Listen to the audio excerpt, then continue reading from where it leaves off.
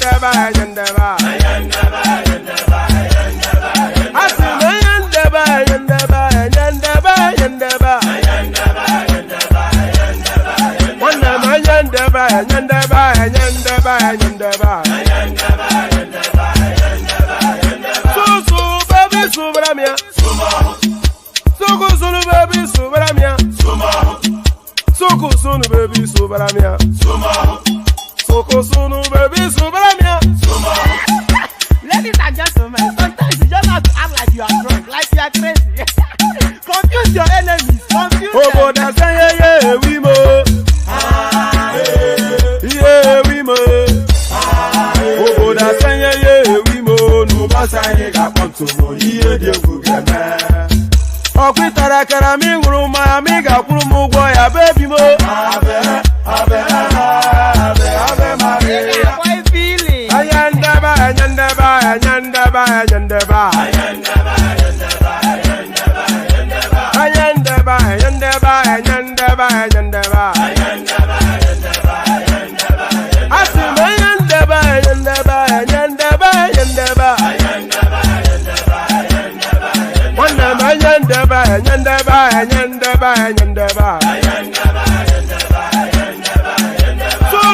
baby, subramia.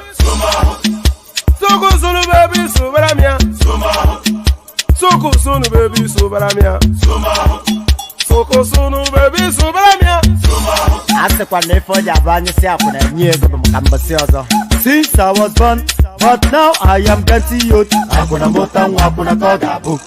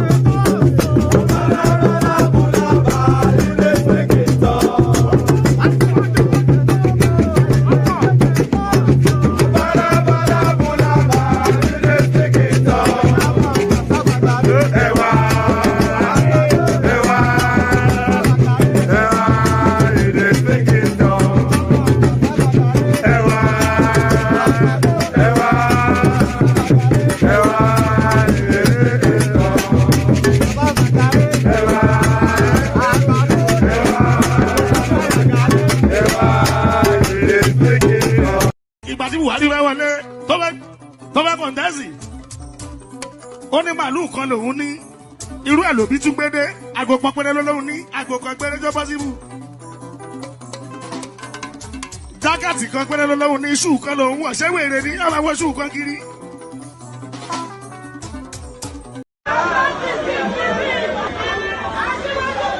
Ọkọ̀ yẹ arìnrìn mẹ́kọ orin àyájọ́ ni orin àyájọ́ ni.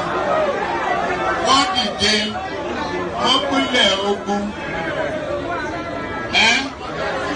oyin tí mo ní ká bá mi wá yẹn dà ká ní kó bá mi wá.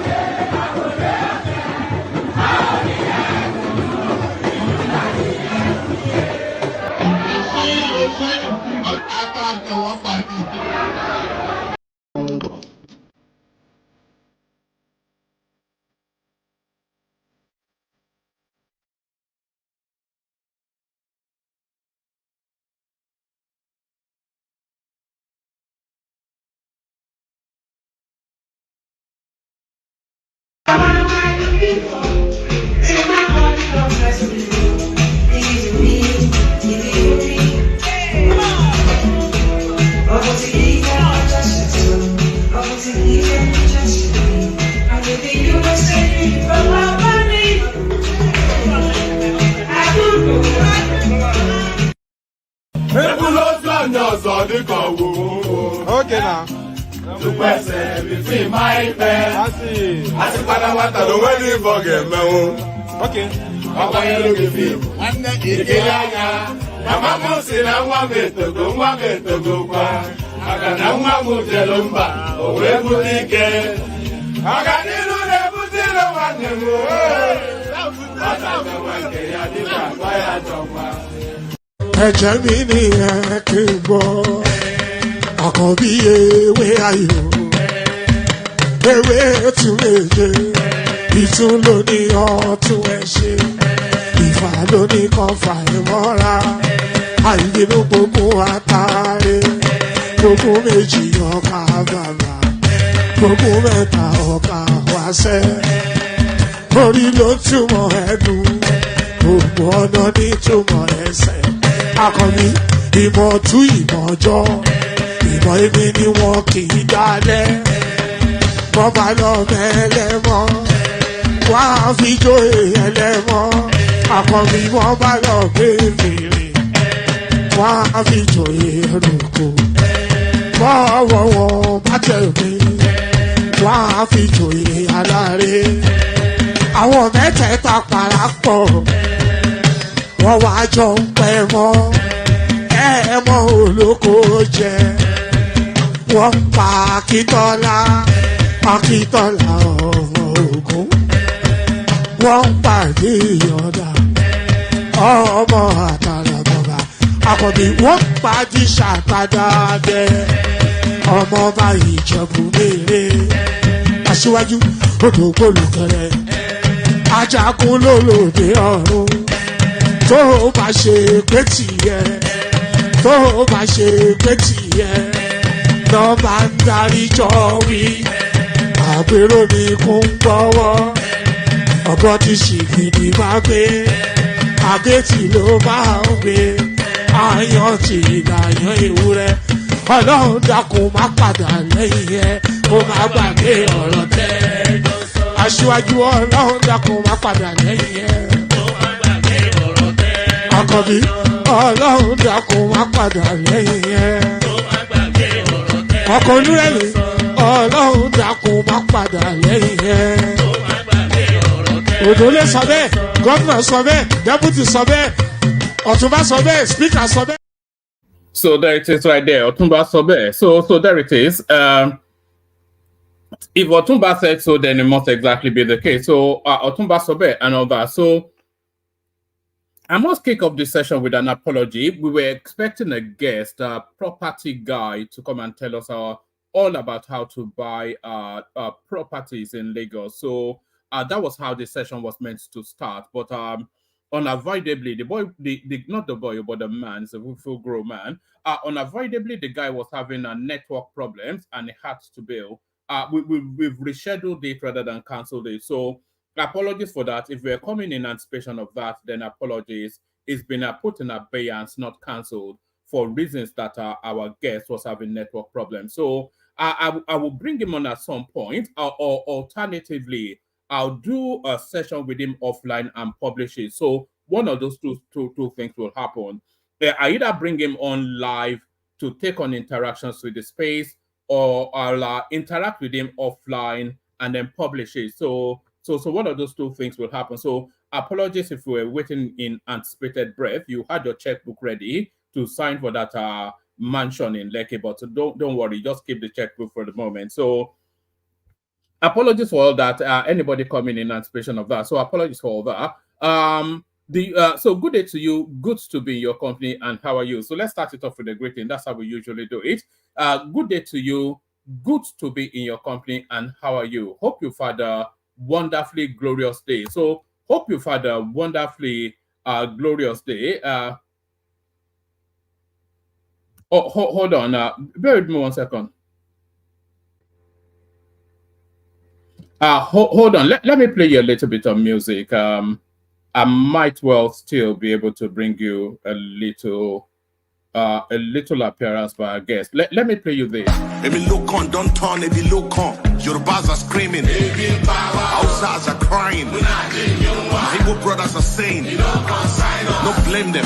Igbos are being discriminated. Even food don't turn to gold in Nigeria. Kidnapping, lucrative business in Nigeria. Imagine saying your grandchildren where they kidnap. By now, your soldiers for don't scatter Nigeria. How come a man won't get money for ransom when they kidnap him, his wife and his children? After everything, now kill, they go kill them. See, as Naira, they fall against dollar. Emilokon, don't turn to Ebilokon. And you say make we sacrifice for Nigeria. 7 billion to renovate your residence. 15 billion for your traveling allowance. That's not for you and your only vice president. 40 billion for Asurok maintenance. 5 billion for food and refreshment.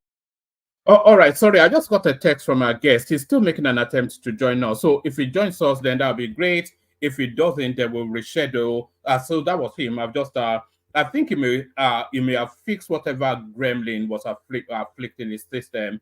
and they may be able to join us. But we'll see how that goes. But where was I? Yes, good day to you. Good to be your company. And how are you? So all that, the usual protocol, click on the like button just as soon as you're coming in. Subscribe if you have not subscribed already. And the hyperlink that says StreamYard invites you into the studio. So do all those things.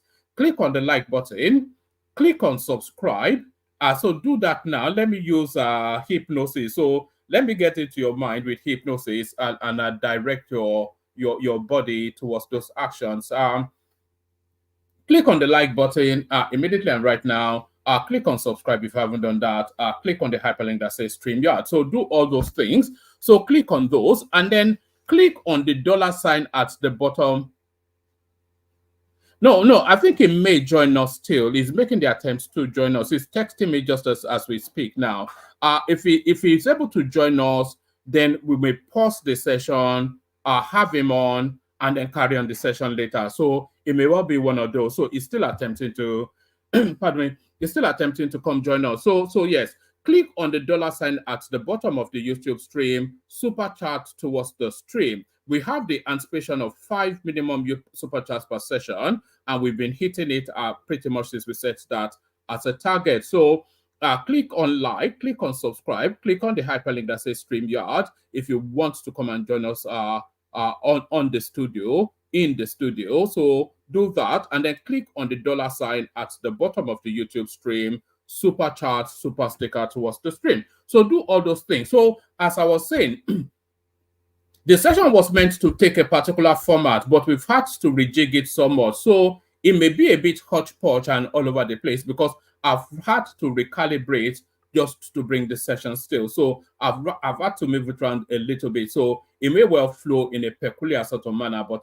bear with us, it always pulls together at the end. Always pulls together at the end. So let's just kick it off with this. Let's kick it off with this, and we're still within the realms of the demonstration, protest, anarchy going on in Nigeria. So we're still within that space, and they are apparently having a final hurrah, apparently, in Abuja. This is Showores are still clinging on to, no matter how good the party is, when the music stops, hold on. All right. I think we may have a guest. Hold on 1 second.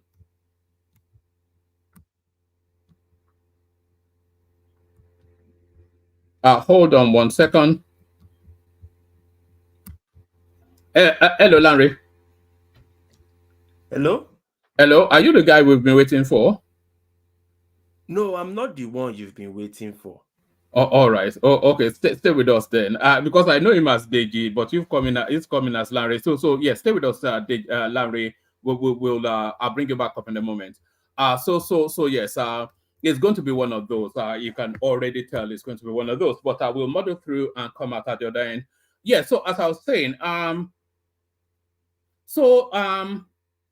this is the final hurrah of this protest, anarchy, whatever. And they are purporting, they are alleging that they're having a 1 million man march in Abuja. So however that went is however it went. But I think this is the final blowout of that phase. And I think from this week now going forward, is essentially about auditing what happened. So the morning after the night before, sort of a thing. So from this week going forward, it will be the morning after the night before, and then we'll be auditing what transpired during that protest space. But the last hurrah, as I said, end bad governance, 1 million man protest begins in Abuja. So 1 million man, I'm struggling to say 1 man, no, never mind 1 million, but that's the show space, always over promises and under delivers. The end bad governance protesters have commenced a 1 million man protest in the Federal Capital Territory, FCT, Abuja. Correspondents report that the protest against high cost of living began. Let's do that again. The end bad governance protesters have commenced a 1 million man march protest in the Federal Capital Territory, Abuja, FCT. Correspondents report that the protest against high cost of living, which began on August the 1st, is expected to end today, August the 10th. The organizers have vowed to stage a 1 million man protest in the 36 states and the nation's capital to mark the grand finale of the hunger protest. So here it is right there. So anybody, I cannot see anybody outside of official members of organization. So anyway, it's just a ridiculousness, a lot of it. The protesters who stormed the streets early hours of Saturday morning were seen carrying different placards and chanting, "We are hungry." So there it is right there, and not so much a bang, but a whimper. So that's how the protesters played. I think actually outside of the first day, we've not really had anything that looked like a protest. But let's have a little feel of this. I think they've put out a video. What are we saying? We are hungry. What are we saying? We are hungry. Where do you want? Where do you want? Where do you want? Where do you want? Where do you want? What are we saying? We are hungry. We are hungry. What are we saying? We are hungry. So there it is right there. They promised us 1 million man. I don't think I quite identified 20. I'm not sure. If you want to watch it again, you can. But I don't think I identified 20 people in that protest. So there it is. So there it is. Let's go on to the next one. Why Tinubu may be a one-term president. So I suspect this is a speculative piece. So let's just see what this has to offer. President Bola Tinubu may end up as another one-term president. What does it mean another? We've never had a one-term president. Even Goodluck Jonathan served 2 terms because he completed Yar'Adua's first term when he was the substantive president, and he completed another full term when he won an election of his own steam. So I'm not sure we've ever had a one-term elected president. President Bola Tinubu may end up another one-term president in Nigeria since the return of democracy in the country in 1999. He may lose the 2027 presidential election as things appear to be turning against him. Among the factors currently working against Tinubu are his economic policies and his Northern Alliance. So if you pause there for a moment, his Northern alliances are a bit shaky, but his economic policies are necessary policies that the country had to undergo. Everybody would have taken pretty much the same set of actions that Tinubu has taken. So I'm not quite sure what that means. President Bola Tinubu may end up another one-term president in Nigeria since the return of democracy in 1999. He may lose the 2027 presidential election as things appear to be turning against him. Among the factors currently working against Tinubu are his economic policies and his Northern Alliance. So Tinubu's economic policies, things have not fallen apart for many Nigerians since Tinubu announced the removal of fuel subsidy on May the 29th, 2023. Which was his inaugural day. Tinubu also decided to float the country's currency, which eventually tripled the exchange rate, causing many small businesses to struggle without a stable foundation. The cost of living is at an all-time high, and the president keeps expressing his confidence that things will improve. Amongst the country's hardship, amidst the country's hardship, Tinubu's administration announced the partial removal of subsidy on electricity, which the opposition has condemned. If the economic woes persist until the election period and Nigerians cannot find relief from their struggles, it could be a significant factor influencing them to vote against Tinubu at the polls. So there's a lot of ifs there, but yes, if it carries on exactly as it is now up to 2027, then Tinubu will find it a struggle. but there can be no anticipation that it will carry on as it is now till 2027, because between now and 2027, Tinubu has 3 budgetary cycles to spin all of these policies round. So between now and 2027, we would have had at least 3 cycles of the students' loan. So everybody will see then how it works or not. We would have had 3 cycles of the consumer credit scheme. So everybody will see how it works or not. We would have had 3 cycles of the agricultural policy. Everybody will see how that works or not. Dangote refinery will already be on stream, and fuel security will be guaranteed, and a price point will be established. So a lot of things will happen between now and 2027, all wrapped around this policy. And all of them, in fact, a good percentage of them weighs more towards Tinubu than against him. So if people move from where we are now to a better place, then they will stick with him and say, okay, let's just stick with this guy and let him see this through, rather than flip the coin again to somebody that will come up with another different set of dynamisms. Lots of northern support with the growing political tide in the north. Tinubu may not find favor with the region that produces the highest votes in Nigeria.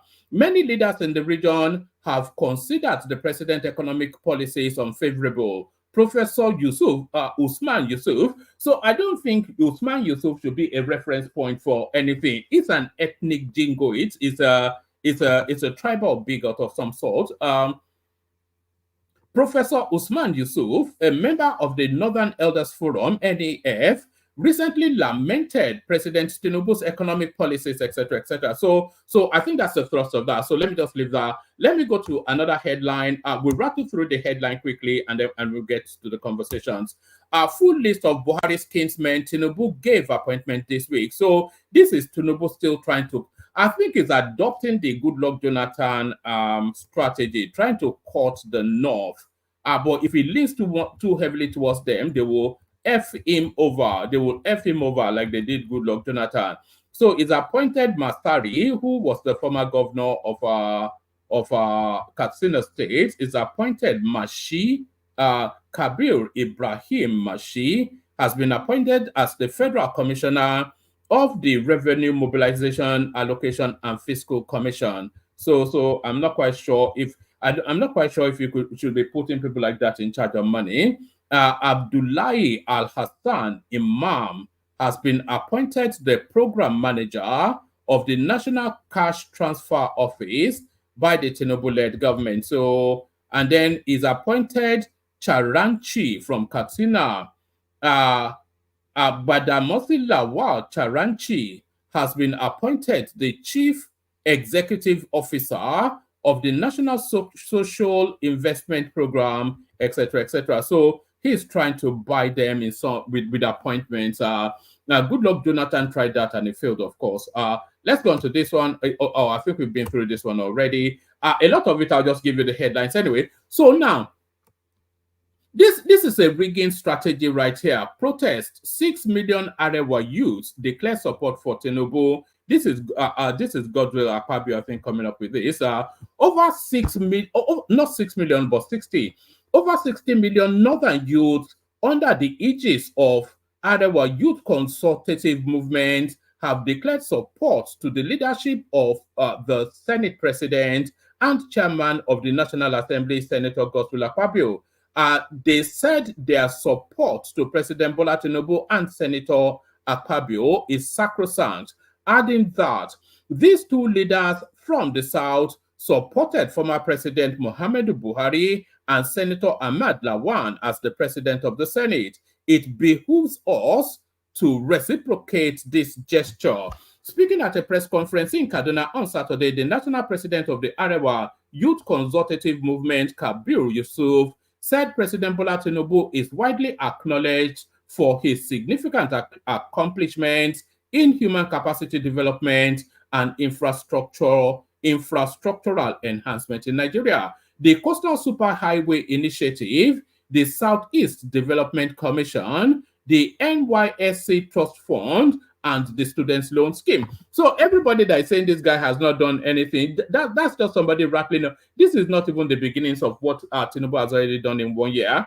The Coastal Super High Road, which is progressing at a rapid rate, the Southeast Development Commission, which will bring development to the Southeast for the first time since the Civil War, the NYSA Trust Fund, I don't really know much about that, but the students' loan is already up and running. They've paid fees, they've sent stipends to students, so all within 1 year. So, but this 60 million right here, these are rigging figures right there. So by the time they start to rig in 2027, they will tell you that they already had pledges over 60 million Northern youth. So those are the building blocks of rigging right there. That's just the way to read that. So that's just the way to read that. Many Nigerian leaders should be locked up in prison. This is Obasanjo, but a lot of people will argue that the first cell should be eased. No point reading that because I think we already know all the reasons he will argue. So the first cell should be occupied by him. A lot of people will argue. 1 million man protest begins in Abuja. I think we've just now gone through that. I'll bring the panel up in a moment. Let me just give you the headlines and then all right. So to this one, I had it lined up as a video clip. So let me see if I've got it as a video clip. All right. Okay, brilliant. All right. So let's go to this one then. So to this one, I will review request to draft new constitution. So this is Tinubu now acceding to the protesters, rioters space.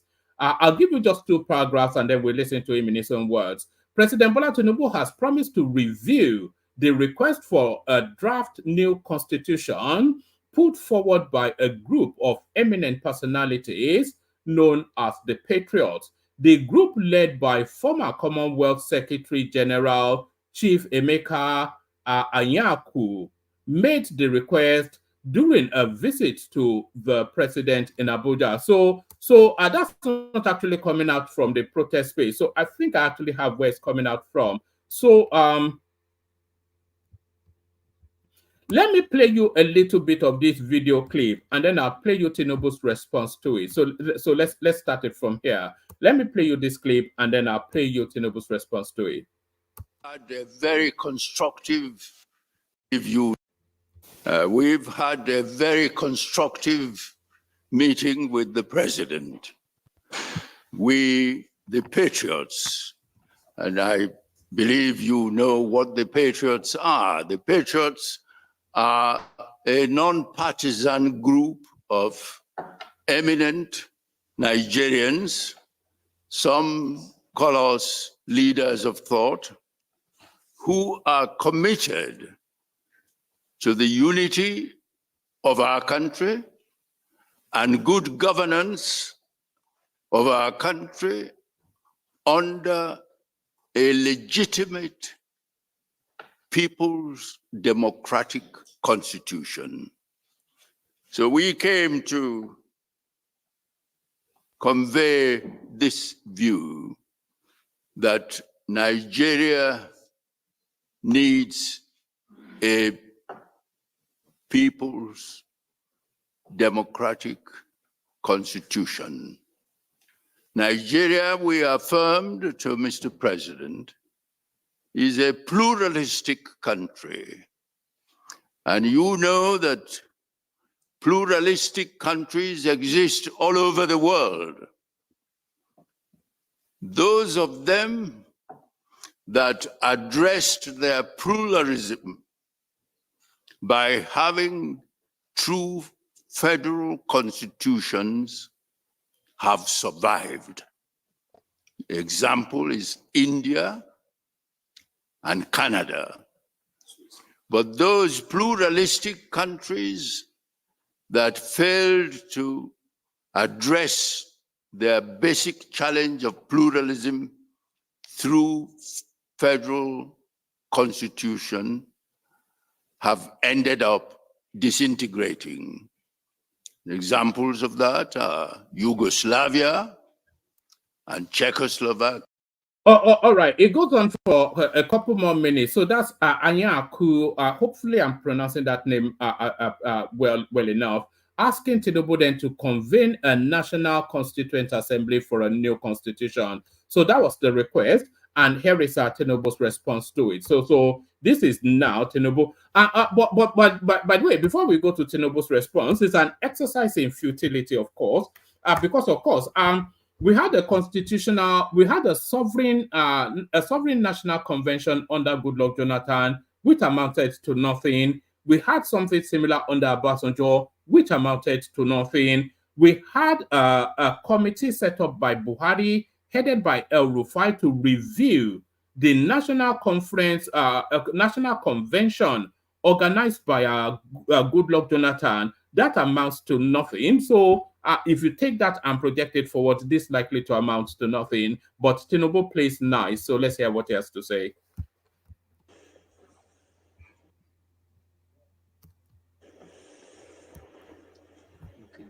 The Vice President, Kasim Shettima, Chief of Staff, and other members of our cabinet and government are present. To Sir Emeka Yoku, it's very good to see you.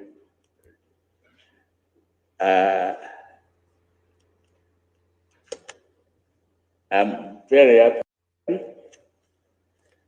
that you are here. And to other leaders of Patriots, thank you for being there as a great citizens of our country. Very concerned. Aremo Shoba, it's good to find you here again.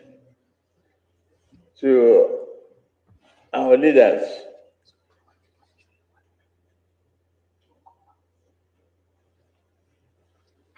we thank God for the memory of Chief Rotimi Williams and that of Chief Ben Wabese. I've listened to you carefully. And this is not a group that you ignore. It's a group of patriots reflecting the heart and aspiration of the society. I thank all of you for being here. I have faced the challenge of this democracy. I inherited this democracy from your struggles.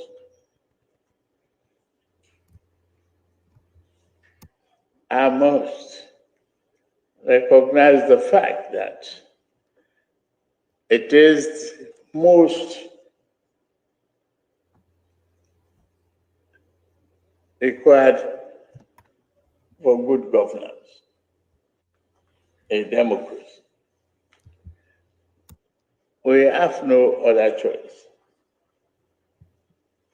And I believe that. I believe also that it's very difficult to manage.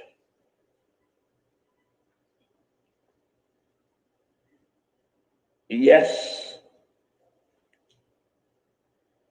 to the twists and turns of democratic governance.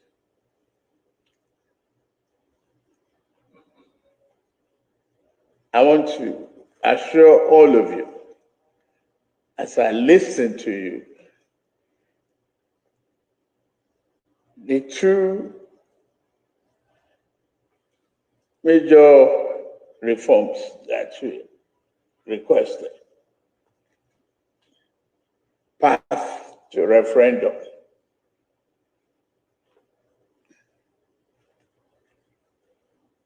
and that should lead to constitutional measures that will fit our. All right. I think that's enough of that. I cannot abide the. It's quite amazing, actually, that somebody that talks in that sort of a retarded manner is the president of the biggest black country on the planet. So it's quite a spectacle. Let me just play you this clip now. This is the Lagos-Calabar Expressway, superhighway, that is making rapid progress, as I said. I'll play you this clip and then we'll start the session. All right. So this one are the update of this Lagos Calabar Coastal Highway where they construct. Where I don't promise and I say I go give you the update sometime last week. So today I don't finally go their place. So but it no easy. In fact, I'm gonna hear me thank God. What we say, when still they see me, they do this video, or they still they hear me, they talk. Because waiting, I use my eyes see today, no be small thing. My time I just enter that place, so I don't know. So all this Aburo will be they walk for that beach because this place where they see so and at the Oniru Beach area that Oniru Beach as is be this. I don't know. So those Aburo will be say them they work for that place where they collect money for those people where they go the sea beach those days. Say them still they hang out for that place. In fact, they cry with them, they cry for that place, and only God will save them. Because no be a small thing happen to them now. All this place where they see where don't turn to road now, na beach that place be before. In fact, I was very, very happy with the pest why she said that road they go on. And I also love the quality of the work where them they do for that place. In fact, the only thing what they tell una be say make una just hold on for this project, because if God allow these people, say God touch their mind, they do say they do this work, so they do reach that caliber where them they talk, or do reach the end where them they talk. We enjoy this road though. The kind of quality work where these people they do for that place and a very, very, very, very international standard. This is one that they see so now iron hand they face hand they first they lay down first before they go come they put the corota and the whole sound feeling where them do for that place any amount where them tell una say that road cost make una believe them because the high work, the high standard of work where them they do for that place no easy. I beg the only thing I go like make I beg gonna be say anytime when they watch my video, make they always they try to the comment and make they share.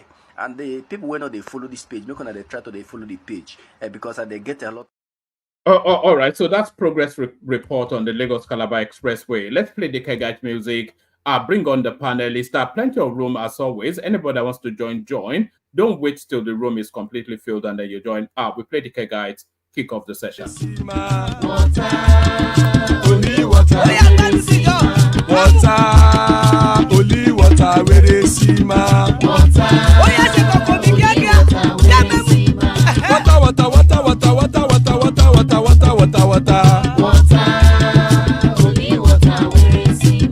Hapa o naido.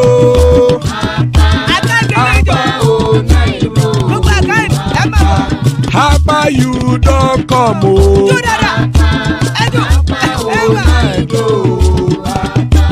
Hapa o naido.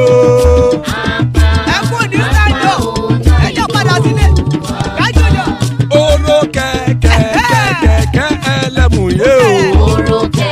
Ide shodi ya keke elemu re o. Bobby master keke elemu re o. Chifu Latif keke elemu re o. Eruku lele elemu de. Erukulele ẹgbẹ́ ẹlẹ́mu dòdò jàre o. Erukulele Ghana ti dé ẹgbẹ́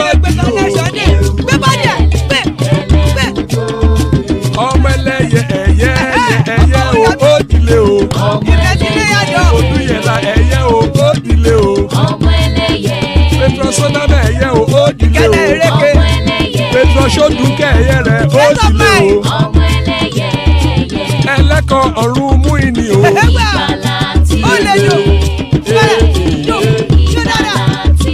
Àkùkọ ọ̀run mẹ́kọ̀.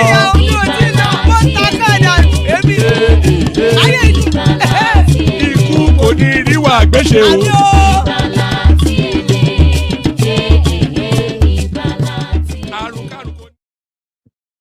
So there it is right there. May death have nothing to do with us. And by the way, it's a very slow news cycle today. You could see from the headlines anyway, but we'll still wrap the session around something, especially when we have Ekene here. So good to have you, Ekene. There's Solly in the house, increasing regularity. We're seeing Solly. I'm not sure if this is the first time Larry is joining us. Larry, is this your first time here? Yes, it's my first time. Oh, all right, good to have you, Larry, and then Ajanle Koko, father of the bride. So there it is right there. There's still plenty of spaces. Anybody that wants to hop on. As per tradition, we'll start with the new guy. So Larry, good to have you here. Good to be in your company. How are you? I'm very fine. Thank you.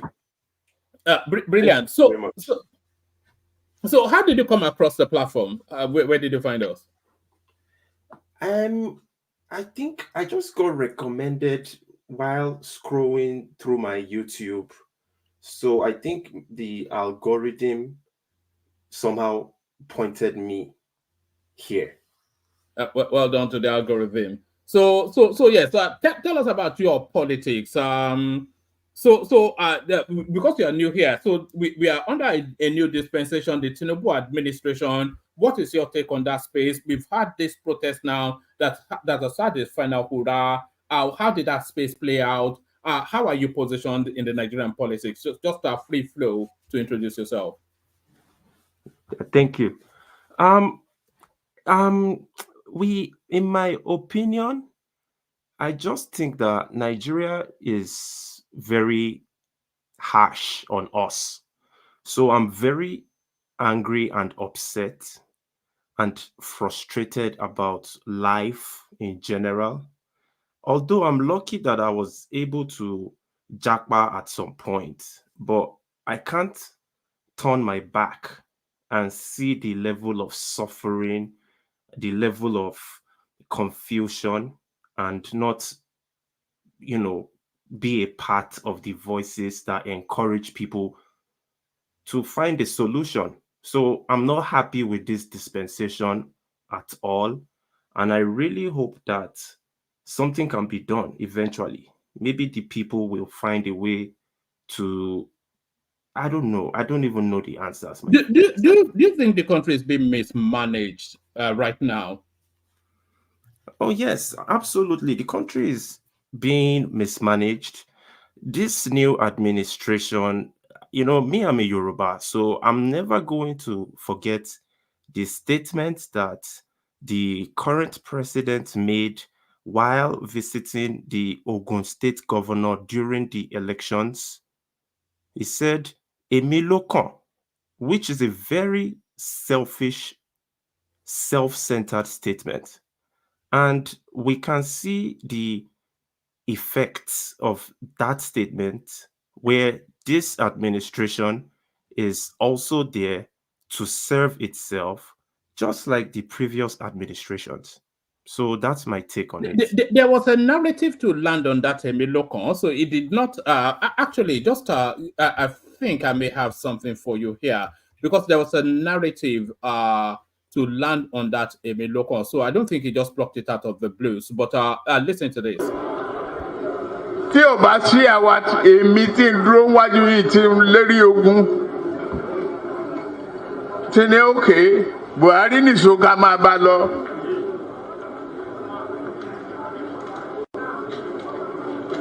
Kò lè di president.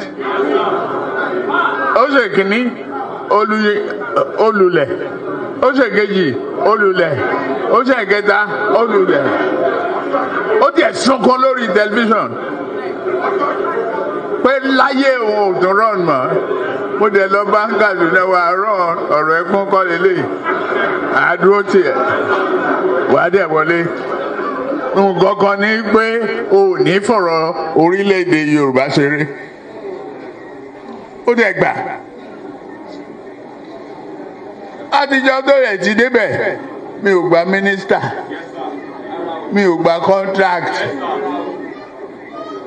mi ì tọrọ ọbẹ̀ mi ì tọrọ gàrí mi ì tọrọ fúra lọ́wọ́ ẹ̀ mi ì dẹ̀ yàwó ń bẹ̀ ó wá ní lọ́tẹ̀ yìí o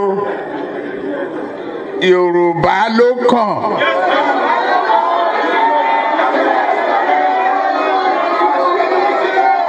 Tá a bá dẹ̀ sa Yorùbá náà èmi ló kàn.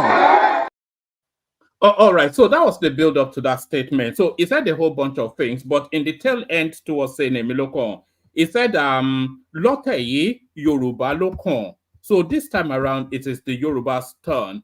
Tabades Sha Yoruba Emilokon, and if we're to see the Yorubas, it is my turn.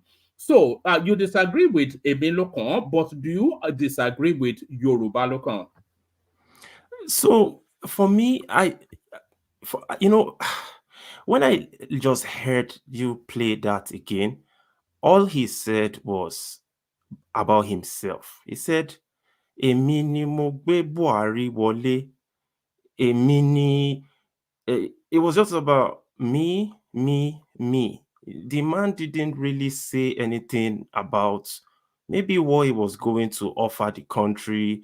It was just saying that if it wasn't for him, Buhari wouldn't have become the president. So he's giving himself so much credit. And then he says, oh, it is Yoruba's turn. My brother, we Yorubas are very, very hungry. You know, we are going through hellfire in this country. And him using the Yoruba as one of the points to push his presidency agenda, that to me is trickery, because someone like me, I didn't fall for the trap, for the trick, but millions of Yorubas fell for the trick because they thought that it was truly their turn to get into power and maybe their lives will get better. But at the end of the day, everybody's life is horrible at this point. So I just heard a selfish statement from a man that basically came to impose more punishment and death on our lives. All right, brilliant. But you still didn't answer my question though, because if you do you agree that the power should transit from the north to the south in 2023? You know, for me, although Buhari really punished us and made sure that we became extremely poor people, I feel like merit should be the first criteria for people to get into sensitive offices of leadership where millions of lives are dependent upon. Because if we are transiting power from north to south to east to west, then we are eliminating the process of having a merit-based system. It's no longer going to be about merit. It's going to be about, you know, is the turn of the north, is the turn of the south. And at the end of the day, we're all poor and suffering together. So it doesn't make sense to me. All right, it doesn't make sense to you. So I probably know your answer to my next question. Then there are a group of parliamentarians canvassing support for two bills that they want to pass through Parliament at the moment. So they want to pass a bill for a single 6-year term for presidents and governors. So that's one. And then they also want to institute in the Constitution this power shifting from north to south. These are past the baton. They want it because it's a gentleman's agreement at the moment. It's not anything, but they want to bake it into the Constitution. So do you disagree in totality? One, the 6-year single term for presidents, governors, and instituting then this power transition north to south into the Constitution. I suspect you disagree. Yes, sir. You know, for me, and like I said, I try to speak for myself, and I know that millions of people are in similar situations as me. So I probably I am like a voice for them on this platform as far as it can go. And I just feel like what the Constitution needs is to be completely overhauled and maybe rebranded in such a way that will be beneficial for the country, the people, and the environment. Because that constitution, whatever they are trying to amend, we're literally dying of hunger, my brother. None of that stuff matters to us anymore. What they need to do, if they truly want to amend a constitution, they should try to maybe overhaul it in totality, right? But I don't expect them to do that, because these are things that they should have done a very long time ago, and they refuse to. So that's my take on it, and I really hope I'm giving meaningful answers to this. No, you are doing excellently well. So let me take you further. Then let me fast you forward to where we are now. So this protest, let me start it. Let me start it with a simple question: are you for or against this protest? Hey, my brother.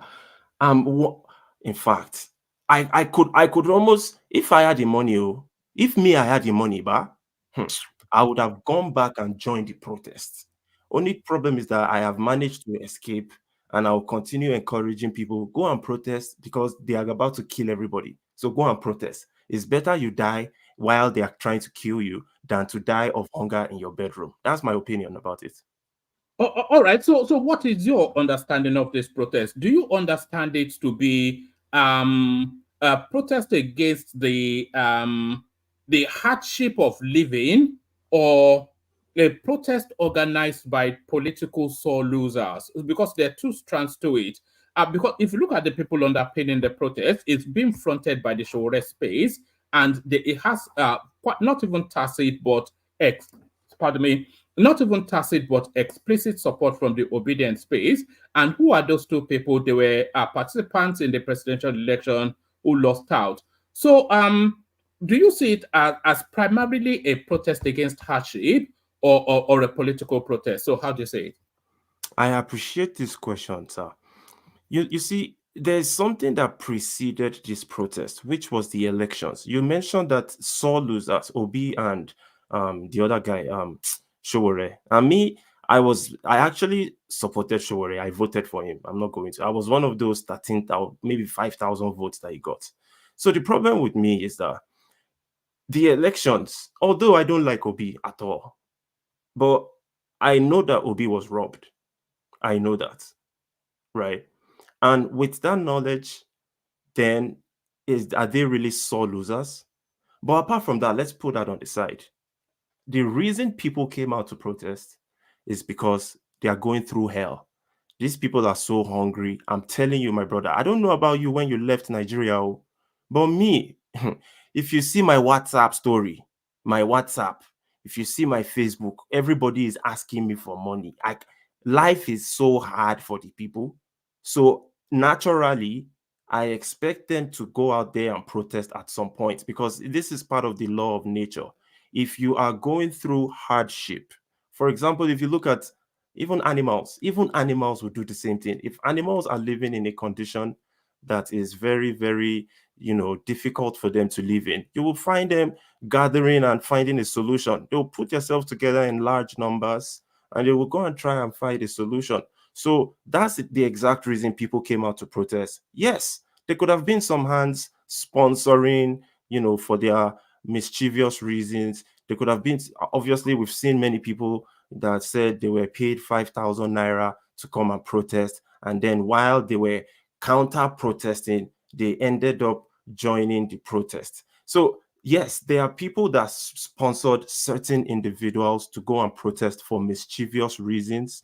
But at the same time, the bulk of the population across the country that went out to protest, they went out to protest because their lives are miserable. They are going through hellfire. The people in the north that were destroying things, it's because they are very, very angry. They have nothing else to live for. Some of them were chanting, "We are ready to die." If people are telling you that they are ready to die because they have no education, they have no money, they have no food, they are unemployable, they have no education, obviously. So they can't even be employed. They can't even be contributing members of the society. So they end up becoming violent people. An idle mind is the devil's workshop. If you've indoctrinated them with only knowing how to read Arabic throughout their entire lives, and now they become teenagers, they become 22 years old, they have no skills, no education, nothing to bring to the table, they will become Boko Haram, they will become Fulani headsmen, and they will become violent protesters. So it's not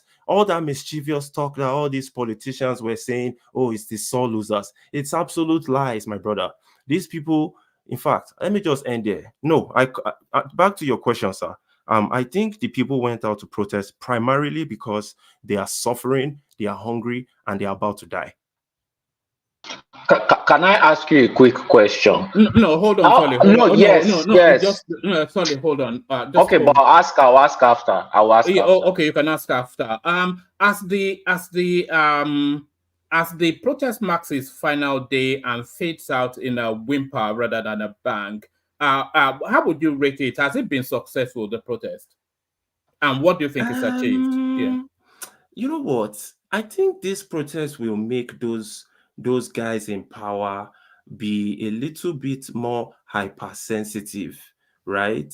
Because now they know that these people are becoming more emboldened and more angry, so they will be prepared for a next one. That's what I think from the perspective of the leaders of the country.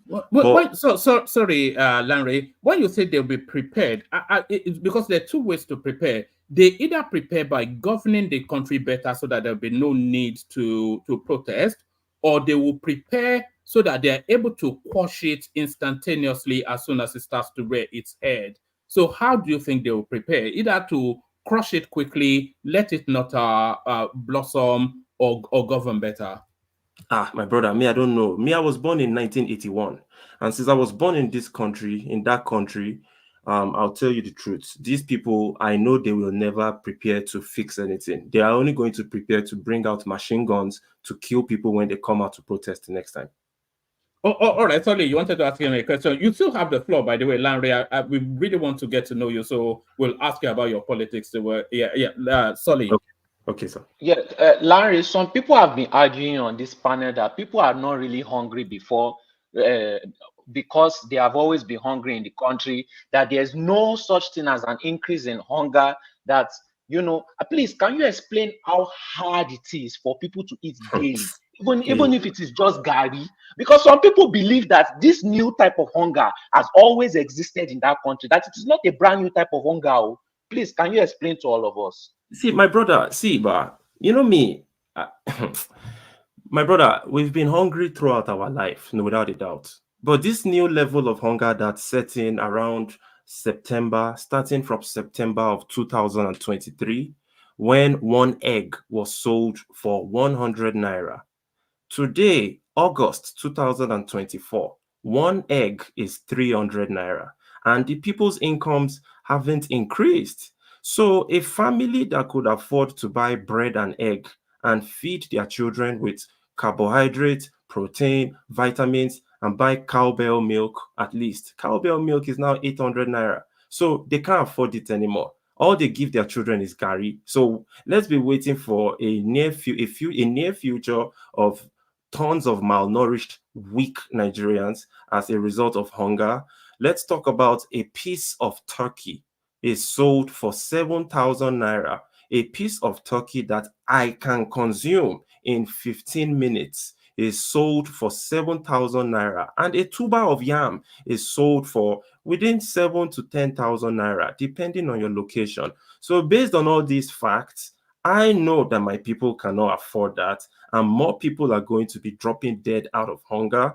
Prior to this administration coming in, yes, life was hard, life was hellfire. But this time around, it's like they put us in the hottest part of the furnace in hell. So it's worse. For those that don't believe, I don't even try to argue with people anymore these days, because it's impossible to convince millions of people. I just don't. Larry, do you think you are propagandizing a little bit? My brother, you can. I mean, you can. How much did you say a tuber of yam? It's between 7,000 to 10,000. Depends on where you are. All right. Watch this. Good afternoon. This is Bodija Market, Ibadan, Oyo State. This is yam session in Bodija Market. So we want to know the current price, or let me say the situation of things, especially yam in the markets now. So I will approach the seller to tell me the price. So good afternoon, sir. So we want to know the price of the yam. Sorry, how many tuber of this? 15. Okay, 1, 2, 3, 4, 5, 6, 7, 8, 9, 10, 11, 12, 13, 14, 15. So how much is it? 20,000. 20,000. That's 15 tubers of yam. 30,000, 20,000 naira. Okay, last price. Last price. Okay. Okay. But like 2 months ago, 1 month ago, it's like how much do you sell it? Okay, like 2 months ago, selling it like 30,000, 35,000. But now the price is coming down. It's coming down. Okay, okay, okay, okay. So, on the 9th of August 2024, so 52 bags of yam goes for 20,000. Why this one? I think 1, 2, 3, 4, 5, 6 goes for 6,500. Wow. Okay. So 6,500. Hold on. After playing this video, I send you a video. I price the tuber of yam today in the market, and I send you the video. Also, play that video also. Yeah, you don't play your own video. Check my own video. Yeah, hold on a second now. We have a new guy joining us, so let him. No, there is nothing like that. Bring my video also. I went to the market today. I priced the tuber of yam. I send the video to one man. So let him play also the video where I price the tuber of yam in the market. Can you settle down? I'll bring your video. Don't play us one video. Hold on. I will bring your video on momentarily, but it's just as you have played this one now when he was pricing the tuber of yam. I also priced the tuber of yam today. So also play my own where I was pricing the tuber of yam, and I send the video to you. I will play it also. Let's hear the price there. Yes, it's not only your price we will bear it. Hold on. Yeah, play it now so that you counter your own. Hold on. Let me coordinate the session, Ekenebo. Thank you. I will play your video momentarily. But I think I've got Larry on the hop somewhat. Yes. Maybe it was propagandizing. 6,500 for 6 tubers of yam makes it approximately 1,000 naira. What I would say about that is that, sir, today that video, I think that man said 9th of August, right? So that might have been 2 days ago. Yeah. Okay. Now the yam seller said the price he was selling that yam a month ago was about double or triple the price. So it seems like the price of some food commodities is beginning to drop. Whatever magic the people in leadership are performing that is making this price of food to drop, because evidently the price dropped within a month, they should continue doing it. Please keep on dropping the price of food so that people can afford food. That's all.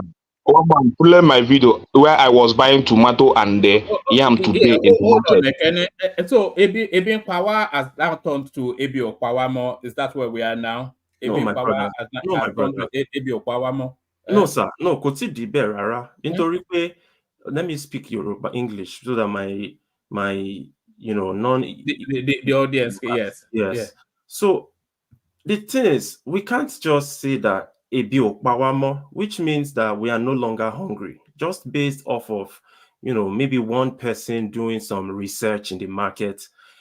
The real life people, I still spoke to my own mother, my own old mother that is based in Abeokuta, and she was telling me, complaining about hunger, complaining about money, complaining yesterday. So the change will not be effective within 24 hours. If that video was made on August 9th and today is August 10th, then the video will I mean, the price will not reflect immediately. So we are still hungry.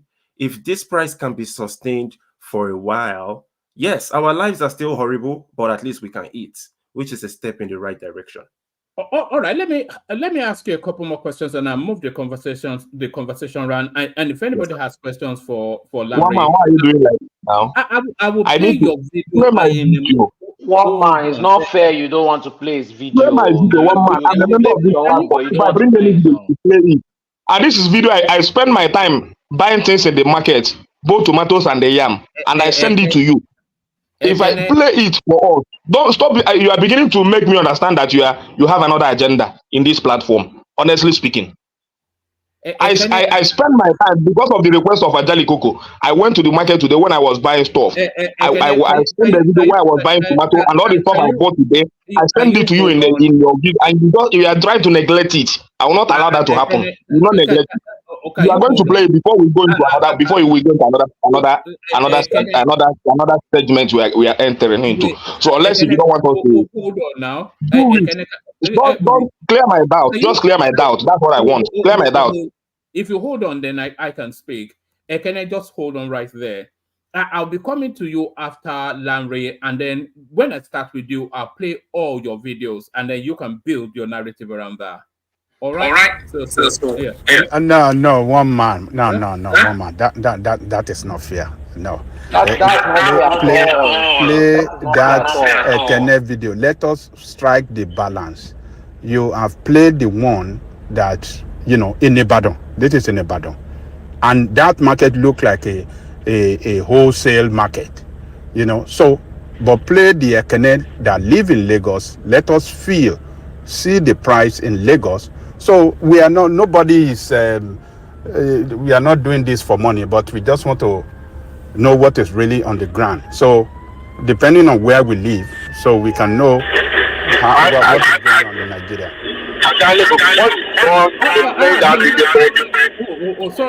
Sorry, who's that? That's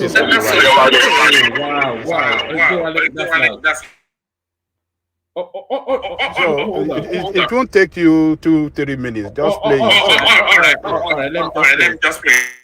I'm bouncing off somebody quite heavily. Hold on. Yeah. Let me play. Can anybody still hear me? Yes. All right.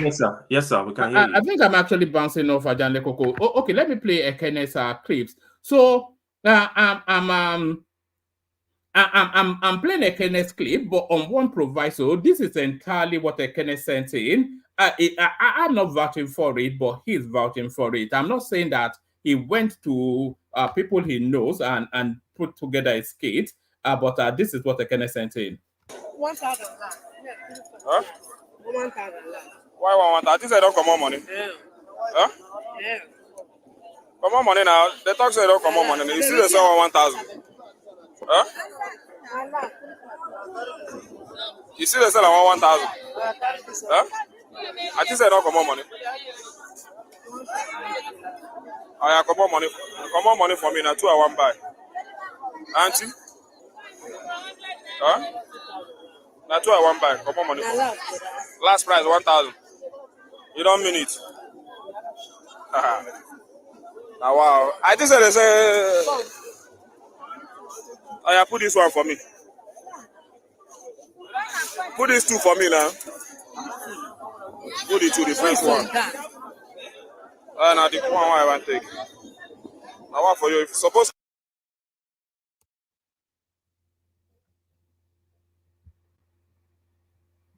What of the big one? 3,500. You know, sell on 3,000. Now one for you. 3,500.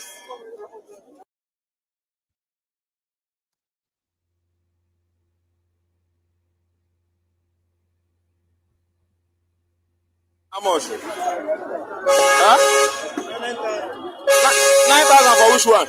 This one. This one 9,000. Huh? Don't make good price. Now the new yam. Now this is new yam they shoot. So 9,000 I can't give you for this one yam. I don't even know how much I go price you. Not be 4,000. Huh? How much last? Huh? 8,000. Ah. How do I go buy 1 year of 8,000 naira? I just said a new year, man. I won't buy one self. Wow. 9,000 last. Last 7,000.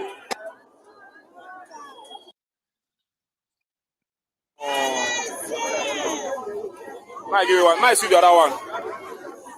This one how much last? 800. This one na 300 naira before now. 400. Why go add up too much money? This might cost of myself. You don't know say money no dey this country. Might buy this might buy only this one. Why don't collect? Oh yeah, might give you 1.3 for the 42. 41 why don't collect? Might give you now. Collect now.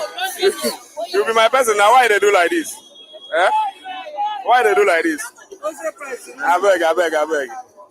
Bye bye. So those were Kenneth tapes. So I'm not quite sure if that proves anything or what it proves.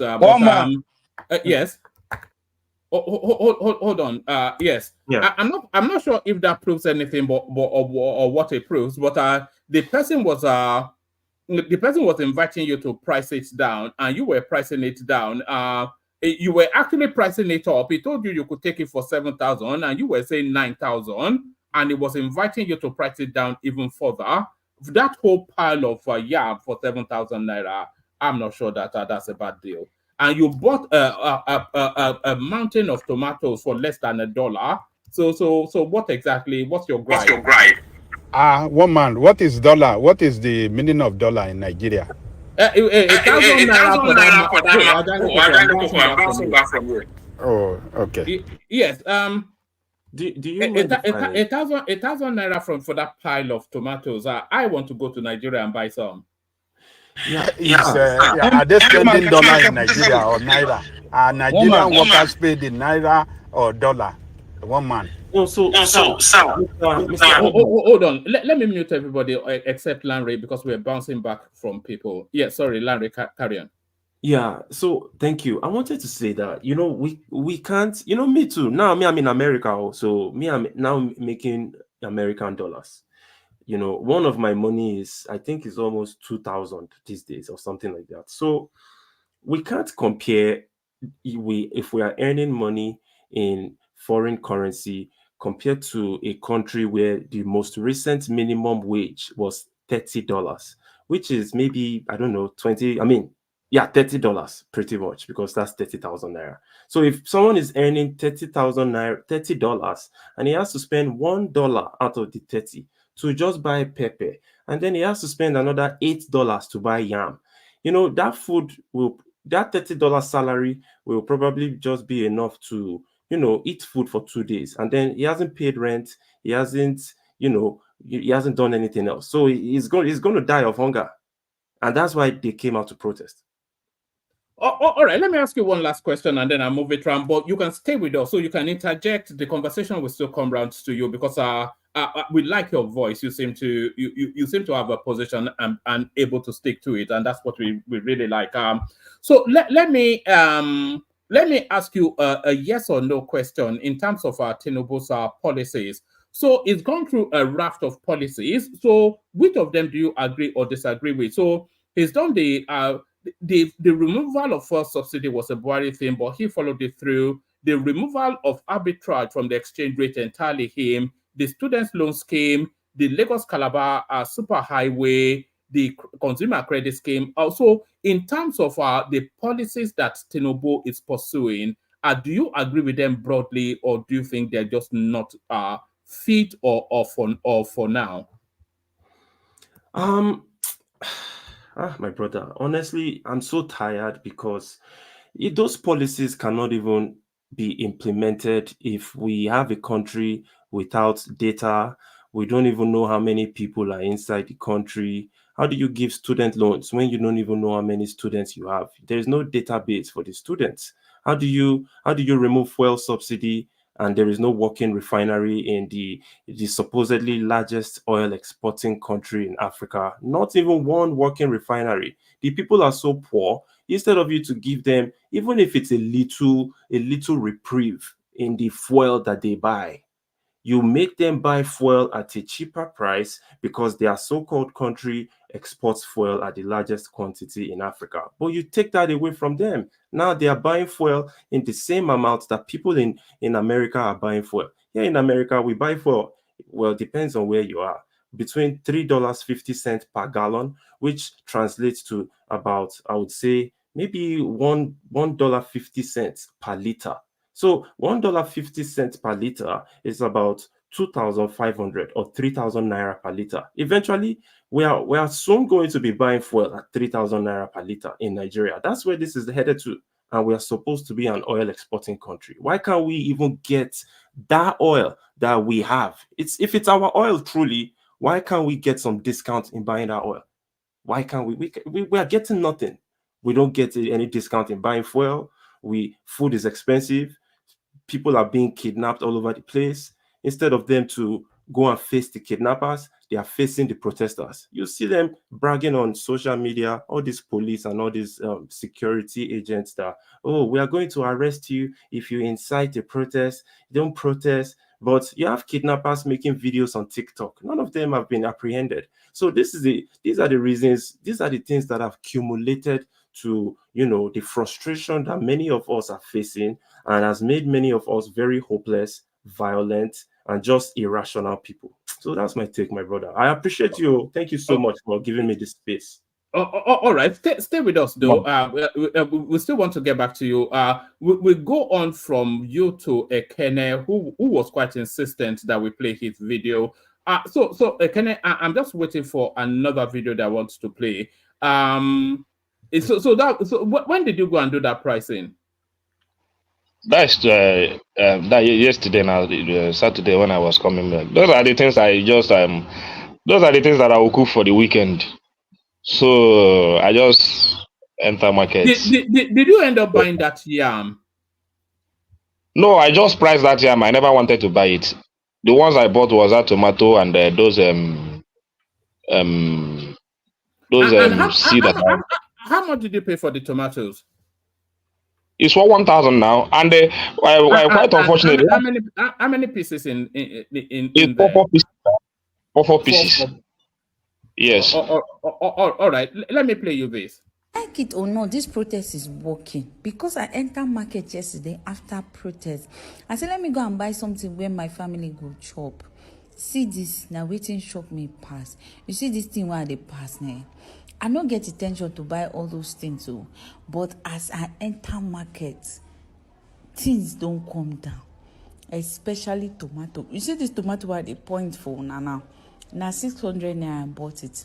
Last 2 weeks when I come market, that tomato now 2,500 naira with a bag. And this particular basket of tomato that you are seeing now, I bought it last 2 weeks. It's not even up to last 2 weeks, 12,000 naira. Today, as of yesterday, which is 1st of August, it was 3,500 naira. I almost bought it because I was shocked. What happened? Overnight. Things just come down overnight. So this thing is supposed to have come down since. Anyway, this protest is working. I can't imagine if somebody protests for a few days, things will stabilize in this country. Because I think I was shocked. When I came back from market yesterday, I was just shouting, my God. So this country, they're just playing kajo with our mind. Because this thing does just happen overnight. Anyway, may God bless Nigeria. And please, this is the right time to buy things and keep down now. So it looks as though they have an Ekene price at the market because every other price we are seeing is significantly lesser than yours. Yes. My own, you call it propaganda. This is propaganda. So you cannot come and stand in the middle of the market and be telling us you buy this, you buy this. Maybe she would have go close to the seller You see me going to the seller, pricing them, paying them money. You understand? Whether you want to call it propaganda or whatever, however, Labour Party video. So if I want to measure the propaganda, it is your own video that is propaganda, maybe purported from your camp, and want to use it to praise the administration that they're doing something after the protest. But it's quite unfortunate. Even that tomato that I bought 1,000 naira today, last week was the two of them was 1,800 naira. But today they insisted they are not going to remove anything. They insisted. So I paid 2,000 naira for the two. Therefore, that is 8 pieces, 2,000 naira. That's what I bought today. You understand? So that tuber of yam you are seeing there, that tuber of yam used to be 700 naira during the time of Goodluck Jonathan. That was the price of that tuber of yam. Then during the time of Buhari, that tuber of yam used to be 2,000 naira, 2002. Then Tinubu came on board. It came up to 3,000 naira. From there, 3,500. From there, we buy them 10,000 naira. Now they're telling us 9,000. And at the end of the day, the guy agreed to sell 7,000 naira. I just told him, let me come. I'm coming. I left him and go. You understand? So, that is what I told you concerning this administration. Even if that yam is being sold for 5,000 naira, it's still not cheap. People cannot still afford it. Because you cannot tell me that you want to eat a yam that a family of 4 or 6 can finish once. You go and buy only yam 5,000 naira. You have not even talked of tomatoes and all the ingredients you use to prepare the yam, making it ready for either lunch or whatever you want to use it for. Can you not You just understand? eat it with, can you not just eat it So with even bread oil? if Can you not eat yam with bread oil? Can you not eat it with bread oil? So now Nigeria, now that's the kind of prayer you are praying for us. Many people in Nigeria today don't talk of that balanced diet. It's just to eat. You understand? But for me, I always eat my balanced diet. You see me go there after the tomato, I still buy those salad things that I use to nourish my stew and make it good. So nothing they happen. So that thing you see there, I used to buy it 300 naira, 400 naira. Now the price is 800 naira. I will still buy it. The carrot now for you to, I would have showed you the carrot I bought 1,000 naira. I never knew that I would buy carrot or 1,000 naira in this country. Carrot. You understand? So, but if I tell you that what this administration did was just to reduce the purchasing power of the people, then increase the numbers and reduce the quality of the quality of the lives Nigerians are living. That's what they did. Because you cannot tell me that yam you are buying for 700 naira during the time of Goodluck Jonathan, then if you are being paid 19,000 naira minimum wage, 7,000 naira, you just go to the market, 700 naira into 10, you buy 10 tubers of yam that you cannot finish for 1 month and keep, and you still have a very big change in your pocket. Can I come in just 30 seconds to make a suggestion, please? Okay. Thank you very much. I only just come just to dash in because I don't know, maybe we grew up in different areas, but in Lagos, this is how prices are made. I don't know, maybe if you buy in bulk, it will relieve you all this, daily hassle of going to the market. Because even in best of time, people go to abattoir and go buy lap of meat, cow, they buy the innards and things like that, put in their freezer. And I'll tell you, for example, when we go to Ekpe in those days, you understand, you even have to park your car far from the shoreline to buy fish. Because those women are so clever that they give you the prices according to the car you are driving. So you have to hide your car, wear bathroom slippers, even if possible. You see, everywhere in the world, I think you have to be clever when you are buying. Fish market here, if you go around 3 a.m., that is even in America, you can buy fish very cheap. But as soon as it goes to 9 a.m. in the morning, they've put real shop prices on the fish. We go to Obasanjo farms in those days to buy things. And as a bonus, you get to see Baba Obasanjo if he's in town. So you just shop around, go far. If you stay in the township, you will get township price. That is just it. And if like Ibadan is too far for you to go buy them, 3 people can gather together. Look, buying food is an art in its own. So you have to learn the art, or you continue to suffer these high prices close to home. Thank you. Baba, that's a good suggestion, but Lagos to be going to Ibadan to buy. How many people have car to go to these places? Is it not still money they are going to spend on transport? How much is Even there, I transportation don't understand. Even for you to fuel your car to go there, do you know how much? These days, if you Baba, let me tell you. Let me tell you, fuel of 10,000 naira can only take me to Bagada and come back. Well, if you gather yourself, you call Brimo, you call Tari, you call Ibrahim, all of them gather inside one car. Go buy things. You have to be clever because I know the suffering in the land. Baba, I cannot disguise myself to buy things because when I was buying it 700 naira, 500 naira, I was not disguising myself. It is not now that we have Tinubu administration. I will disguise myself. We do that where I am. If you want to buy meat, for instance, there's a place called Petersfield in London that has the cheapest meat going. So you go there on a Saturday very early. You go and buy and fill up your freezer, and then in between you go to the local shops. That's how people shop. You go to you travel further for the cheaper prices. That's just how people live.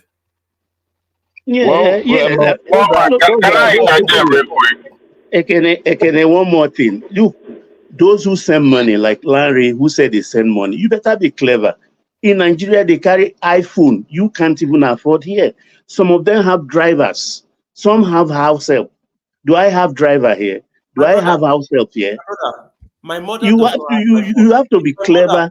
No, it's my mother that I send money to, and she doesn't have iPhone. She doesn't have driver. No, I'm just saying, for example, things that are happening.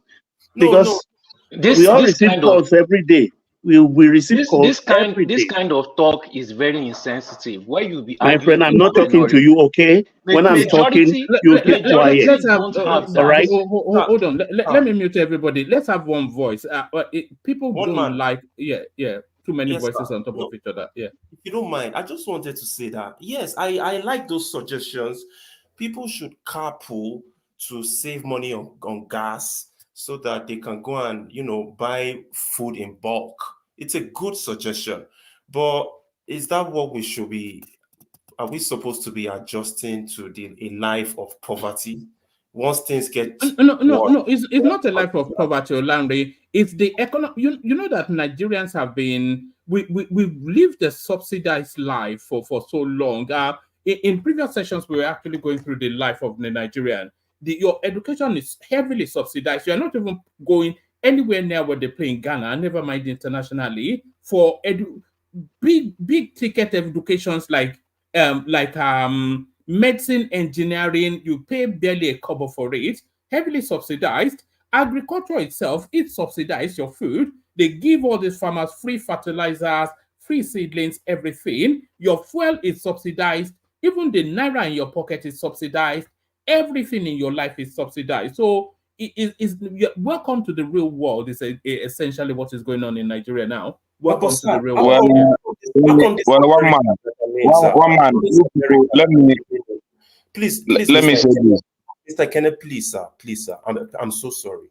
But how come this America that I'm living, which you just said, welcome to real life, how come their lives are not like that in this country? Because they work multiple jobs. No, that's not true, sir. Yes, they do. They work multiple jobs. But not everybody works multiple jobs. You work the jobs to suit your... If you're at the bottom rung of the ladder, you work multiple jobs. Do you not? Yes, it's possible. Of course. Yes. But if we are talking about subsidizing, if our education was truly subsidized, what is the percentage of Nigerians that get access to that subsidy? what is the percentage of Nigerians that go to universities and study medicine or engineering so that they can benefit from the subsidized education? What is the percentage? You know, you can have a medical degree for less than 6 million naira. Yes, but it's only like 2% of Nigerians that get access to that. To what? To that subsidized medical degree. Well, the spaces that are available are the spaces that are available, but it's a heavily subsidized cost. You were buying fuel. You know, there's a time we went through the chart. Did you know that even now Nigeria is the 7th cheapest fuel country in the world? But we also have the lowest minimum wage in the world. No, well, I wouldn't say in the world, though. That's a big statement. Yeah, maybe bottom. At least we're in the bottom 10 for sure. We're in the bottom, sir. We're not even in the bottom. We're in the last. We're in the last. But I want to say something here because you guys have been saying many Nigerians using iPhone. Larry, using iPhone. Larry, you say you stay in the US, right? Woman. Right, Larry? Let's just have one voice. That's all I require. Woman, can I just say something quickly, please? Just permit me. All right, go on, Kenny. But Kenny has the floor, so let's. Yeah, I know. Just one second.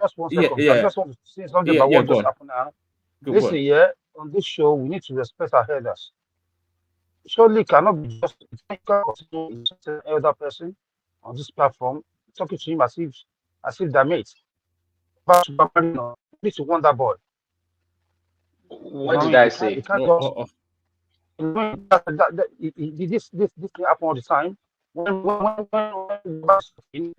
right, Kenny. Kenny,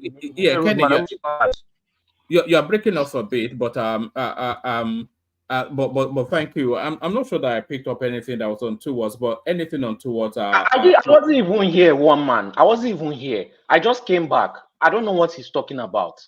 All right. Let's not go in that direction. Let's get back to Ekene. Back to you. So one man, because I use Android or I use Samsung, and Nigeria, other youth of Nigeria these days want an iPhone, maybe because if you check the situation of Nigerian today, a lot of Nigerian youth today derive their income from internet and all those stuff. And when you blame them for using iPhone, in fact, if you have a young one and he tells you that he wants to use iPhone, I think you should be the one to give him the iPhone because there is no job opportunity in Nigeria. The only way you see job opportunity in Nigeria is in that iPhone. Most of them want to grow their Facebook page, all these things, Yahoo, many things, do content and all those things, and they prefer iPhone to do those things. And that is why you see Nigerians making use of iPhone the most. And the worst part of it is that you think they're using new iPhone. Come to Phone Village in Alaba, you will see them there. Tokumbo iPhone, now what do they use? Tokumbo. The money of them cannot even afford a new one, a brand new iPhone. It's Tokumbo iPhone. They'll go and buy power bank and be powering it, carrying it up and down with power bank. So when you come here and begin to blame Nigerian youth that they use iPhone, there are Androids, many Androids today that is very, very higher in price than all this because most of them buy Tokumbo iPhone. They are very, very high in price. Android phone now, for you to get a good Android phone now in Nigeria, is from 250,000 naira. Something that you used to buy like 50,000 or 60,000 naira before. See, my brother, you know what is even important? We should be very careful about dictating to people how they should react within their suffering, because that's not fair. You know, if someone is crying because he's suffering, and then we are not in that system, we're not telling them, oh, just manage, just join your friends and go and buy chicken together. You know, is unfair. You know, I just wanted to say that. So just a second. Omar, I think I buy the idea of what these people are saying, because what you are not understanding is that you cannot wake up someone who is pretending to be sleeping, one man. So if people are saying they want to be hungry and they have decided to be hungry, you don't have any right to change their mind not to be hungry, even though other people are not hungry in Nigeria, because some of us just came back from Nigeria, and from the Nigerians that I saw, first of all, they live. The most an average Nigerian want to live beyond their means, and like I said, you cannot wake up people who are pretending to be sleeping. So when they say they are hungry, well, may God good Godspeed in your hunger. That's best you can tell them, and let's move on, one man. Well, for me, as a Nigerian, I cannot wear bedroom slippers to say that I want to go and buy food stuff to get it cheap. Nigerians being hungry or whatever Nigerians are complaining today is the purchasing power of the people. Doesn't mean that some people cannot still afford it. People can still afford it, but the purchasing power of the people is very low, especially in the life of the workers, because the quality of 19,000 naira in 2012 is more better than the quality of 70,000 naira in 2014.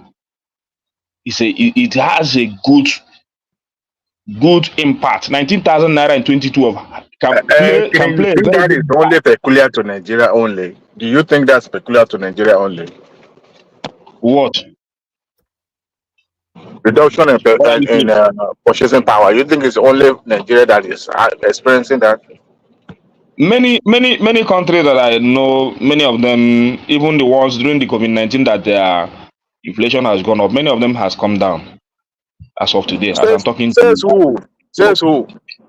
So I have the. I can bring out the data.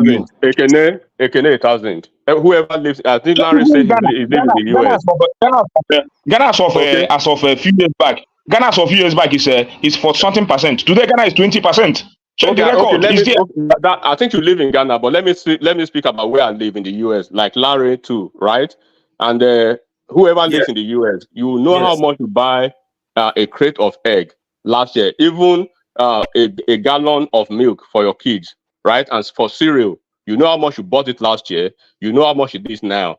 You know how much now what it takes for property tax last year as against now, depending on your location. You know how much you buy certain properties last year as against now. So there's a reason why this electoral period in the US, why inflation is top of the campaign slogan, right? So it's a global phenomenon. But when Nigerians, like I said, enigmatic. It's not just in the US. Here in the UK as well, everything has gone up an average 45-70%. Everything.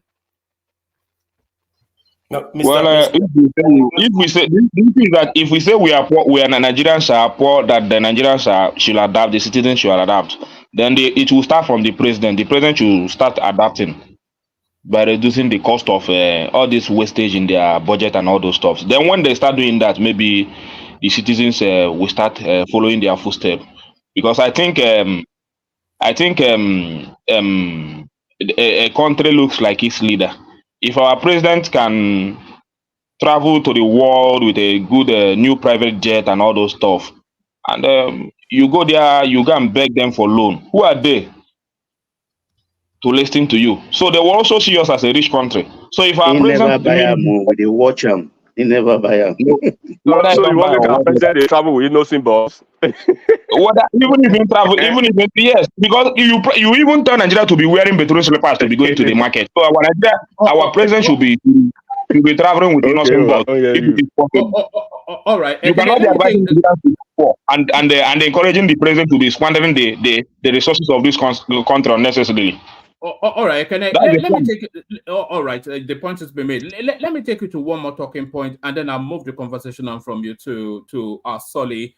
So now so today marks yesterday marks the last day of the protest. So they were going to have a 1 million man protest in Abuja, which looked more like 10 people, no more. But so the protest comes to an end. So what is your audit of that space? How do you think it went? What lessons to be taken? How successful was it?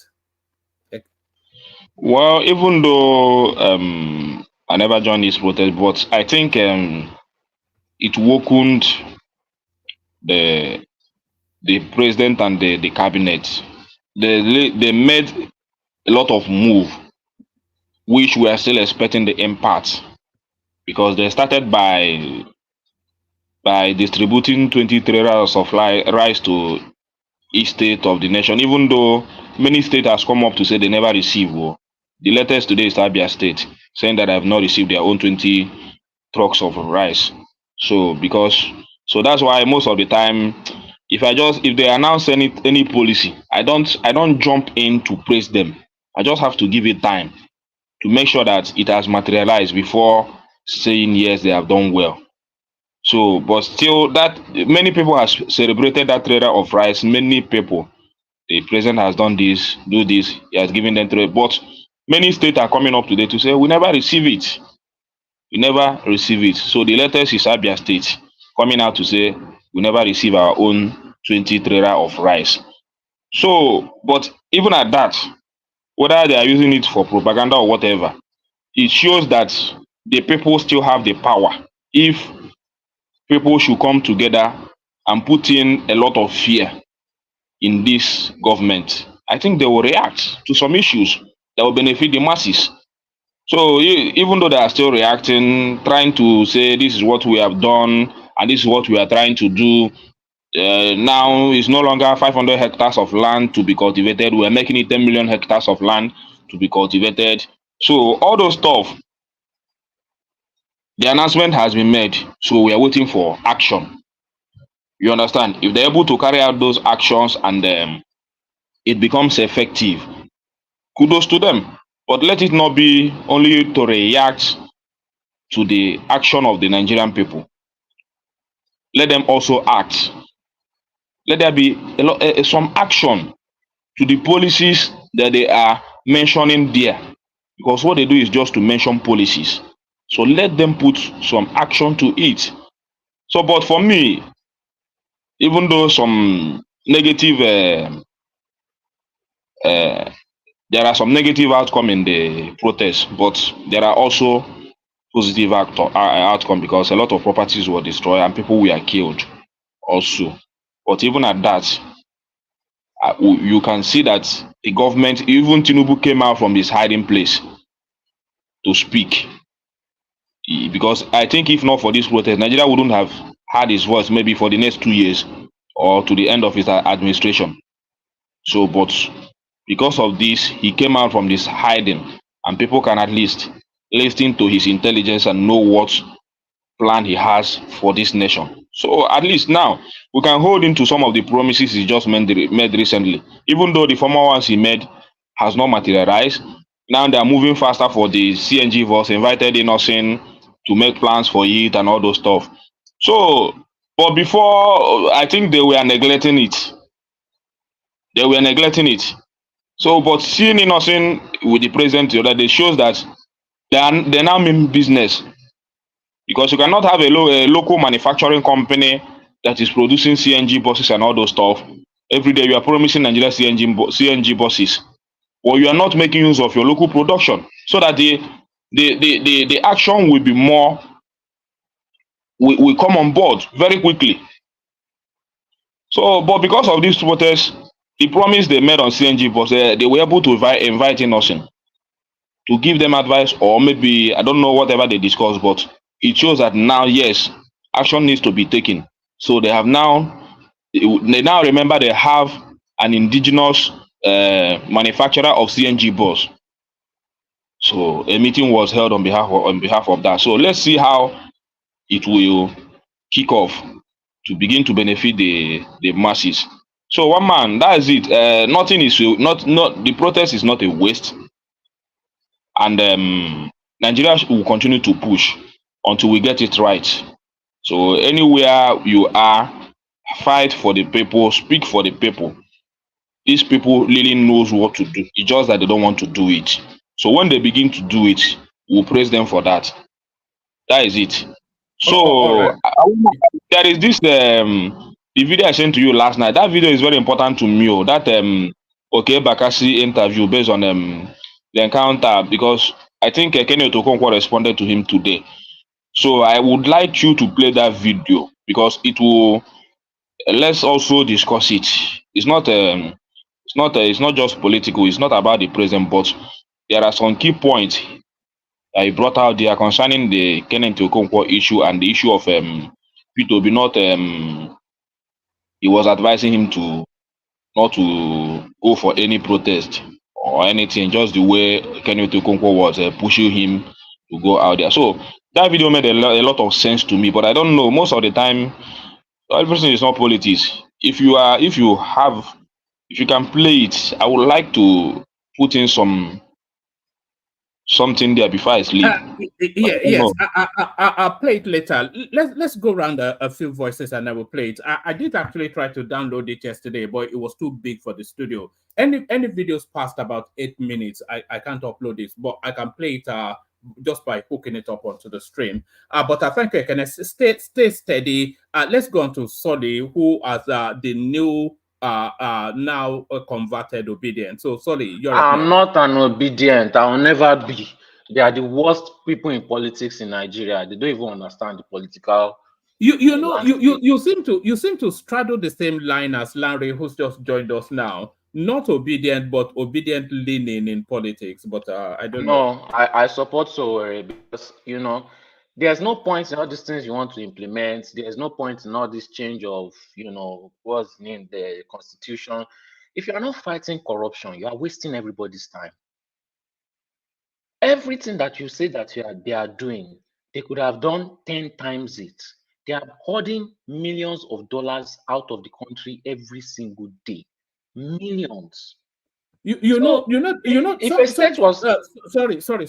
Something actually came out a couple of days on what you said that there are millions of naira dollars leaving Nigeria every hour. And that came out from international finance, not even out of the Nigerian space. People that see these things as the traffic around the digits, that the country is just hemorrhaging dollars hourly. That I have to go and look for that story and bring it. But sorry, carry on. I even said daily. So let's just say minimum $24 million a day is leaving that country, and this is loot. See, Abacha's loot will be nothing compared to this current APC's administration loot. We don't, and all these European countries, all these Western countries, they will never give it back. They will never give it back. We're wasting our time. It will get to a point where people will beg for someone like Sowore. They make fun of him, they make jest of him, no matter who you want to bring, whether it's somebody from the north, somebody from the south, somebody from the east, they're all crooks, they're all thieves. We need death sentence for these politicians. Every country has their own extreme law, and it is because of the kind of people that live in that country. These people have no check. Steal it, but keep it in the country. That one is a different case. At least the economy of the country will boom. But you are stealing it, and you are rushing it out. One man, I know a lot of them. You won't believe the kind of things these people are spending money on. It is like limitless well of money. I see it. They're spending millions a day. It's not enough. I know somebody that is just a local government chairman. He has 300 houses in Nigeria. Over 300 houses in Nigeria. They've surpassed that level. Each of them probably have at least 10 to 50 houses abroad. We're not even talking of senator. We're not talking House of Rep. We're not talking governor. So if a state is supposed to get 20 lorries, normally they should have gotten 200. You keep on saying, oh, they are doing this, they are doing that, but we are getting trinkets, we are getting crumbs. All this implementation, the average poor Nigerian is not going to feel it. They are not feeling it. There's not an increase in poverty. They are not elevating poverty. They are increasing poverty. People have to adapt to be poor. Is this North Korea? People have to adapt to be poorer. Nobody is adapting to be poorer abroad in terms of way of living. No one. Even if the prices go up, minimum wage goes up with it also. It is almost immediate. You don't have to protest for it. You don't have to shut down the country. The government just has common sense to do it. Nothing is trickling down. And when you keep on arguing back that, oh, they are doing this, they are doing that, oh, because you went to Nigeria and you saw people were eating, you are arguing about the minority. No, but you have to be insincere and you are not being genuine. If you are saying, oh, if 90% of the population is doing prostitution, but because you saw 10% not doing it, that means nobody is doing prostitution. What do you benefit from that? apart from protecting your ego, while others are suffering. A lot of Nigerians are really, really insensitive to the suffering of other Nigerians. The moment most of these Nigerians step out of the country, right? Some of them may even be illegally outside the country. Then it is now in Nigerians' right to suffer. Over almost 500,000 people have left Nigeria just this year. If the implementations have been working since they've started since last year, why are people still running out, right? Why are people not running back in? Not like Nigerians ask for much, you know, and people are still applying and applying and applying. So Nigeria's money themselves. But sorry, we covered that yesterday. Now the Japada phenomenon, How many people are going back? This How one, many? now God go save us. It's stampede. Now God go save us with this one myself. You know, you say people are using iPhone. You went to only Lagos. Have you see one man? I went by road, from Lagos when I wanted to leave Nigeria because that time airplanes were crashing anyhow. I left by road from Lagos to Abuja, right? I saw some places in Nigeria that there is no way, even if we get a good government, there is no way in maybe 2 to 4 years that those people are getting electricity or water. I don't even know if those people know about pipe. They don't know about that there's water coming through pipe into your house. I saw millions of Nigerians. I said, these people live in this same country as me? Millions of people. Millions. I saw no electricity pole. You know, and these people live and die in these states, for years. For years, and somebody is collecting money for allocation in that place, surely. There's no how somebody is not collecting millions. You say you are shipping out 20 lorries of rice. Every state is getting 20 lorries. Some states have 3 million people. Some states have 20 million people. So even if we divide it, let's say the one that has 20 million people, they will get 3 cups of rice from your 20 lorry. Sorry, the one that has 20 million, they will collect 1 cup of rice. Then the one that has 3 million, they will probably collect 3 to 4 cups of rice. So do you know that the 36 states have they've received well in excess of ₦1 trillion of additional support just this year? Okay, and where are the institutions to check that they are implementing the support? If you really came to the institutions are there. They all have state house of assemblies. Solely, I want to go and get my own 3 cups of rice. Solely, I want to go and get my own 3 cups of rice. In 1 year, you know, Nigerians deserve. What about 1 man? When are you going to go and get your own cup of rice? They are giving them in bags now, not in cups. They are getting. I think it's about 1 man. I did the calculation. 1 man, that rice is supposed to reach everybody. Based on everybody calculation, that is 1 cup or 3 cups of rice. No, it's not supposed to. No. It's sorry. It's not meant to reach everybody. It's meant to insulate the bottom rung of society in all of the states, and it's also to augment what the states are and should already be doing. Okay, so I'm happy that yes, Mr. Soli, I need to ask just 1 minute. Just 1 minute. I'm happy that 1 man said that it's meant to reach the bottom of society, right? Yes. You know, at least 50 to 60% are the bottom of society. So if you divide that by half, maybe they are getting. No. Where are you getting that data? How we are writing that data? Okay. It's not 50%. It's like, okay, let me now ask you another question. It's even more. It's even more. Solely. If they give this right, 75% 75% of Nigeria, they're in destitution. They're destitute. Yeah, so you think that the Nigerian Bureau of Statistics, 75% of Nigerians is 75% multi-dimensional poverty. Yes. No. That's hold on, Solly. Let's just you see that multi-dimensional poverty is somewhat of a misnomer. It's a red herring. It's just a statistical noise.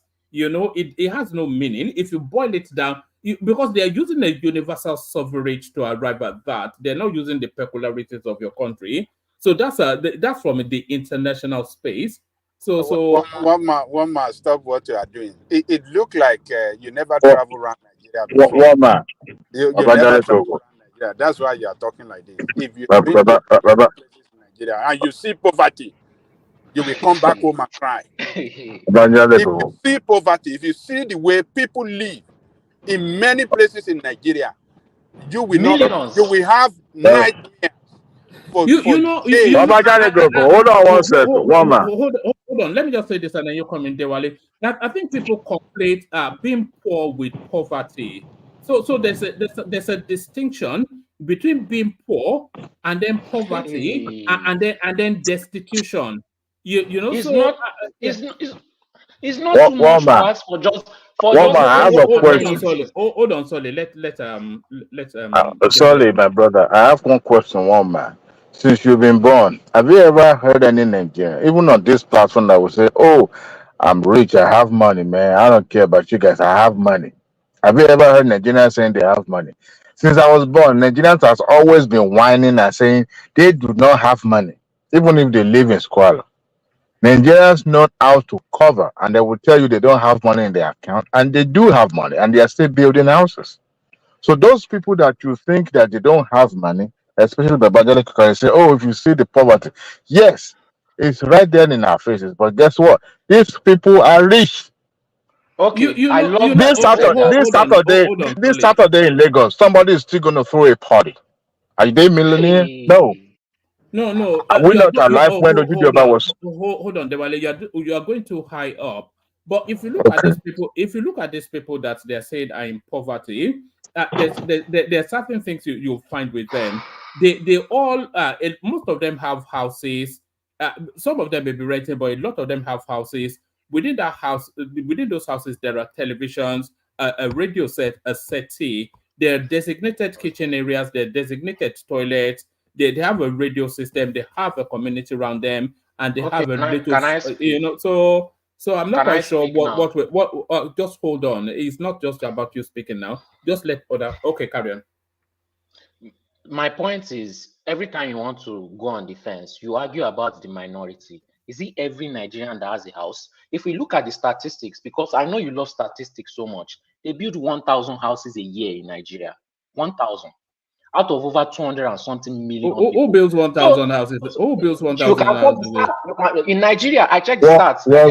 Can I finish? Solely. Give me 1 second. Let him finish. So it's not skittish. I don't want your interjection. Because your interjection was wrong. No, you carry on. You've already said. Just carry on. Yeah. So because you see posts on social media, people building house, who is buying it? Is it not politicians and young boys? Is it the average citizen? They make Sorry. Just to be clear, you are saying they build 1,000 houses a year in Nigeria? Yes. All right, carry on. Yes, you can check the stats. I don't have to check this. I don't think anybody on this, even Ekene will tell you that's rubbish. But carry on. Okay. Anyway, that's what the stats are online. When I bring my own stats and it doesn't, they build 1,000 houses a year in Nigeria. All my own stats are always wrong because it doesn't favor them. But any other no. Just pause for a moment and reflect on what you said. They build 1,000 houses a year in Nigeria.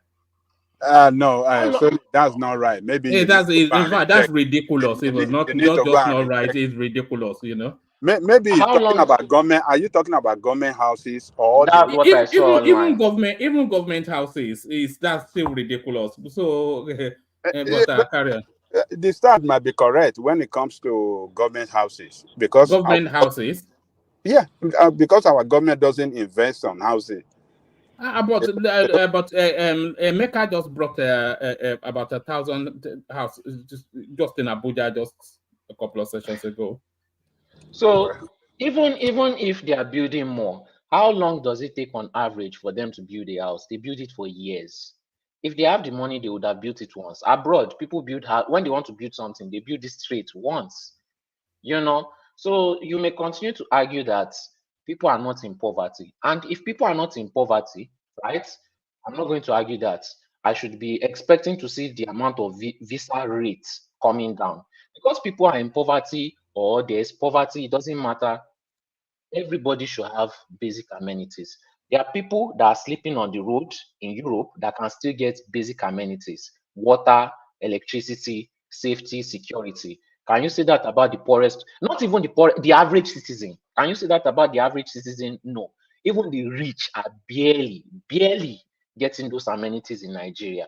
You know, so as people are not suffering in Nigeria and people are not hungry, I don't want to see anybody crossing that desert anymore. I want to see the visa rates start to slide down. You know, it should be 100,000 visa in maybe 10 years. You know, people should just be traveling out for holiday, not for school, not for relocation, not for marriage, not for any other reason. Since people are not suffering and people clearly they are not trying to leave the country because the country is easy. It's too easy for them. They are coming to Europe for a challenge. They are leaving Nigeria for a challenge, as Nigeria is too easy.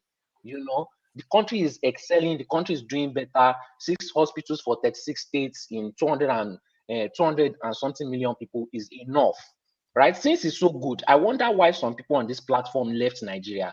They should have gone back to Nigeria to enjoy those basic amenities also. But, you know, they will never leave the country that they are in, and Nigerians deserve the rubbish that they are getting that is making them cross the desert. Please, Mr. Woman, I need to ask this pertinent question, sir. So about the rice, the bags of rice. Only if you stop calling me Mr. We don't do. We just call. Yeah, but carry on. Okay, I apologize. You know, carry on. I'm just trying to be very respectful. Okay, carry on. Now, the 20 bags of rice that they sell, that they are distributing to, you know, the people. Can you imagine? I want to assume you're living in the UK, just from your accent. Can you imagine that the UK government is distributing rice to British citizens? Can you just picture that?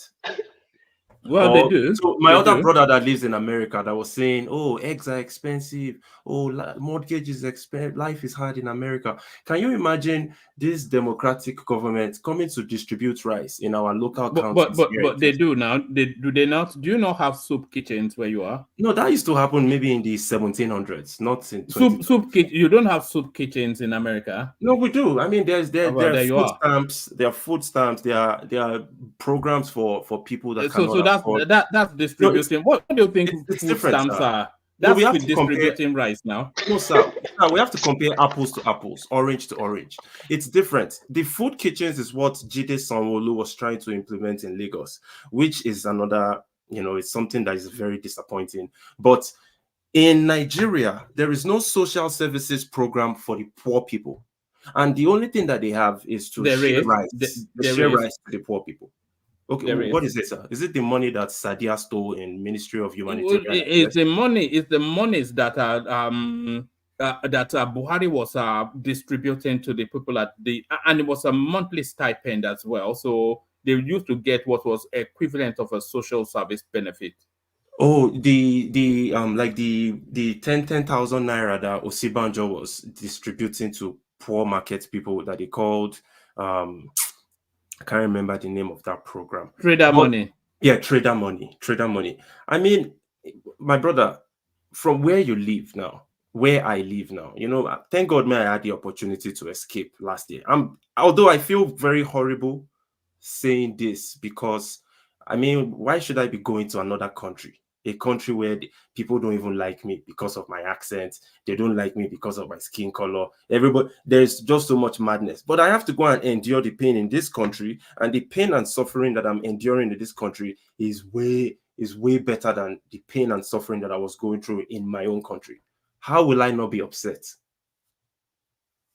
All right. So there it is. So that's one more, real quick for the speaker. I have a question for the last speaker.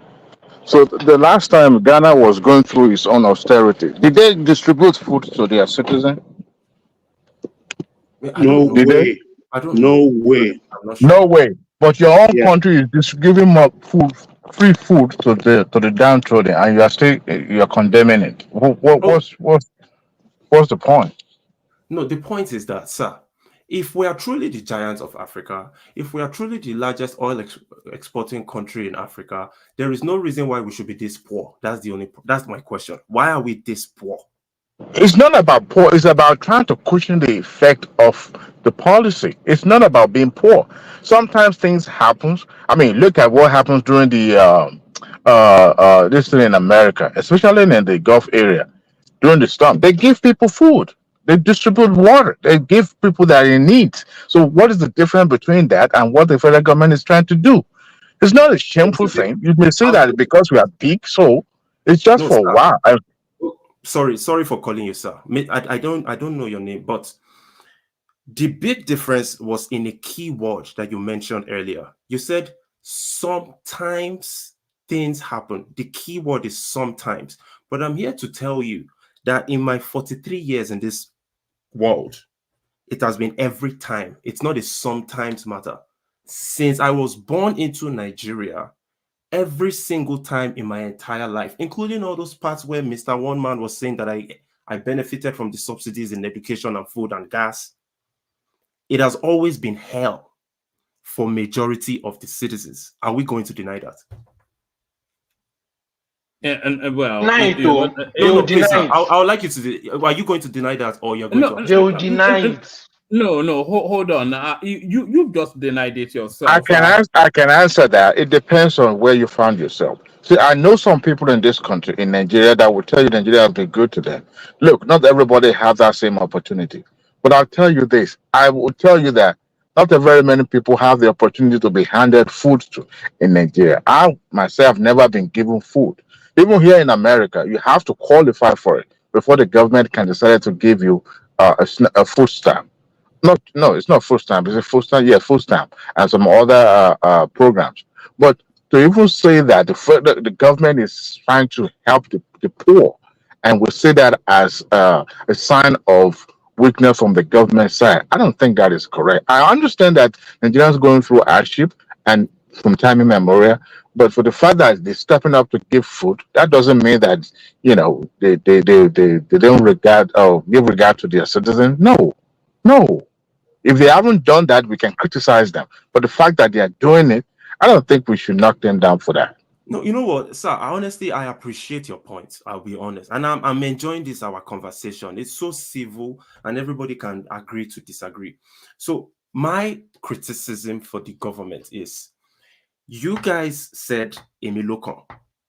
You knew that this country was already in a bad shape. Then you come in, you make the lives of the people worse. Now you're scrambling to give them rice. How is that acceptable in 2024 for us to keep living that way? It's unacceptable. And that's all the point I'm trying to raise. Forget about the fact that, yes, they are distributing rice. While they are giving us rice, you see our poor children grabbing the rice. No, sometimes they just put palm oil, like one man said, just put palm oil on the rice. No nutrition, just carbohydrate and oil. They are malnourished. Then in the middle of that, the government is living in an opulent lifestyle. Every single one of them. We see them buying private jets. We see them flying around to go see their doctors in Europe, in America. You see them, their children are driving the most expensive cars. Their girlfriends are using our police as their personal bodyguards, while Boko Haram is killing and kidnapping people in other parts of the country. So this is a failed system. And until we can be truthful to ourselves and stop giving these guys any room, then we won't go anywhere. But I really want to thank you guys for this opportunity. I really appreciate what you're doing on this platform. I'm subscribed. I'm going to have to step out right now, but if anybody wants to ask me a question, I can stay for like 1 more minute and answer the question. Thank you so much, one man. All right, brilliant. We stream every day for around about this time that you've come in. Usually topical matters in the news today on the day. So and sometimes we have guests as well, politicians, public figures, etc. So feel free to join us, especially if you are strong in your opinion as you have been today. So that's Lanre now, a new champion discovered by the platform. So that's the excellent Lanre. So well done, Lanre. Well done, Lanre. Let's go on from you, Lanre, to Adanle. No, it was me. All right, bring it home, Solly, and then let me just round it up. Yeah. So Nigerians are getting the trinklet. No matter what you tell me that Nigerian government is doing, if they were not stealing money, Nigerians could have gotten maybe, if not 10 times, 100 times of what they are getting now. If they were supposed to get 20 trucks, probably they should have gotten 200 or maybe 500 or maybe 1,000. But we are getting 20. If a politician wants to pay himself, he's not going to pay himself the lowest of the low. He's not going to give himself the worst of the worst. He's going to give himself the best of the bestest. And if that one is impossible, he will create a way and find a way. So as long as there's corruption in that country, everyone keeps suffering. Nothing is going to change. The system is going to change. The protests that they did, a lot of people are saying, oh, they made changes, this one, it pushed the government, it's scaring them, this time. It's not changing anything. What they implemented, they were already going to implement. They just did it very quickly, which shows you that they could have implemented this thing quickly before. So the question is, why didn't they implement it quickly before? Which shows you that they slowly implement good things because they're still using it for election, to push for the election. They are still keeping all this. They've still not distributed this rice, this 20 lorry. They are still keeping it till it spoils for election. It's just a very corrupt system. Greed is everywhere. It's natural in human beings. And, when I look at what the government abroad do to control people's greed, especially in Europe, and I see the kind of levels they can get to, do you know that even in Germany had slaves. They had white slaves. They had to put really, really serious rules so that these people will not go too far. But then you have Nigerians who are very smart and intelligent in the first place. You now give them free flow to do whatever they want. And it's not like anybody can come in and make change. They've locked everywhere. They've literally locked everywhere. Anybody that wants to create change, they've locked everywhere for you to jump in. You are laughing at the people that want to solve your problem. See, if somebody says they want to fight corruption, they are not going to do water, they are not going to do anything, that their main goal, they are not even going to do any infrastructure. Their main goal is to fight corruption. I would go back to Nigeria and vote for this person. Because no matter what you implement, no matter what you do, if people are stealing 99% of it, then what's the point? What's the point? Nothing is going to change. I bet you. He just knew that people would get tired, and after that, he will go back to his normal ways. Nigerians are not ready. They have not given him the push. In fact, that they are not going to. He's not the kind of person that loses. He's not a loser. So the only push that is going to take him out of that government seat, which is actually the main topic of this live stream, the only thing that is going to is either if military pushes him or if they, remove him from government. But everybody is benefiting from him. So basically, it's only military. And Russia, you've given Russia all the reasons to jump into your country. You commit treason on a daily basis. Yes. No, Russia is not coming to them. You keep clinging on to this hope. But you don't know for sure, and I don't know for sure. I know for certain. But what's the pathway of Russia into Nigeria? That's just, don't worry about all that. What Russia call? Let me just speculate in peace, because they don't just come with their army and jump in. They always come with reasons, which is what I was about to point out. And if you look at the history, because we always look at history of how things go on, they always point out terrorism. They always point out treason. They always point out bad government officials. They always point out their flags being raised in this country, because they use their excuse to say that some people want to get out of the country and they are not allowing them to do so. They did this in Ukraine. They did this in all the other countries that Wagner group, because it's not Russia. Sorry, what other country? They did that in the Ukraine, but in the French Sahel, what were the reasons for? How does that apply to the French Sahel, which is where they are? They say government officials are committing treason. They are committing treason. When did they say that? Okay. Who said that? That is one of the reasons they come into the country. When they are stating their reasons. No, into which country? You have to understand. I think you are conflating issues here. You are not, but you will not let me flow. No, because you are conflating issues and you are saying things that are fundamentally not right. What you are saying, those Ukraine and all of these all those regions that the Russians are annexing, They were previously part of the USSR, and they have indigenous Russians there. They have Russian deep influence within that space, and they used to be part of the wider USSR. So it's a different narrative. So whatever narrative they used to go into that space is still part of the wider USSR cusp. So what is Russia got to do with Burkina Faso, or if treason is being committed there or not? How does that affect? Yeah. Can I just flow? Yeah. I was rushed. Flow factually though. Don't flow in fantasy. Okay, but sometimes let me finish so that I'll get my point across. Maybe I'm not going factually. I was trying to rush because, like I said, I wanted to round it up to the main topic. So I just said everything fast. They had their reasons for Ukraine, and they are not the ones that invaded all this French Sahel. There was a military coup, and they showed their support, and they stated their reasons why. They always gave different reasons why. And what I'm stating is Nigeria has these reasons also. In fact, we have multiple of those reasons. Each different country had their different reasons, but Nigeria has a multitude of those reasons. For example, which was what I was trying to say, government officials commit treason when they take state funds and they use it to enrich themselves personally. You are taking state funds to enrich. If you look at the constitution, that's treason. Where in the constitution is that? I'll look for it and I'll send it to you. So these people are committing treason on a daily basis. It has become regular.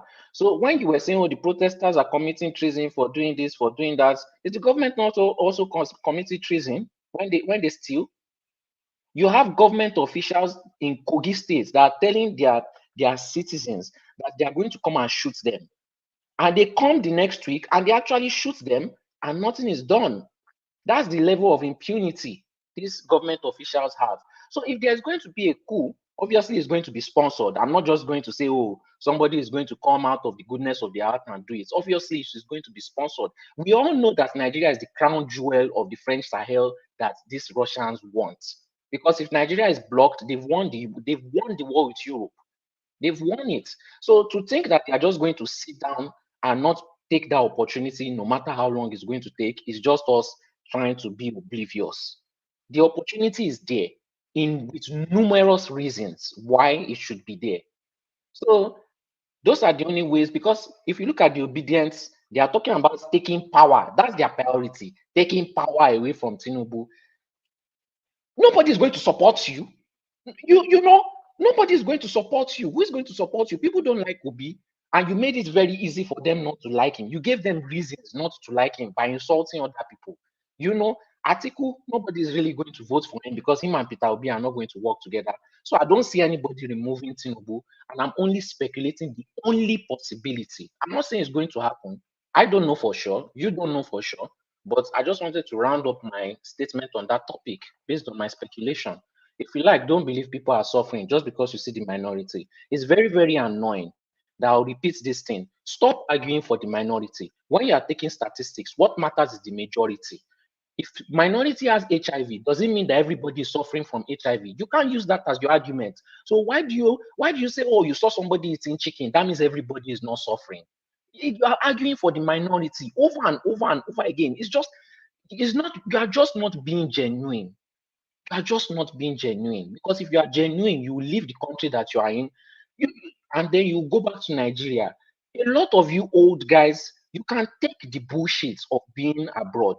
You can take the racism, you can take the hatred, you can take the insults, you can take the attacks. But people are telling you that they don't like it. You are used to it and you like it. But people are telling you they don't like it. But if that is what it takes to escape, because the word is escape, Japa does not mean I'm moving. Japa means I'm escaping.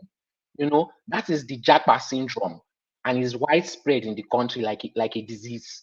That is what we have. We have to escape the country to go to somewhere where they hit us. That's how bad it is. But let's just pretend like people are not suffering while we're abroad, not wanting to go back.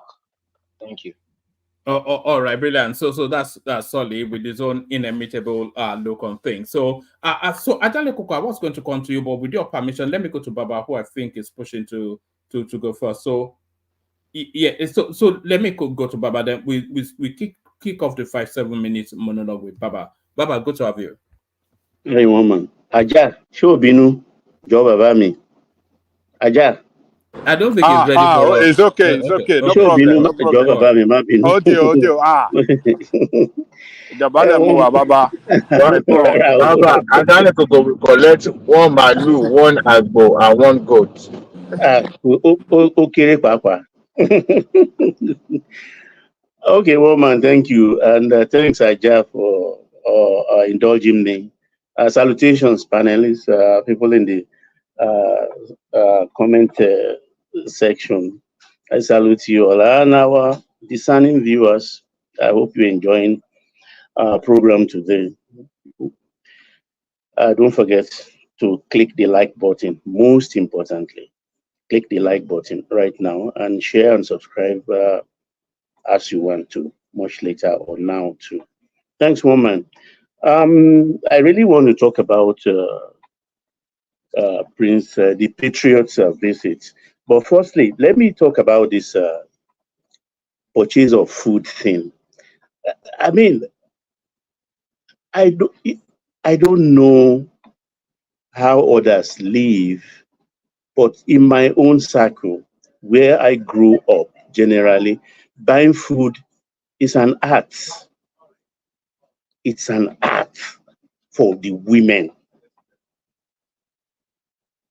It is an art. I see women discuss every time where this is cheap, whether Wedu is, if you see the Wedu I bought in E4, there is a market, they do it three times every day. And the house help, you take a bus, go there, you do hear what they are saying, go there and buy and bring. It's not a function about whether you are rich or not, and it doesn't make you, but you buy something cheap and fresh. It makes you feel good. And it can give you much more money in your pocket to help other people. That's how to live. When you go to the market, look, Chioma, not mind those people in the harass you about what I said about buying fish in Ekpe. Those women, they will slam you by the size of your car or the dress you wear. They are not foolish. They have children in the US, England, living. They are fisher folks. They know what's up. So as soon as you come, they have everybody looking at you from afar. And the size of your car, now they will give you the price of the fish. The fish somebody will buy for 10 naira, they will sell it for you for 50. Even praise you, help you take it to your car, lick your ass. You don't know they rip you off. And that is it. It's not a function of maybe you are poor or not. I am one. If I land at the airport of Baba, let me just cite a personal example on what you just said there. There was a time, this is a couple of years ago, a few years ago now, I was in Abuja. And then I wanted to buy souvenirs. So you know those things, those fan that they do with the rafter. So I wanted to price it, and then the guy told me 250 naira. And then so I think he actually said 300, and then I knocked it back to 250. And then I bought a couple, and then I went to the car, and then I was showing the driver, and they were saying, he told me they had me. It was actually 50 naira. 50 naira. You know, it wasn't even the money. I felt violated, you know. Exactly. So it sized me up. It could, you know, yes, it sized me up, and he thought, no. Look, even sorry, Baba, they can smell you from 1 mile away. These people say that even in the traffic, they can sell something of 10 naira to you for 40. When you discover it's like something crawl on your skin that this guy slapped me in the face. I mean, it's like okay, Bakasi's skit that he bought a walking stick, you understand, in the traffic. And the guy go home and say, do I really need this traffic, this walking stick? But they will make you buy it. You understand? All these things, look, in my 2 homes, in the 2 countries, maybe I'm blessed, I don't know. I must have said it here before. I share fence with a farm. That's where we buy everything. And my wife's colleague, bankers, some of them are branch managers. They'll fill our sitting room on Saturdays just to wait for their purchases, for those people in the farm to call them and they carry their things. You think they can afford to buy in the markets? They enjoy it. You save much more money in your pocket and you buy something very fresh. Not to talk of even Lagos, where even my wife will go straight to Cotonou to buy one bag of rice. Custom will not worry you. Custom will not worry you. And forget me, she's not a poor woman. An abattoir, they join in my neighborhood, they join money and buy a cow in the abattoir, they slaughter it for them and they share it. In times like that's even in good times. How much more in bad times like this? People should use their head. Think out of the box. Think how you are going to feed your family. This gum, they swallow. It's too much for Nigerians. Maybe because you've not lived in other African states. If you've lived in other African countries, you will thank your stars that you're a Nigerian. Why do you think they respect us? When you first go to those countries and they see your pot of soup, they will scream, knowingly or unknowingly. They will scream that people can eat like this because they don't eat that way. You come here and complain every day. Whoa, whoa, whoa. Even in the US here, I do groceries for my family every morning, not because it is my duty, but because I'm above 65. I'm a senior.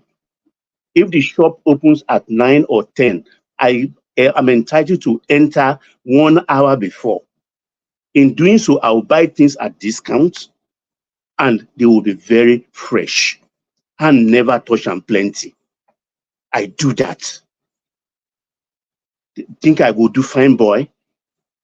Even if I'm going to New York or a place within my state here where I have to pay for car park, I will take a bus. As a senior, I pay $1.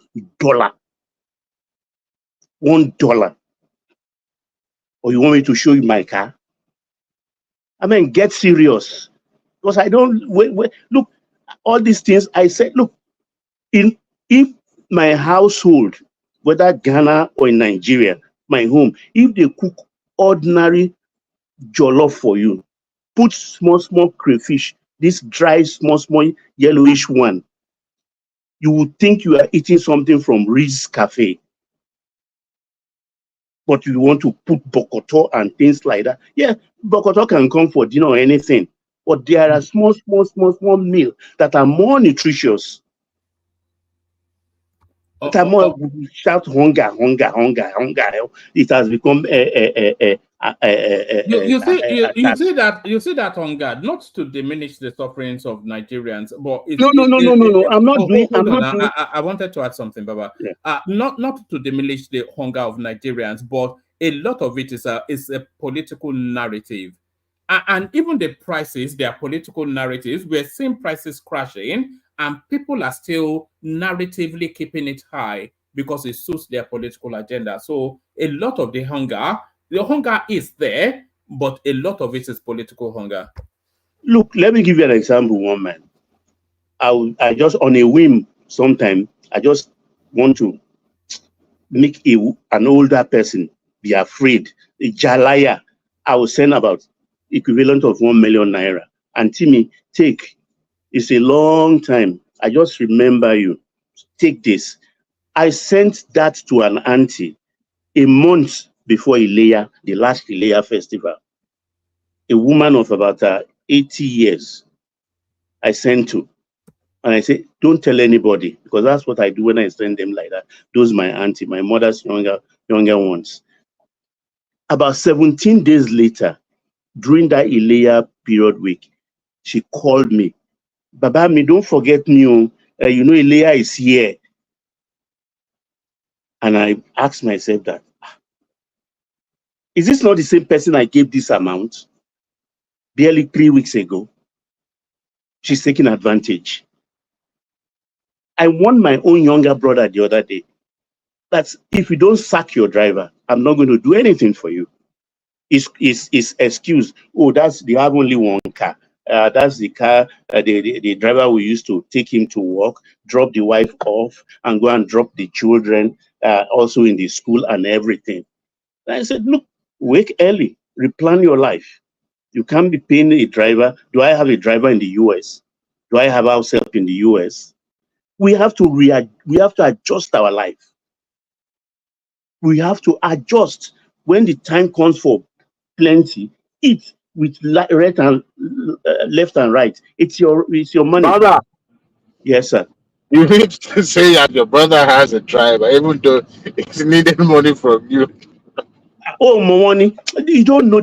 You have to be discerning with these people. You use your head so they don't use you. I'm not saying you are not hungry, but you can't be hungry and have a driver and have house help and be worrying people every day saying you are hungry. There are many like if I start telling my stories here about in this period of time, we won't go here, we won't leave this place today. I beg, we make adjustments in our lives so that we stop this thing. Let everybody roll their sleeves and do one thing or the other so that you can live in peace. Not every day you go chop bokoto.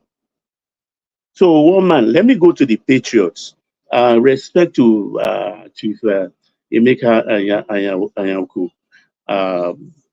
All the people I saw there, they're very good. But one thing I'm against in all of this, the group that is promoting the 6-year one-term presidency, I support that with all my heart.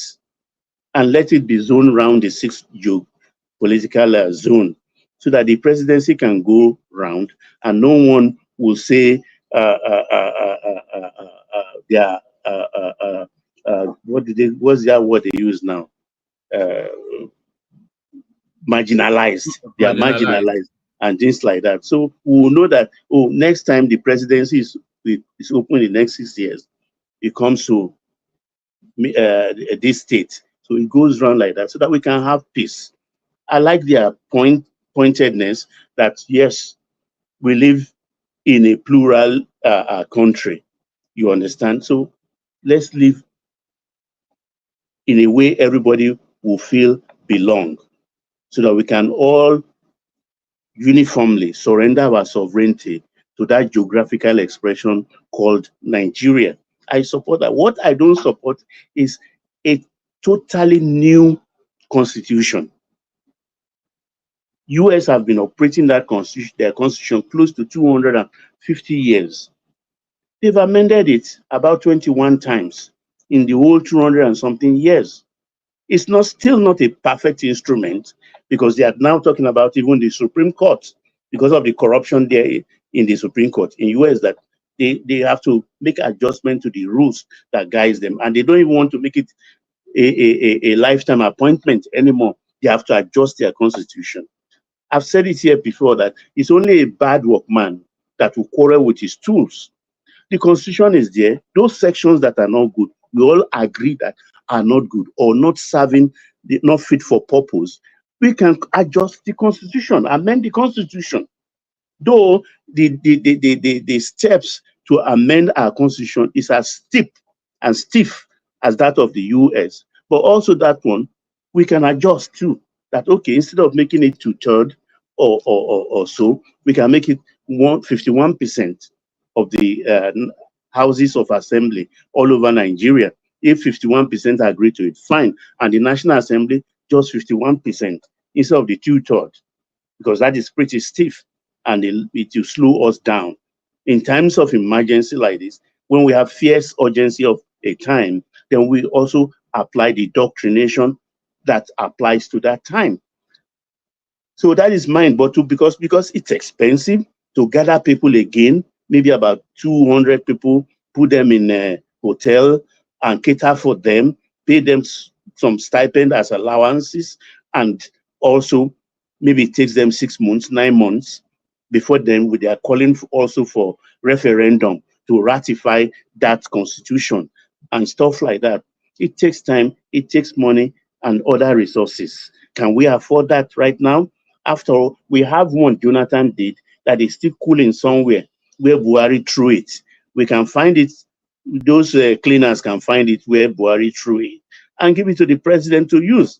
I don't think that that instrument those people came up with is obsolete today. It still applies. Why can't we use that one? Obasanjo did his own, didn't he? Where is that paper? Where are those papers too? So why are we always wanting new thing and discarding even old one we've not tested? This Actually, is my Baba, question. what the Patriot, Baba Yaku is recommending is that we should have 3 representatives from each state of the Federation. That makes it 108, right? So Yeah, that's going to be 109, right? I think it's one. okay. Is it 108? Yeah, 108. Then it's Plus one in Abuja, plus 109. That's going to be 109 plus 7 constitutional lawyers, and their job is to fashion out a new constitution. Look at the 2015 constitution that was drafted and submitted to what do you call it, Buhari, and those one we had in the past. Take a look at all of them and using the plus the one we had in 1963, the first the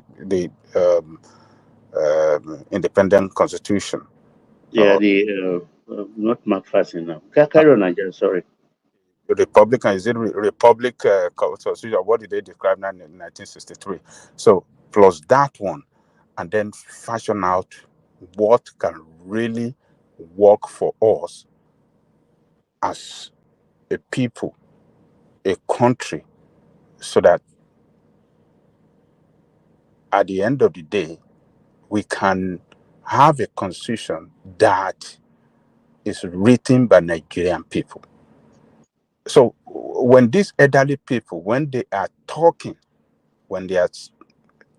on rewriting a new constitution, they have seen the part, they participated in the part, they were part of, the beginning of the country, and they have seen the way the country was run back then and the way it's being run today.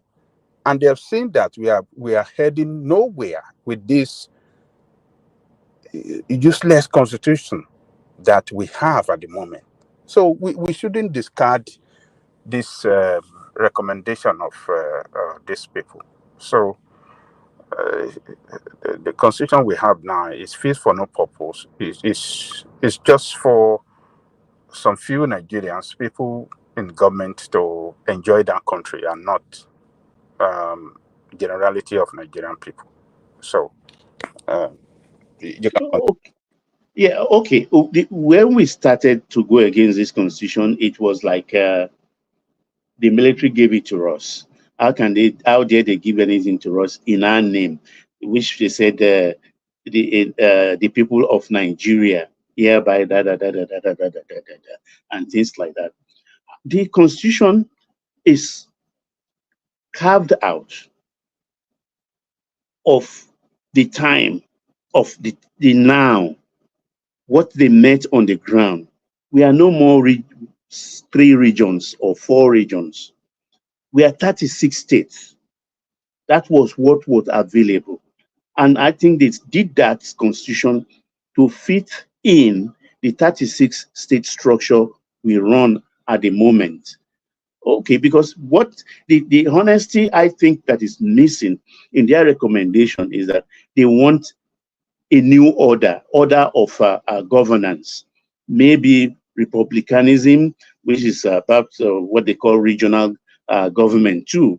But I know we can't go back to the regional system anymore. It's not possible because you cannot ask everybody in South minus the former Midwest, which comprises of Delta and Edo today. You ask them to join the East, and they will not. They will not. Akwa Ibom, Rivers State, what other state there? Rivers, Akwa Ibom, Calabar. They will not. They will not want to join the East. So four regions cannot stand because. But they are not recommending any way that we should get structured now. They are just suggesting now how that constitution drafting committee should be constituted. So they are not recommending any way, and those committee will be saddled with the responsibility to structure, to come out with a constitution that is good for us as people, because membership are drawn from every state of the constitution, non-partisan, according to them. Okay, let me ask you a question. What's wrong with the one we did in 2014? Yes, you see, I would have loved that one to be. I would have loved the administration to take a look at that and then maybe work on that. But their suggestion is not bad too. It really is not. It's not bad as well. So because a lot of things have happened since 2014 now that, since 2014 today, a lot of things have happened in Nigeria, and maybe for that reason, maybe we have to seat few members. According to them, they are not going to be more than maybe 115 members or so. Sit down, plus constitutional lawyers, 7 lawyers, 6 from each geopolitical zone, plus 1 from sit down. All right. Take that interjection from. Yeah, ask that question, and then Baba bring it home, and then we move it around. So, then Baba. Yeah, you said non-partisan. Who is going to select those individuals? Well, it's not going to be by selection. It's going to be by election. People will elect. Yes. That's what they are saying. Is the expense I'm looking at. That's a lot of money. No, it's people. If you know you are. So they say it will not be on party basis. It's not going to be on party basis. But INEC will supervise it. I guess so. Yes. That's what they said. Yes. It's not going to.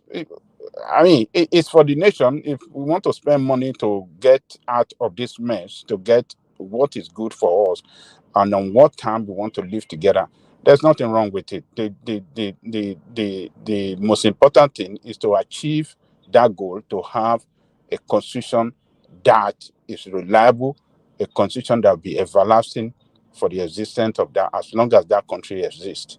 So, that's it. Yeah, I think maybe if I can stay, I can last up till 11, getting towards midnight. Maybe I will join the midnight crew to discuss this, because I don't agree with the Patriots, respectfully. Also, lastly, one man. This news, over time on the platform, I even took Larry on. Baba, one minute, yes. Sir. 1 minute, sir. Okay. And in their conclusion, they said after that constitution been drafted, we should have a referendum. Yeah.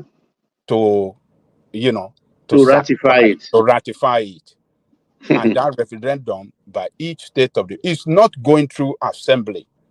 It's going to be no. It's the referendum that referendum ratify it. So, which to me, I think it sounds as a good way forward too. I mean, so. Okay, we'll take that side by side. Except one man said I should round up.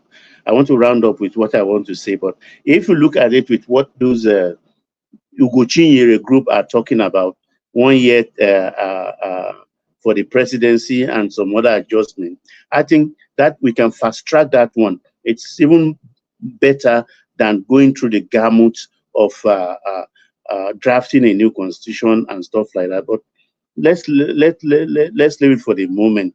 Maybe if we are in the night section, session 2, we'll join and flog this issue the more. One man, over time, I've been talking about the president being underserved by the state government and all the rest, that he should appoint liaison officers to states here and everything. And I'm happy the president have done that, though he did it to the zone, the geopolitical zone. But I think eventually it will trickle down to the states.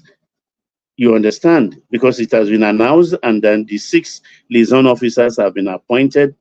I don't know any of them, but I want to believe that they are young people too, because if they are unknown factor, then the way I look at the names, I can't recognize anyone, the better, so that they will not be influenced on political ground and things like that. So I'm glad the president is, so whatever they have for states should go to the liaison officers, and they will distribute it for and on behalf of the presidency, so that these governors will just stop all these their games coming from Sheyi Makinde and things like that. I'm tired of them. Thank you, woman. I yield. Oh, all right, brilliant, excellent. Thank you, Baba. So, yes, can people please help us push up the likes? The likes are unusually low. They're disappointingly low, I should say. It's not unusual. But if you can help us push the likes up, we'd like to get to 100 likes if it's possible. If you've not already clicked on like, please do that now. So the thumbs up button, that's the like button. See if you can get us up to 100. We have well in excess of that many people watching us now. So if you get the likes to 100, that'll be very much appreciated. Ajale Koko, you're up next. And then from Ajale Koko to Larry. Ajale Koko, you're up next. Thank you, Aja. I appreciate it. Thank you. We'll talk about Baba. A good weekend. Yeah, greetings to our listeners around the world. Click on the like button, share and subscribe if you haven't done so. So, one man, where am I starting from? It's just a myriad of things. One of the key topics you've already addressed just then, and then there are speculations as to Tinubu will be a one-term president for reasons of the economic hardship. So there's that argument going on. The end bad governance protest, it came to its end, let's say yesterday now, with a 1 million man march through Abuja. Do you want to see what a 1 million man march looks like? This is what it looks like.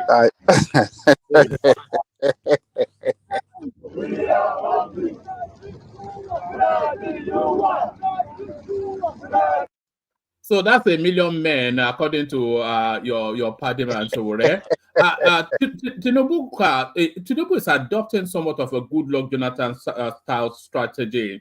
A full list of Buhari's kinsmen, Tinubu gave appointments this week. So the standout name is the former governor of Katsina State, Masari. So we saw Goodluck Jonathan do this during his tenure, trying to satiate the North, and they still cut his head off anyway. So is he adopting that strategy? That's the thing. Another strategy being adopted at Janle Koko, 60 million Arewa youths declare support for Tinubu Akpabio. So do you remember during the Buhari administration, when they were telling us that they have 60 million registered members, etc., and they use those made-up figures to rig elections. So the green shoots of rigging 2027 is starting to sprout right there. So that's just a rigging narrative. That was my understanding of that. And at this now, what about you was what I thought when I saw this headline. Many Nigerian leaders should be locked up in prison. This is Obasanjo saying that, and a lot of people will argue that the first cell should belong to him. Already been discussed by you and Baba. I will review request to draft new constitution. So that's Tinubu's response to that conversation that we were having with Baba just now. And from the Supreme Court, it looks as though the tenure of a local government chairman now extended to four years to run in tandem. The certified true copy of the Supreme Court judgment on local government autonomy has clarified the tenures of local government chairmen and councillors in Nigeria. Although the judgment was delivered by Justice Mohammed Garba and 6 others on May the 11th, the certified true copy of it was recently made public. According to the CTC of the judgment, local government chairmen and councillors will enjoy a 4-year tenure similar to state and federal executives. So that's another gift from that judgment. A judgment that just keeps on giving. So just pick and mix from those and just give us about five or so minute monologue. Ajanle Koko. Yeah, thank you, woman. So let me start with the story that Tinubu might lose next election. I think it depends. If the situation remains like this or get worse than what we have today, Tinubu will surely lose. That one, there's no Jupiter that can stop that. He will lose, and it's going to be the worst loser in the history of presidential election in that country, particularly an incumbent. So, because at the moment, Nigerians are not happy with him. Majority of Nigerians, they are not happy with his administration. They are going through tough time, and people in the country, in every country around the world, doesn't show understanding with their government when they are going through tough time. No, there's no story that you can tell. Oh, you see what we are doing. Look at where we belong. Look at where we were before we get here. We are doing some adjustment. We want to be for the future. No, because you did not promise them that you're going to take them through tough time. Before the election, you promised everything in Comada, price of fuel will come down, life will be better again. So now you get there, life is miserable, your policy brought hardship, and people will not show understanding. So but if his policy turn out to be positive and the way forward, yes, Nigeria will re-elect him. And so, but I don't know how it is going to get better than what we have today, because our currency continues to lose. Our currency loses value every day, and cost of living remains high. Inflation continues to go up, and so what is responsible for all these high cost of goods and services is the remover of petroleum subsidy.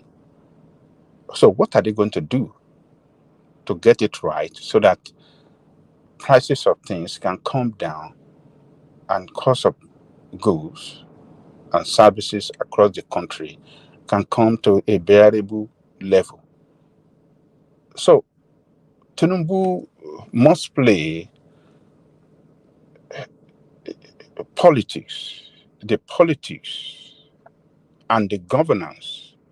It should be able to combine it well in such a way that Nigerian people can still take a look at him and what he's doing and show understanding. But at the moment, it's not playing the politics right. It's not playing the politics right. And the way to play the politics is to look at what are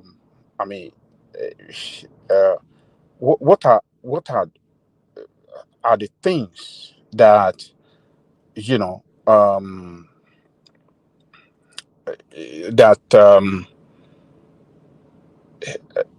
borders on the common goods of Nigerian people. What are those things that, to generality of Nigerian people that are so common to them? Number one, I believe education, healthcare, security, and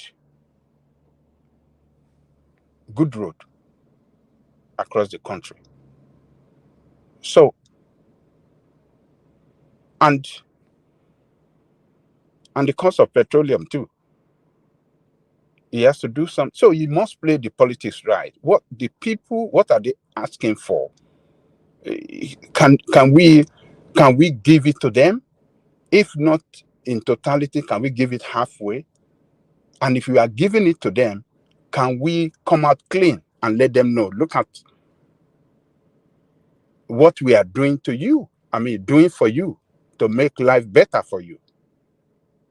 Because what is responsible for this the protests, it's hardship that petroleum subsidy have brought on Nigerian people, plus the devaluation of the currency. Those two things have really crashed the has really brought the economic hardship, and to Nigerian people, they are living a miserable life now. So he must come out clean. That is the problem. From the day one, Tinubu did not come out clean. When he announced that petroleum subsidy is gone forever, he didn't come out clean. He is not the one that removed the petroleum subsidy. It's Buhari that removed it. He made an announcement that almost crashed the economy. That's number one. Number two, you are still giving subsidy. If you take a look of the cost of that crude today and what we are going to get out after being processed from a barrel, the cost of processing it, the cost of freight to Nigeria when imported, the landing cost is higher than what we are buying it now. So the government is still giving subsidy. But how have they managed it well? They fail to manage it well because they don't come out clean to Nigerian people because of the day one announcement that subsidy is gone and it's gone forever. But you are still giving subsidy. You don't call it subsidy, you call it we are still giving subsidy. Come out clean to Nigerian people. That is the problem with these people. They are not transparent. And the reason is because of the shady deals that they're carrying out in the management of this subsidy. So that's why they cannot come out clean. So if he has created a big problem for himself that could hurt him on the way forward and possibly in the next election. So Tinubu need to come out clean and let Nigerians know. This is when you talk to Nigerian people. And number two, he doesn't talk to people. He doesn't talk to his people. Because Nigeria look more to hear from their president, because that office represents the most powerful office in the whole of the federation. A lot of people doesn't even care about their governor because the governors are just like terrorists everywhere and they are irresponsible and they don't. But the president, who most majority of Nigerians are looking up to that office. It's like the governor does not even exist. We are looking up to it because it's the most powerful. So Tinubu have to now come out clean, manage, and effectively communicate to Nigerian people, and make sure that it runs a transparent so that Nigeria can see. A lot of Nigerians doesn't know what is really going on, and they don't effectively communicate. And him at the top of letter don't even talk. It was when, if not for this process, he will not talk to us. How can we have a leader that doesn't talk to his people? So Tinubu have to manage the politics well. So if he doesn't address the issue of such, because even Dangote cannot sell below the market price. Dangote cannot sell below the market price. If Dangote roll out his petrol at the end of this month as a promise, and it's selling at 600, the government is subsidizing it. If they are doing this, they should let us know. They should let us know.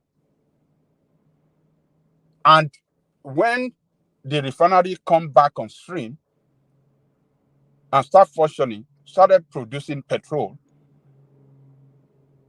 if that is going to be what's going to be feeding our internal consumption at a very reduced price, that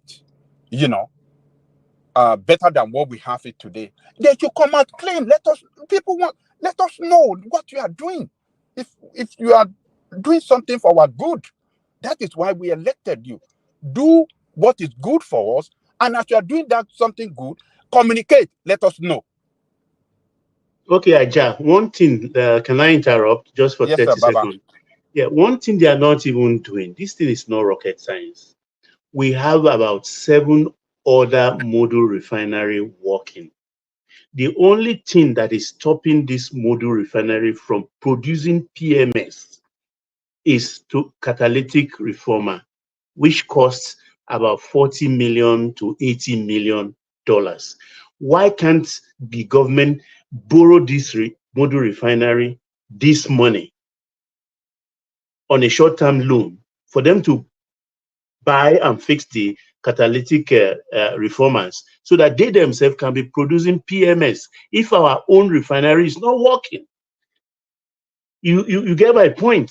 They should give it to the module refinery and let them. So if we have 7 other module refinery producing PMS, I don't think we will suffer.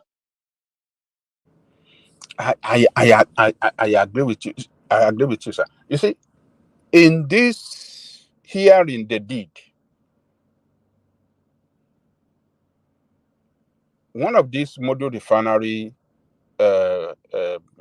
company came and addressed them. He said the most challenging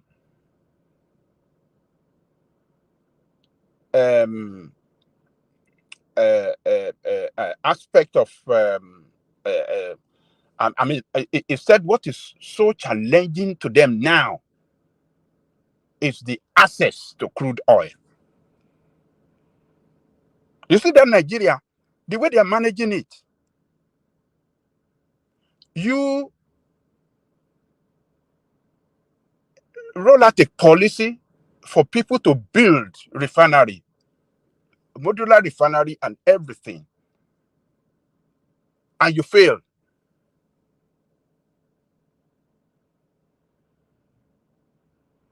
To let them have access to crude. How would they function? What did they build refinery for? So you want them to source crude from outside the country.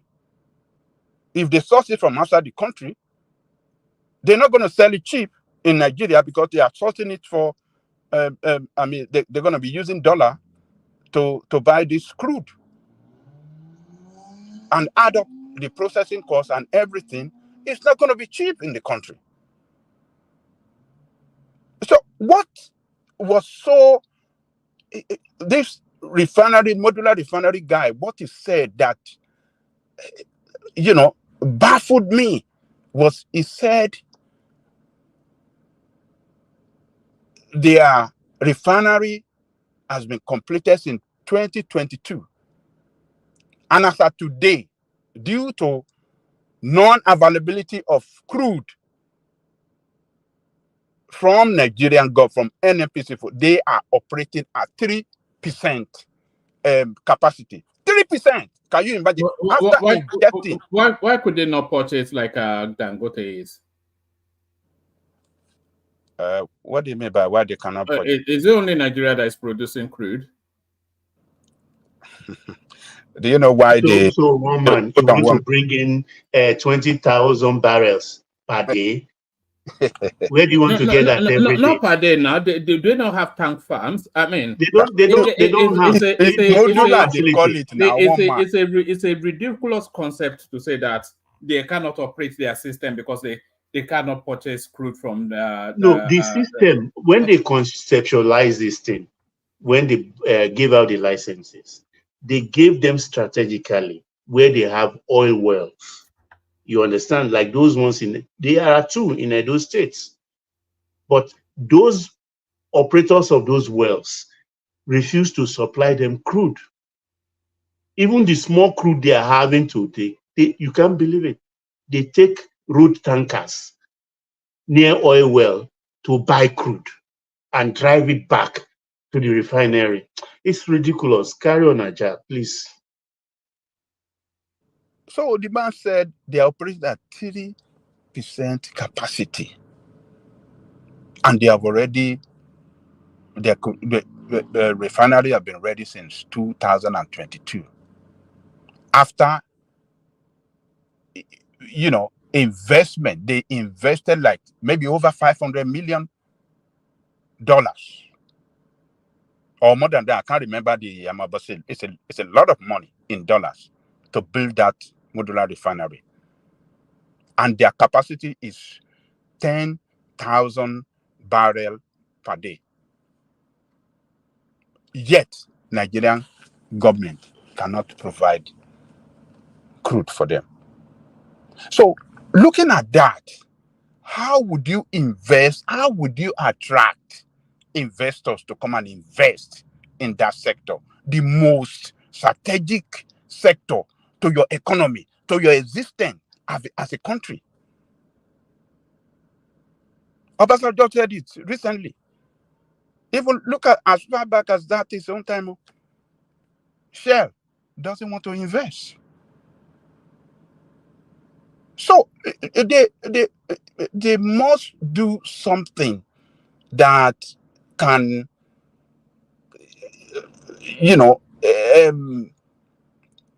propel productivity. And I believe if all these modular refinery and Dangote, if they can be, if the country can guarantee supply of crude to them and they can roll out this product to the market, I mean, I think that will help a lot. So Tinubu is paying subsidy, but they are not telling us that they are paying subsidy. That is why he's shooting himself in the foot. That is where Tinubu is shooting himself in the foot. He needs to let us know how much they're paying every day for subsidy. Because the cost of oil now, the cost of petrol are show that subsidy is paid. They need to come out clean. That is the only way out. If they are still hiding behind that statement that subsidy is gone forever, and he doesn't want to tell us the truth, it's going to, and the situation continue like this, it's going to haunt him, and we hunt him down. He will not win the next election. So, but the the protest has helped a lot. He has been able to push them. You see, all of them, they were running scatter. They were calling Oba. They are calling all the traditional leaders to go and talk to their people. They were doing all sorts of. They're quickly rolling out some trailers of rice and food, taking it to East State, taking that we calm people down. But still, the protest, was carried out. It's a successful protest because it was carried out in 27 states out of 36. That is a remarkable. What impact has it had? I've just told you. What you say impact? Do you know how many things that they have done? Because of this project, they quickly signed worker salary. They quickly they didn't quickly sign worker salary. That negotiations have come to they quickly signed into law that maybe when people say they have increased the money to 70,000, that they'd already agreed that long before the protest. Nothing came out of that protest. Nothing. No, but that's to you. You think nothing came out, but look at everything, all the food. Did he not say that? Oh, we have sent food out. Did you listen to his? Yes. When did you listen to the clip from Baba Gana Zolom? He said that's not the first round, so it's something they've been doing intermittently. It's not a consequence of the protest. I still have the Zolom clip. Forget about Zolom. Except you want to continue. The protest has achieved nothing, Jan Lekoko, not a single. The government yielded not a single ground. They yielded a lot of ground. Like what? Yes, they yielded a lot of ground.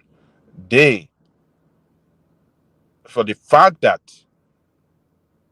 the president even come out to speak. Yes. Hold on. For the fact that he came out to speak to Nigeria. That's not yielding ground. That is also, hold on. That's a success. Success. For the fact that, hold on. What did he tell them? What did he tell them in the speech? Hold on now. He told them to go back home.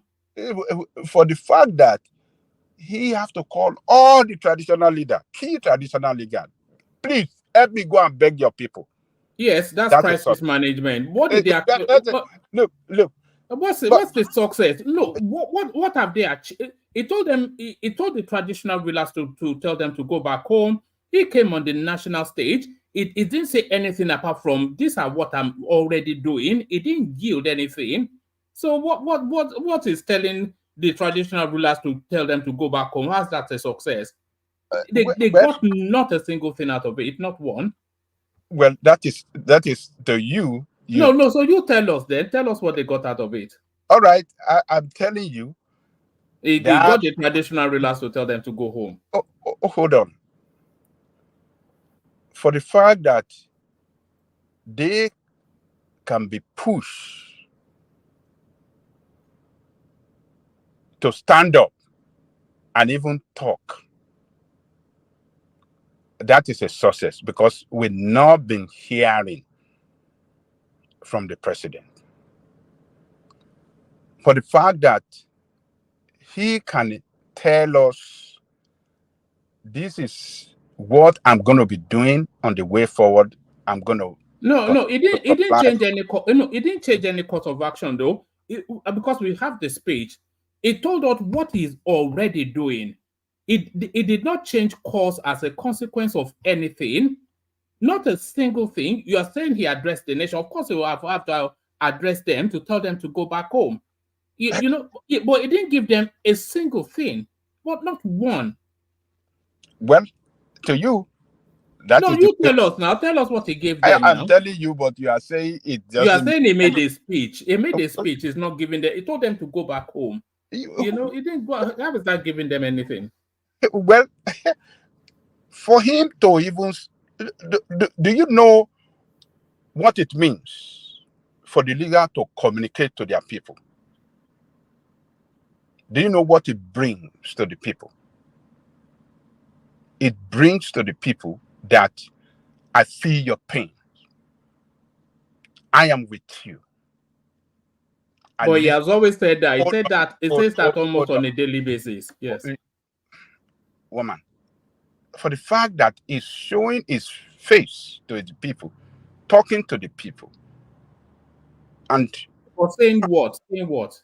He told them to go back home. That's all he said. Well, you just you are just fixated to No, but Ajale Koko, your defense. what I'm saying is the whole 10 days has been an exercise in futility. It's just essentially one man in New Jersey massaging his ego, trying to feel some sense of importance. But outside of there's not one single thing, not even the iota, not even the hint towards something. It gave them absolutely nothing for 10 days of protesting. So it achieved it. We can't even say it's a qualified or even a moderate success, or even it was a categorical failure. The whole protest. It is not a failure, because let me tell you what they have achieved. Nigerian people, for a long time, have not carried out this kind of process.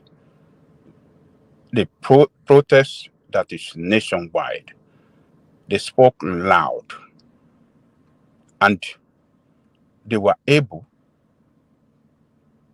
to embarrass the administration. It did not happen in the East. It did not happen in Ekiti. It's not nationwide.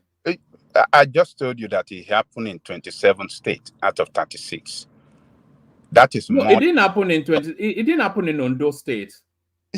I told you 27 states. So those states you are mentioning, they are part of the 9 states that it did not happen. It happened in 27 states. That is a total. To be honest with you, Ajale Koko, it only happened in the north. You cannot really qualify that it happened anywhere outside of the north. A little bit of a small gathering in Lagos, but it happened in the north, nowhere else. That is your own description. Is it because we didn't vandalize? They didn't vandalize government properties and the cameras were everywhere. Now we did not see a crowd. We saw the usual diehards gathering, similar to that 1 million march that we saw 20 people. Okay, woman. Now that you mentioned this thing, do you observe that all the states in which the riots happened, I'll call it the policemen were out and no riot gear? I'm surprised. No, that's a different conversation now. No, I just want to help Aja get out of that pressure you are giving him. No, but Baba, that protest achieved nothing. You can see Ajale Koko grabbing straws. That's why I just want to move it out. It's clutching. Yeah, because the president came out to address you when you are rioting to go back home. That's an achievement. Did you see police in riot? It was a total failure. We have to say that the riot. It was a total failure. Yes, that is. You belong to the government side. That's why you are speaking like this. No, I belong with Nigerians. So you don't forget about that joker. One man forget about Gbogbo. You belong to Nigeria. Don't be telling us that. So you belong to the government side, that there should not be protests. That is where you belong.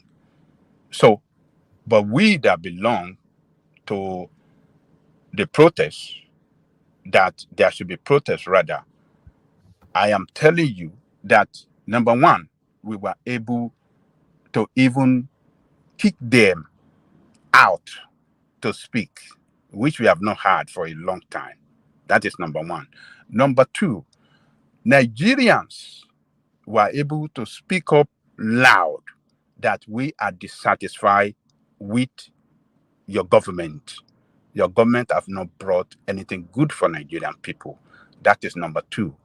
Number three is that Nigerian people were able to embarrass this administration in international world, because not only Nigerian media that carry it, international media carry this, that Nigerian people are not happy with Tinubu administration because of some policy that he has implemented that is causing hardship on Nigerian people.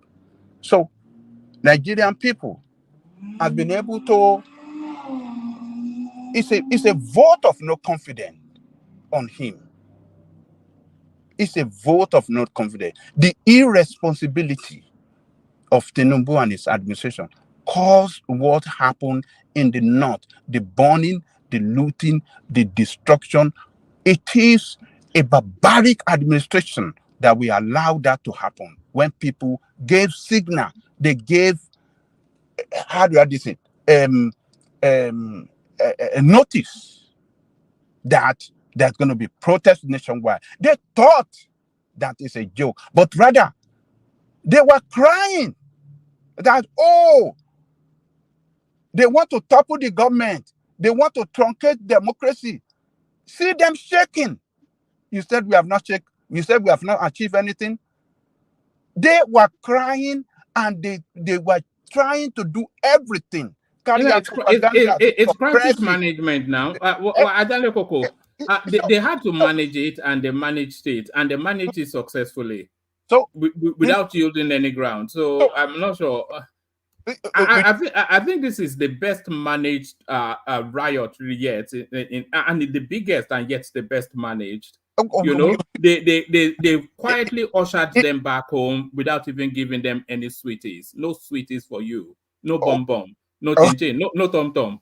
No goody goody.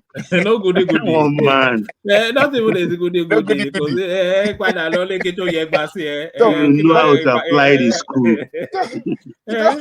So one man, look, this administration has been embarrassed. This administration has been forced to its knee. This administration, Nigerian people, without gun, without nothing, they shook all of them to the core. The military was shaking too. They were saying, oh, they want to topple the government. They want, look, Nigerian people have shown to them that this is just the beginning. The next, if Tinubu don't act right, the next must be worst.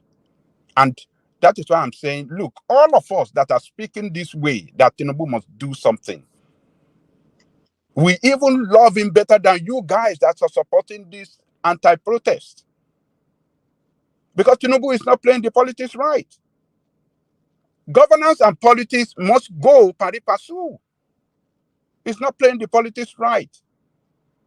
And we are describing a political strategy, but it's not doing the politics right this time around, because it's not coming clean to Nigerian people. It's not letting Nigerian people know what the kind of mess that Buhari left behind in the management of this petroleum subsidy, where it took it from, and what it's doing about it, and what it's doing for us, what it's giving us as subsidy. He must let us know. He should not lie to Nigerian people. If he has been saying, look, this is the price, this is what we are giving you as subsidy, don't run away. It is not, it is not illegal to give subsidy to the people. Why are you saying subsidy are gone? It has gone forever, yet we are still giving the subsidy, and yet we are denying it. What kind of leadership is that? That makes no sense at all. That is where is shooting himself in the foot. Come out clean. Let Nigeria know. Let us know you are still giving us subsidy, so that we but can why know are you all interested in knowing the subsidy and the amount, all these things? Why is interest? Because I don't understand. Bring it home so we can go on to Larry, and I want to try and acknowledge Cyrus's super chat as well. So bring it up. So Larry, Baba, you asked the question now. I didn't hear. I said, why this fixation on we want to know whether they are paying subsidy or not? Any discerning person knows definitely that there is something going on, but we can't call it subsidy because it's not budgeted for. So it's an intervention, like they intervene the intervention in the forex market. So when it arises today, they can put 30 naira. Tomorrow, maybe they will need 50 naira to put. So it's not a steady thing, and there are days they don't even need to subsidize at all. So it's an intervention something. What is that? What is the cause of that intervention? Are we not supposed to know? Differentials in price. Because it's not steady. It's not every day. Oh, Baba, are you telling us we are not supposed to know? So sorry, what you are saying? What's the cause of the? What do you think the cause of the intervention would be? He should tell us. No, he should tell you. What would they? Hold on, Ajanle Koko. What is the meaning of intervention? Intervention from where? Intervention to maintain price stability. Where is the money come from? Just hold on now, Ajanle Koko. Just hold on. The intervention to maintain price stability. So I mean, no, I don't think anybody needs to be told to know that the vagaries of the oil markets. You have to maintain price stability, and when you have to intervene, you intervene. And the intervention is not coming from the budgetary space. It is coming from the crude space, which is the NNPC space.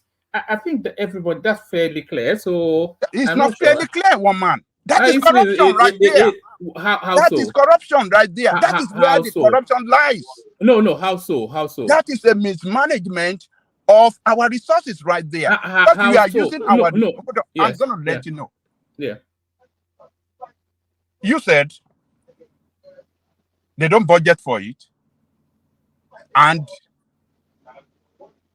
there is intervention from the crude. Yes.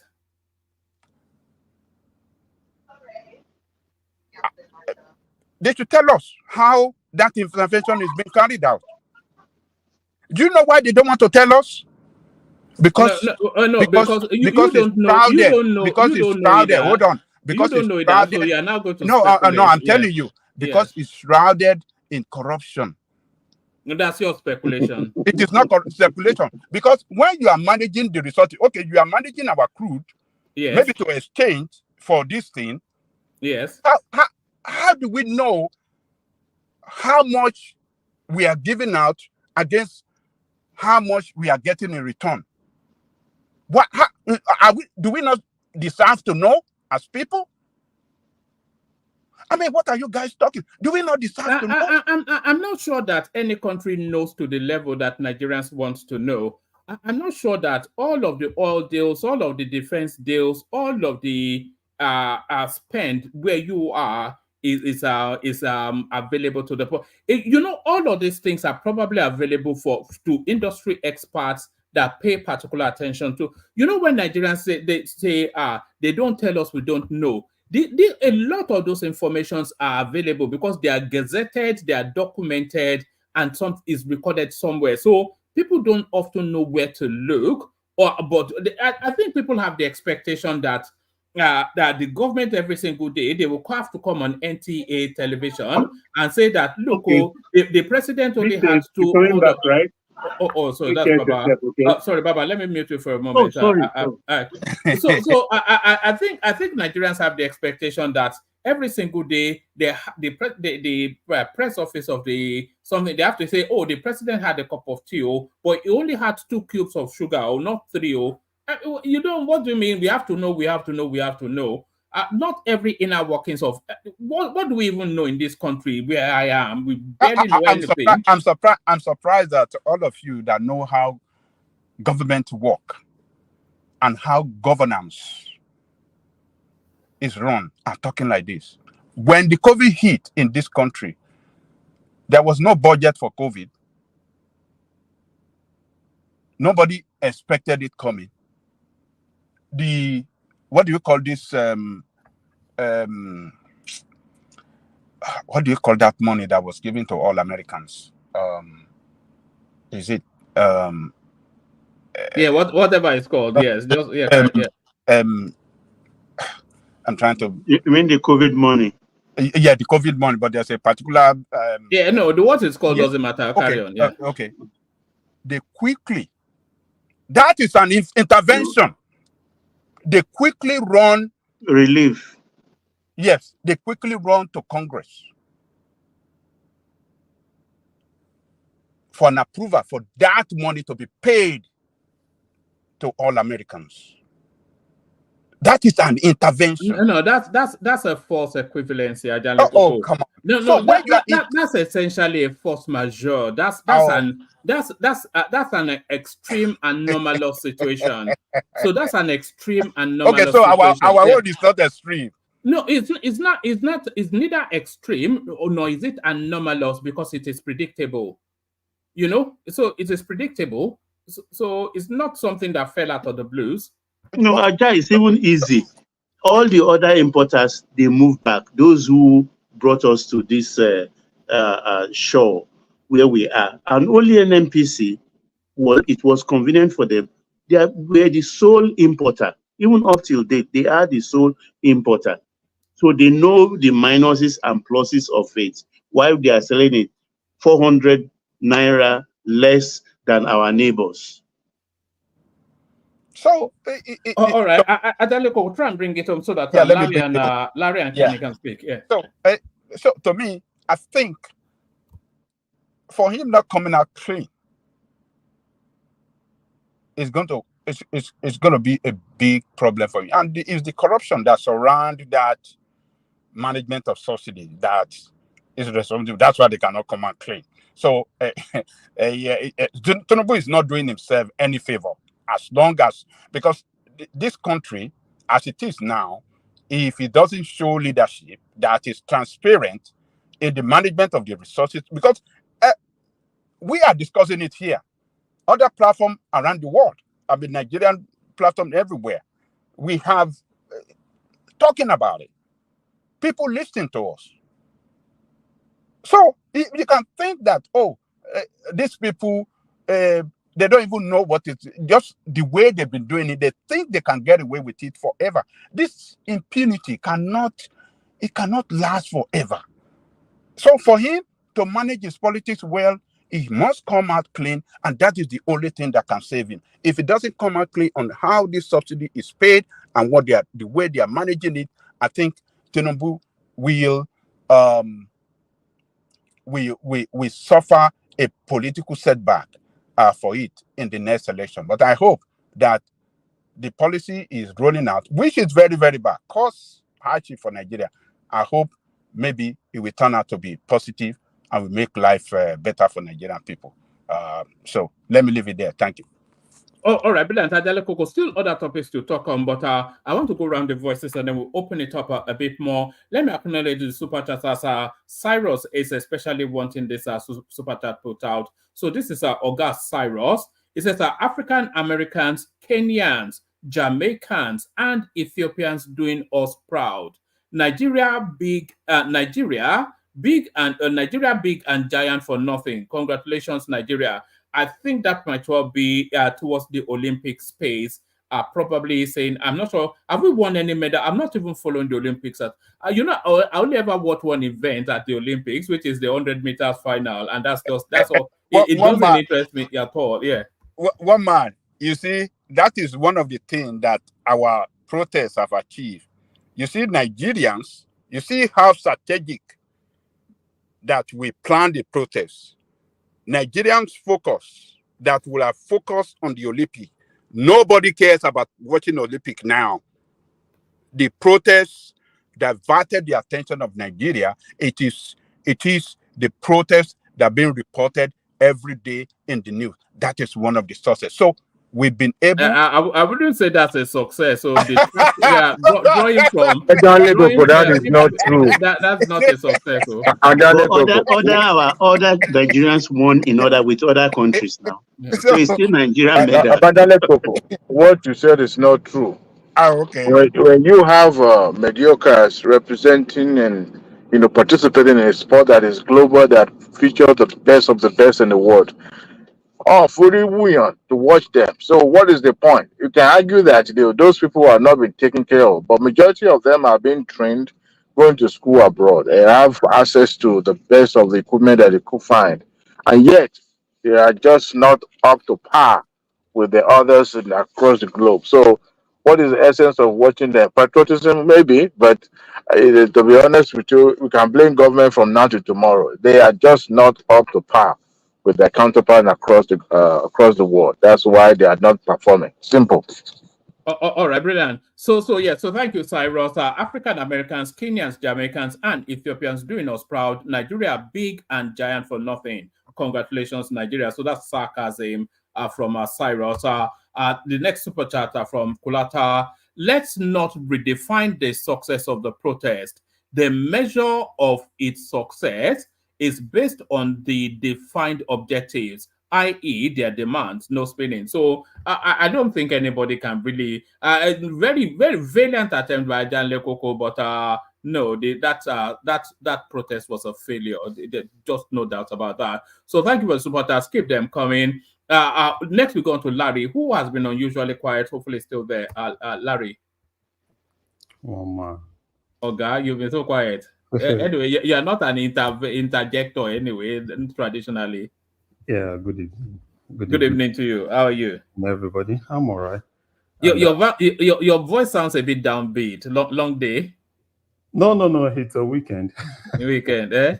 What's the weekend like for you? Is it barbecue all the way through, or just time to sleep, or what's the weekend for you? Yeah, my normal weekend, probably on Saturday morning. I play soccer. On Saturday. God, you call it soccer? Yeah. Do you want to correct yourself? Okay. So what do I call it? Football, right? Yeah, of course. That's what it's called. Football, that's soccer. You're Americans. Oh, yeah. It's football now. I call it soccer. Look at these people. Football. We call it football. We tell it, wow. Carry on. Yeah. So I play soccer and, just hang out with friends. Is that for fitness or for the love of the game? It's the two. It's the two. Love of the game, fitness, and at least that's the only period when you see everybody coming around and playing. I don't think I could attempt that anymore unless they have an ambulance parked in the ready. But it's good. It's good. At least it's something that brings everybody, and we play a little bit, and thereafter, at least we play very early in the morning, and thereafter we have some time to gist and stuff like that. You go to the bar afterwards, Abby? No. Are you a bar man? Do you go to bars and clubs? You don't strike me as a. No, I'm not. Unfortunately, I don't drink. You don't drink? You've never drank alcohol? No, I don't. Have you ever smoked? No. God. What do you call what you live life? You don't drink, you don't smoke. I suspect you don't womanize as well. No. No, Mama, let's leave all those thoughts. No, we know only one. You do overdo that thing. All right. Look at this guy. So from the okay. So let's go to the Scripture Union and hear their opinion on our politics. It's all about Scripture Union, though. Yes. Yeah.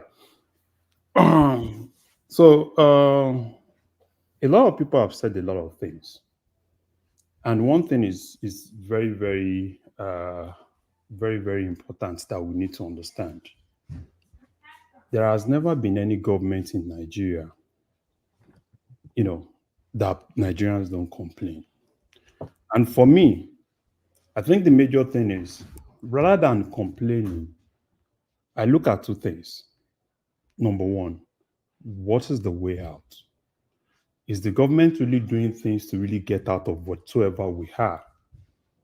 And number two, how strategic is the government in getting us out of it? So those are the two things I focus on, right? Because, it's normal. Every government policy will definitely lead to people complaining. During Obasanjo, there were complaints. During Jonathan, there were complaints. During Yaradua, there were complaints. And now during Tinubu, there are complaints. After Tinubu, there will be complaints, which is normal for human. So, but for me, I think it's just for us to kind of look at what exactly is this man doing? What is the goal of every policy that he's doing? And how strategic is he in implementing some of those programs? So those are things that I focus on. And I also focus on What are those things that are missing in his government, right? That's not really making him to quickly achieve what he wants to achieve. So those are things that I try to focus on. And if you ask me, things that are missing in Tinubu's government, one of them, not having a strong chief of staff, is really, really, really affecting his government. Tinubu has always been known, even when he was in Lagos, he was successful because he had a strong chief of staff. But this time around, he doesn't have a strong chief of staff. If you remember those times, people are, oh, Buhari, when Buhari came that first time, Buhari was so good. Buhari was so good. It was not even Buhari that did the work. It was Tunde Diagbon that was doing the work. So, and another thing that I see as a problem in his government is the ability to coordinate policies. They have one of the best policies, if I can tell you. Tinubu's government has one of the best policies I've seen, compared to what other people actually have. But the problem is ability to coordinate those policies and ability to strategically implement those policies. Those are the things that are really missing. I've heard people talk about, oh, subsidy. Oh, petrol. That is a big elephant in the room. And if you ask me, should they bring subsidy back? No.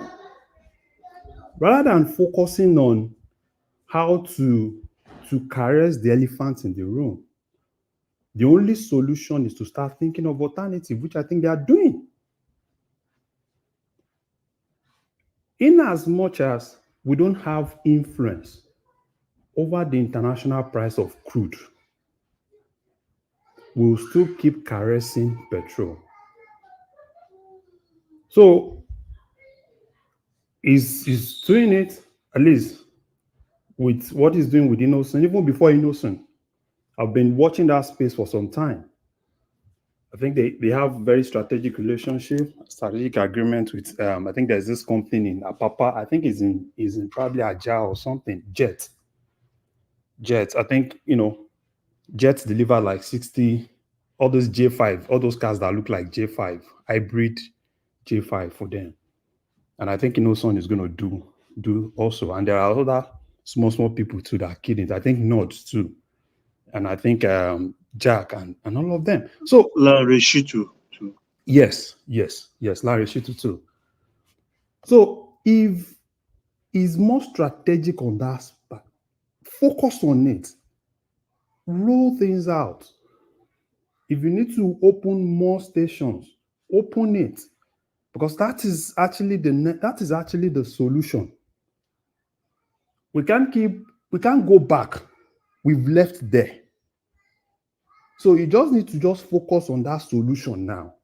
Now, if you focus on the solution, if we have more of those doing public transportation, I've seen some couple of, some downfalls in Lagos too, converted to CNG and some other things. So if we can actually focus on those things and ensure that we have that CNG, particularly let it be, if they are going to do federal assisted mass transit, let them do it across all the states. Then if you feel that you don't want to convert your car, and if you feel that you don't want to go through that public transportation, then you know that you want to pay for petrol. Number two, in terms of this petrol that we're actually talking about, I've been watching the space because the last time Dangote talked, they said 10 to 12. So I've been watching that space. And I think what Tinubu needs to do, he needs to lead that conversation. He needs to lead that conversation. He doesn't need, I think he should stop leaving those things to Wale Edun. Wale Edun cannot lead those conversations. Wale Edun is a finance guy. Wale Edun should focus on revenue, how to increase revenue, tax, and some other things, work with our FIRS and all those things. Wale Edun cannot coordinate this economy. Tinubu needs to come out himself, because for now, Adibini had a very powerful chief of staff. That chief of staff will be the one bringing everybody together. But now he needs to come out himself, sit down with Dangote. He needs to sit down with him. And he needs to, have some talks. And let's see what he can do.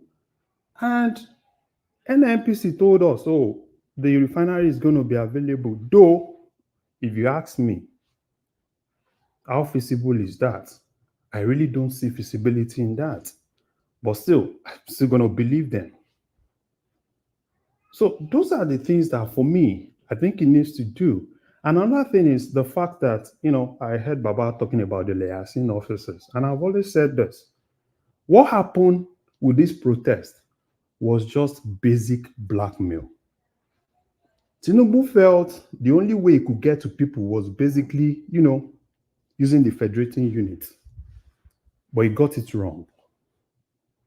A lot of the governors actually kept quiet. I've seen a lot of them coming out, we didn't collect this, we didn't collect it. Did they even tell Nigerians what they collected?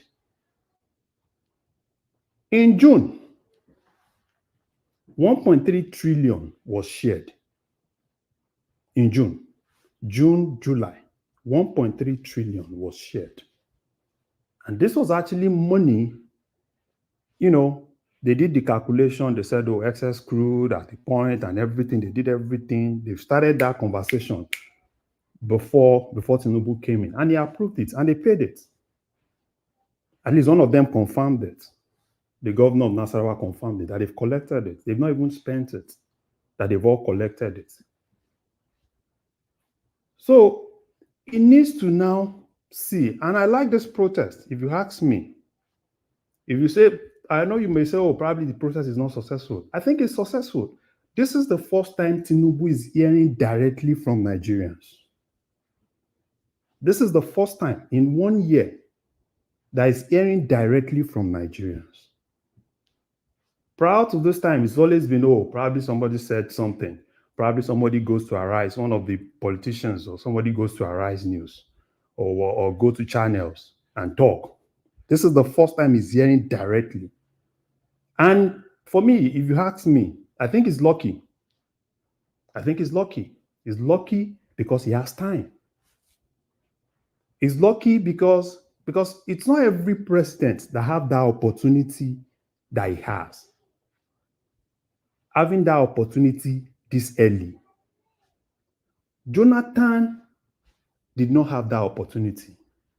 Because had Jonathan had that opportunity, it would have changed a lot of things. So, but the whole thing is actually in Tinubu's court now. He's got the opportunity, he's heard directly from Nigerians. Now, he needs to now sit down and focus on some of those things himself. And I've always said something.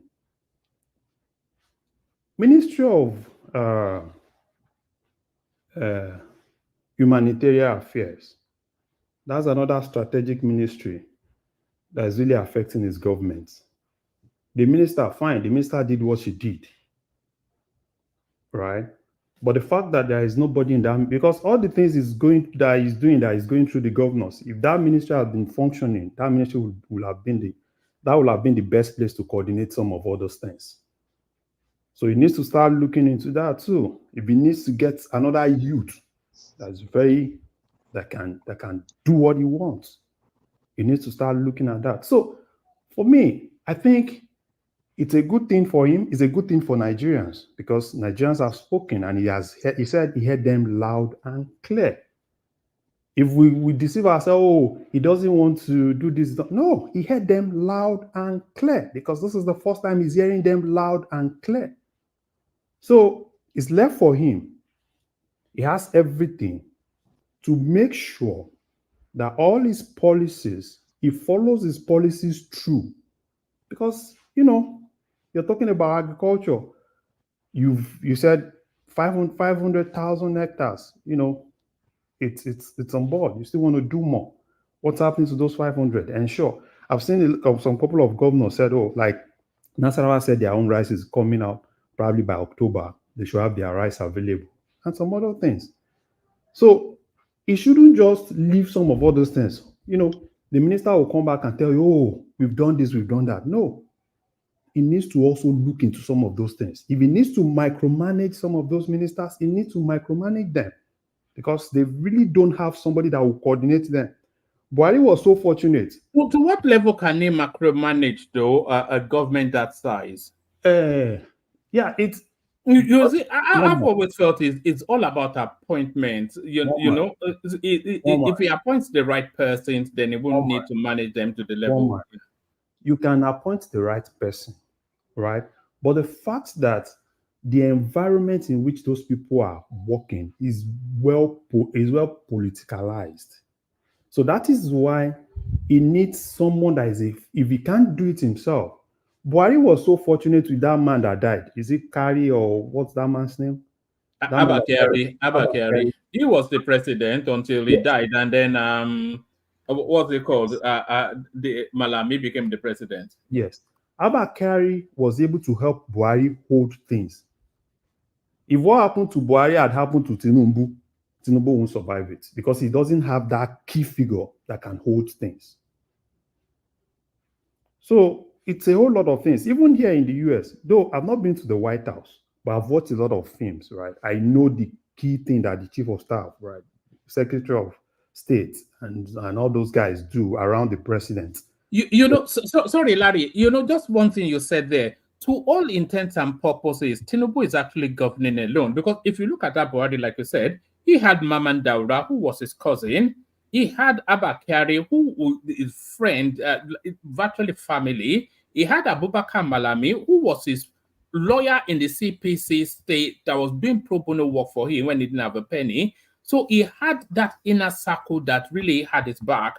But Sulu Gabari also. If you look at Tinubu's inner circle, who is there? He has Gbadabe Amila, who is just is a grifter. He's just there for. It's just it's a grifter. It's just it doesn't have that that core base like Buhari did.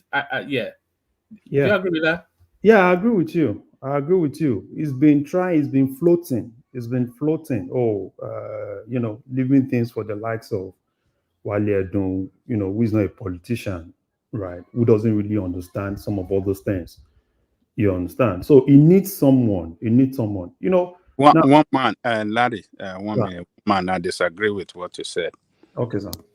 If Tinubu is surrounded with core base members, people that they govern Lagos together. Okay. But they are at a distance. If you're talking about Cardoso and Edun, they are not in a caucus now. No, they are. Those are the people that serve with him. Baba, let me give you an example. People that he can go to bed, tell them do this, and he rely on them. Baba, let me give you an example of the same thing that happened to Tinubu now. Happened to him when he was in Lagos. Do you remember Tinubu's second term when he needed a successor? And when all those guys all of them wanted to succeed him, there was a lot of problem in his government as at that time. When you had Pedro, you had almost all the commissioners, all of them wanted to succeed him. But what helped him was the fact that he had someone who was young, who was able to help him coordinate things. If you've listened to Fashola, I've listened to Fashola severally. How Fashola, at the point, Fashola was, Tinubu will call him in the night. He will call him at this point. He will call him at that point. So for me, even if you know what is happening in Villa, there's a lot of problem happening in Villa, but a lot of people don't say it. A lot of problem is currently happening in Villa. Have you seen the flip-flop with the communication in the Villa? Ngalali, Ononuga, Ugdok, or what's that other guy's name? So those are things that, you know, if you have a strong chief of staff, Villa, number one, coordinate Villa. Once you coordinate Villa, now work closely with some of those ministers. Most of the ministers, what you see in Tinubu's government is one of the ministers are just doing their own thing in silo. That's what you just see. Most of the ministers, they are doing things in silo. There is no strategic coordination. And that coordination is very key for him to have his policies, for him to have success when it comes to policy delivery. And that is exactly what is lacking. If you ask me, is Tinubu working? Yes, he's working. But the problem is they have a lot of short silos everywhere. And that's why you see in most cases, Nigerians will be like, we don't even see some of all those things. But until they have someone that can coordinate things, and which I don't think is left that to Wale to coordinating Minister of the Economy and all those things. But Wale cannot coordinate that thing. Wale is more, yes, he's good, he's good, he's smart, but he can't coordinate that thing. That's what I'm saying. Okay, guys, can I go ahead real quick because I just want to talk. I need to go. I want to talk about this sports industry and the bad shape that is in really quick, please. Okay, you can go. Sorry, are you happy for him to go because you were still in the flow? But no, you can go. Oh, all right. Yeah, All right. So, Cyrus, usually we wait our turn, but carry on. Yeah. I don't know. Yeah, I appreciate it. Yeah, this sports thing, I feel that it should be one of the main topics we talk about. Maybe if since not today, maybe tomorrow, because what we're seeing with sports is that it's a way for people of a country to forget about their problems, come together, unite, and just feel better and happy about despite whatever is going on in their country. Some of these countries that we're seeing now, they have wars. You even have a refugee team, yet they still know the importance and the value of coming together and competing in sports. Now we have us as Nigerians. Despite our population and everything, we can't even get one medal at these games. You have African Americans, everybody doing well, even all these smaller countries, because I think Adewale said something about the funding and not funding and all this stuff. That's not the excuse, because you have Botswana and Kenya, at the very least, they are good at something. Why is it that we're so obsessed with sports, bro? We're no longer good in it. We won gold in soccer in I think it was 96 in Atlanta or something, and then I think we went to the final. I think 10 or 15 years ago. Since then, what have we done? World Cup, we can't reach a semi-final. We can't reach a final. We can't win it. Our sports industry has completely collapsed, and all of us I hear you all talking about minister of this, minister of that, and that. What about the minister of sports? So it's unacceptable what's going on in our sports industry, that we don't even take sport. We don't even take sports seriously, especially in our government. So we probably can't have this conversation today, but maybe tomorrow this should be a topic that we really look into. Cyrus, I think we should do a post-mortem, a whole day on this. Actually, I share your concern. Have we not won a medal at all? I'm just looking at. We haven't won anything. Nothing at all. I'm just looking at the medal table now. But do you know that even Kenya was winning medals like 3 times in a row, year after year after year, and it's not only their men, their women. They have a specialism, though. You can't use Kenya as an example. But we're not. Which one are we good at now? What is something that we can say that we naturally have that talent for? What is it? Unfortunately, Cyrus, there's no excuse. Cyrus, do you think it's a bit unfair that they've not made 419 an Olympic sport? Eh? My brother, we're so. If they make 419 an Olympic sport, we're Nigerians are so good at so many sports, and we take so many sports seriously. Why is it that we have not created a system whereby we can compete at the world stage? We can't reach it. We can't win a World Cup. Cyrus, we are very good in sprints. Unfortunately for us, there are so many countries also that are very good in sprints. That is no Kenya, because of high altitude, all those East African countries, you understand, they are good long distance runners. So they are doing very, very well. The But rest do you know of the that world, even the white people are competing and winning these events? You cannot tell me that Nigerians are not good at any of these sports. They're bringing out at least 2, 3, 4, 5 of them, but we're not competing no, anything. we are very good. 400. We've won gold in 400. We've done the 4x4 women. They've won silver. You're not understanding me. You see, Jamaicans are good at running, short distance running. Kenyans are good at the long distance running. Americans, the Black Americans, they're very good at basketball. And pretty much, if you watch today's Even in sports, sprint, they are good. even in soccer, football, the women are extremely. They just won another gold medal today. I don't know if you were following the games today. United States. I know. So, I feel your pain. so the African diaspora, you can see them competing and winning. Even the winning goal was scored by a black person. The Nigeria, who's tend to be the giant and everything. You telling me that we're not good at anything? My brother, we have to address this. There's one Nigeria girl who won Ogunleye.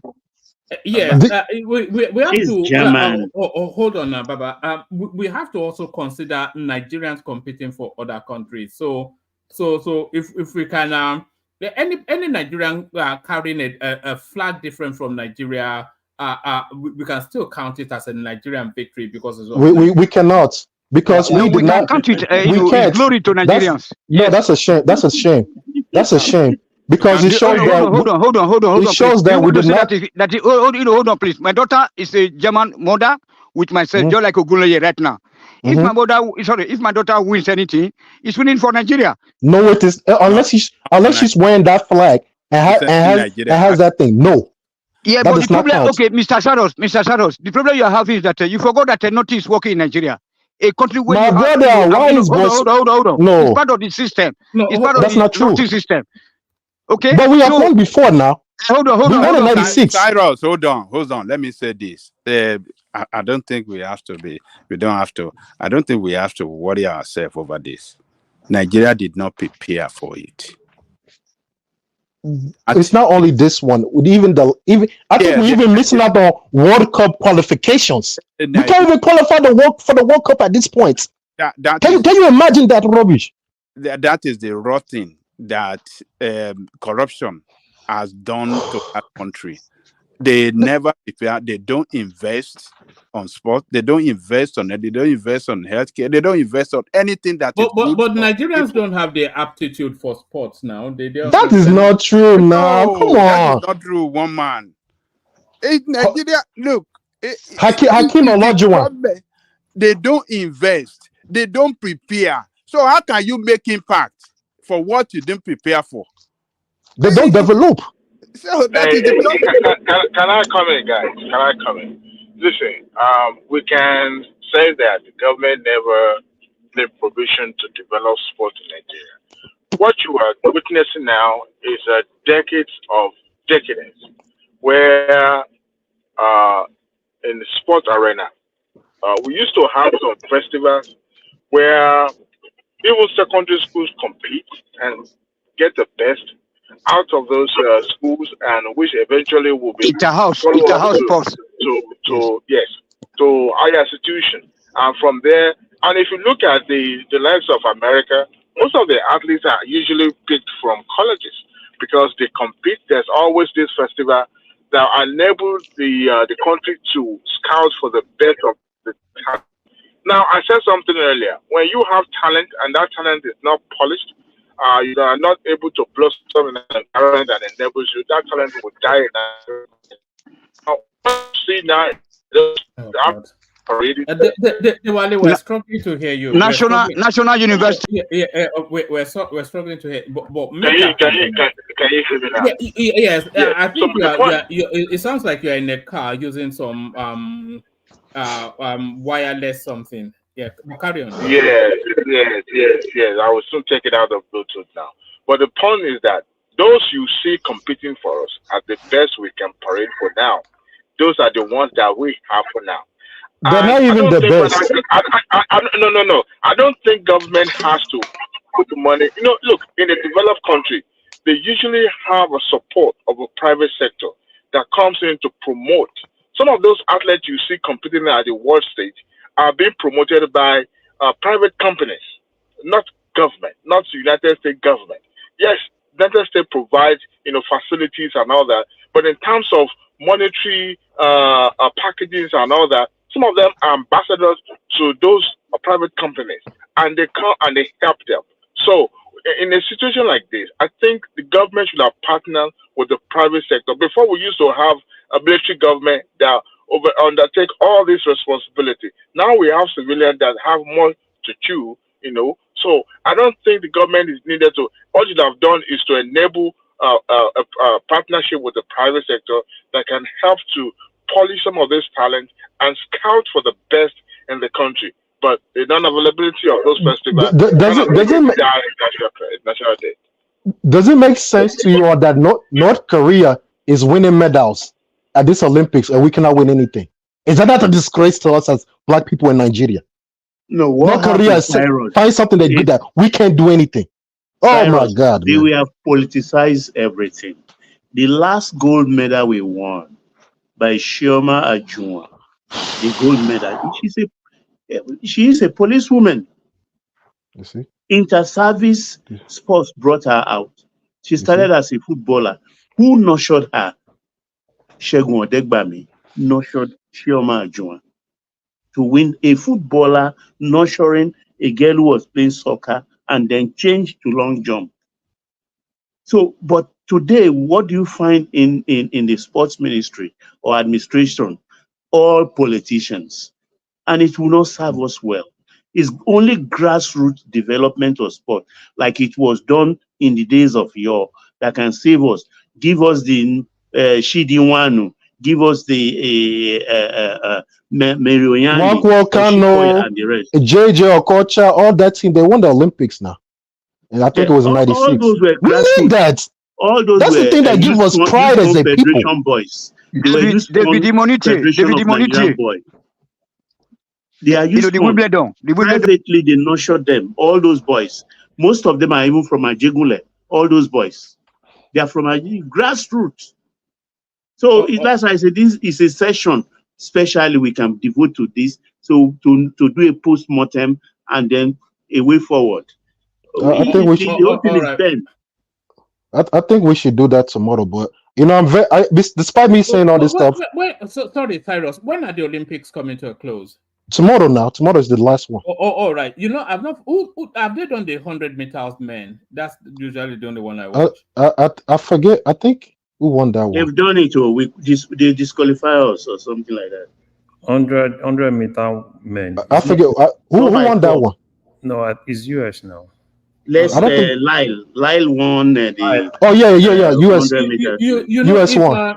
If the US wins the 100 meters, you know what I always think. What? That drugs won. I don't. No, it's not. Don't do that. No, that's what I always think.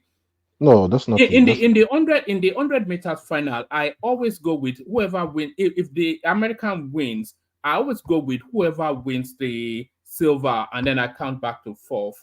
Because do you know one man? The Australian one. The American. Hold on. One man. The Australian Olympics. They gave us a gold medal where we won the silver, because I think the Americans who won it, they took the gold medal from them because of a drug. Oh, come on! Let's not do this. No, the Americans have more medals than. Yeah. No, the American development. You see, some of you guys, like one man, you have not been to the States now. I don't think so. Who told you that?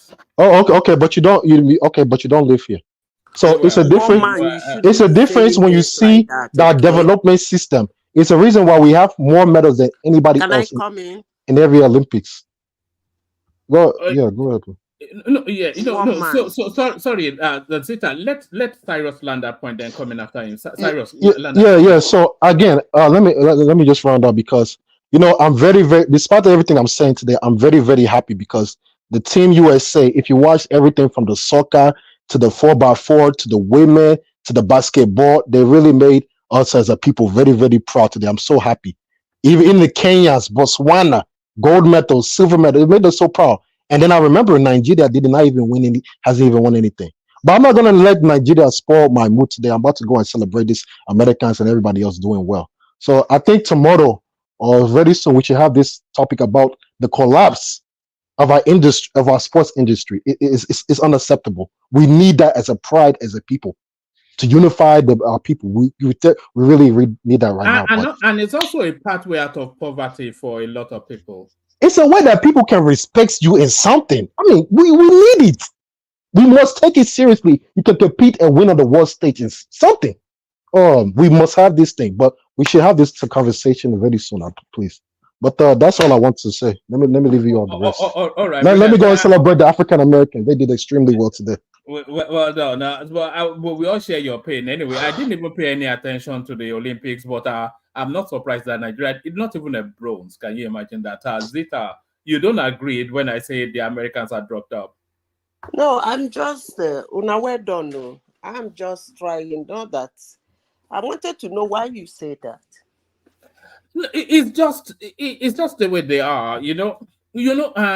There was this, I can't quite recall his name. There was this Canadian that that got busted. This is several years ago. That got busted in the 100 meters finals. I think it was actually during the Carl Lewis space.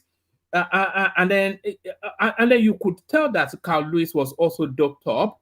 But and then every time that and there's this other 100 meters hurdler as well, American Ben Johnson.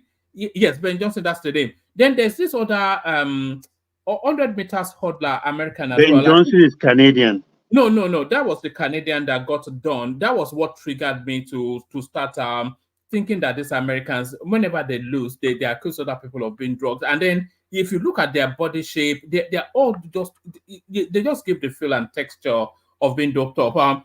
Do you know this hurdler that broke a lot of record? Black American is always on. What's his name again? It's a 100 meters hurdler. It does the hurdles. It broke about 4 records thereabouts.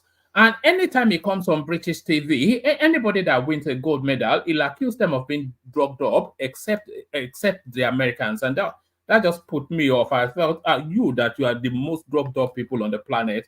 Yeah, Michael Johnson. Yes, well done, Ayo. So no, I'm not. All these Americans, they're just an unknown. I don't count them in sports. I always discount. If the American win, I discount him, and then I go with the second, and then I count down. Yeah. I think I would rather say the way you said it should actually be rephrased, in the sense that you shouldn't use the word drugged up. A country that have 2-3 representatives in every sport that is being showcased in the Olympic, is wrong for you to say they are drugged up. They're always often instances there. What about Michael Phelps? And there's so many examples. All over the world, most of their sports guys, they use one thing or the other. And most times they get caught and they're being called up.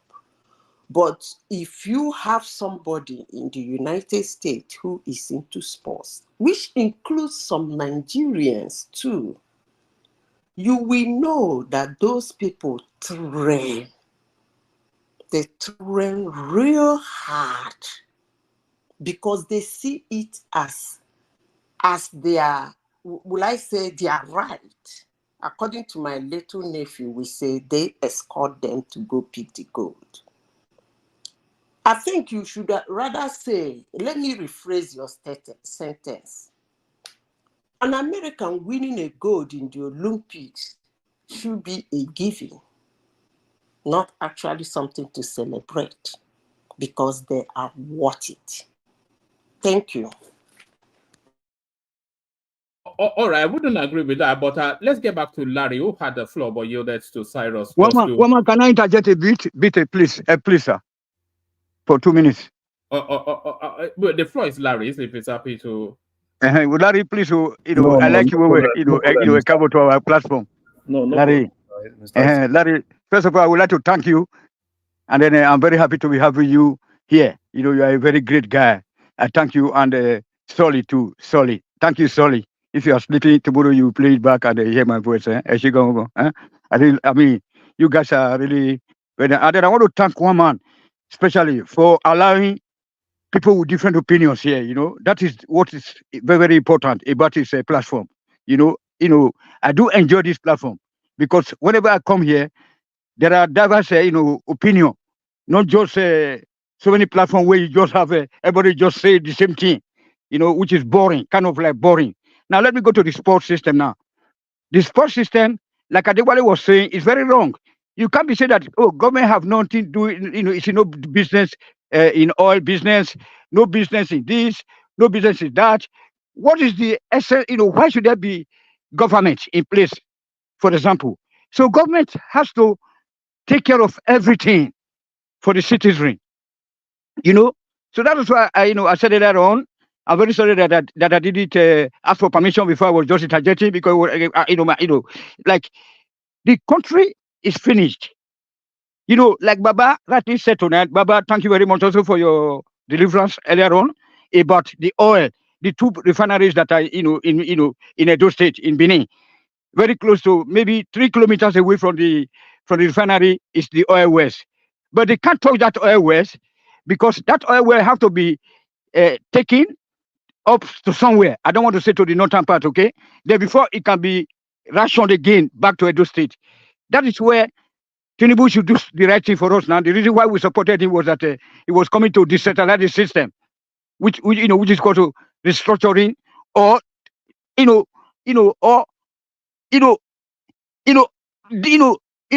dissolution. Divide the country peacefully, so everybody will be on their own. You will go after your papa and your mama name, because that is why the oil is not working. That's why people have no job. That's why we are paying 100,000 for one bag of rice. That's why our sports system is not working. If you had been to LA when I was growing up, there was this police college. I saw the police barracks. Very beautiful. I think they also have a school in there, opposite the University Press Limited. Man, beautiful place. They have lawn tennis, then everybody.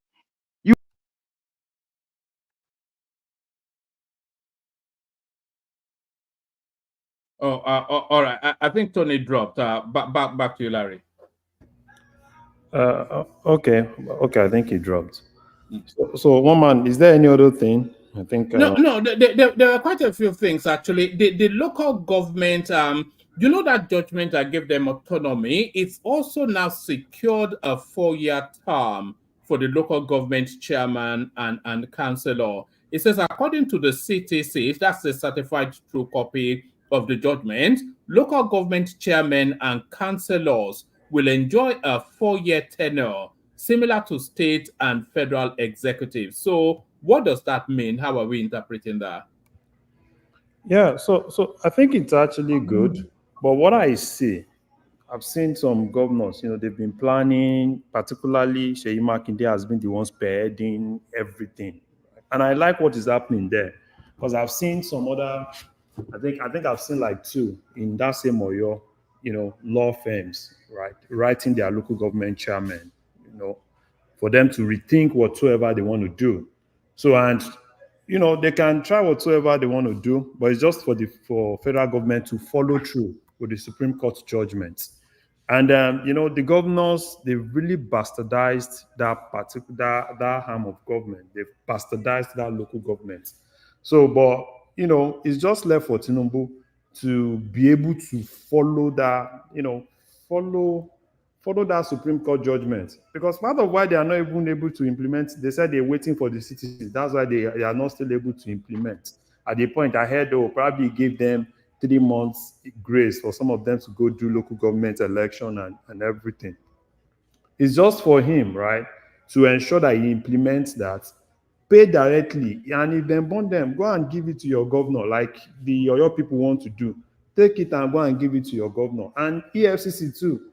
EFCC, this is the best time, EFCC, ICPC, if they really want to work, this is at least they've seen one work to do. They should just focus on those work. Leave all those busting schools looking for Yahoo boys everywhere. They should, if it's just only this one that they want to focus on, NFIU, EFCC, ICPC, if they can just help Tinubu on this one. At least what are we saying?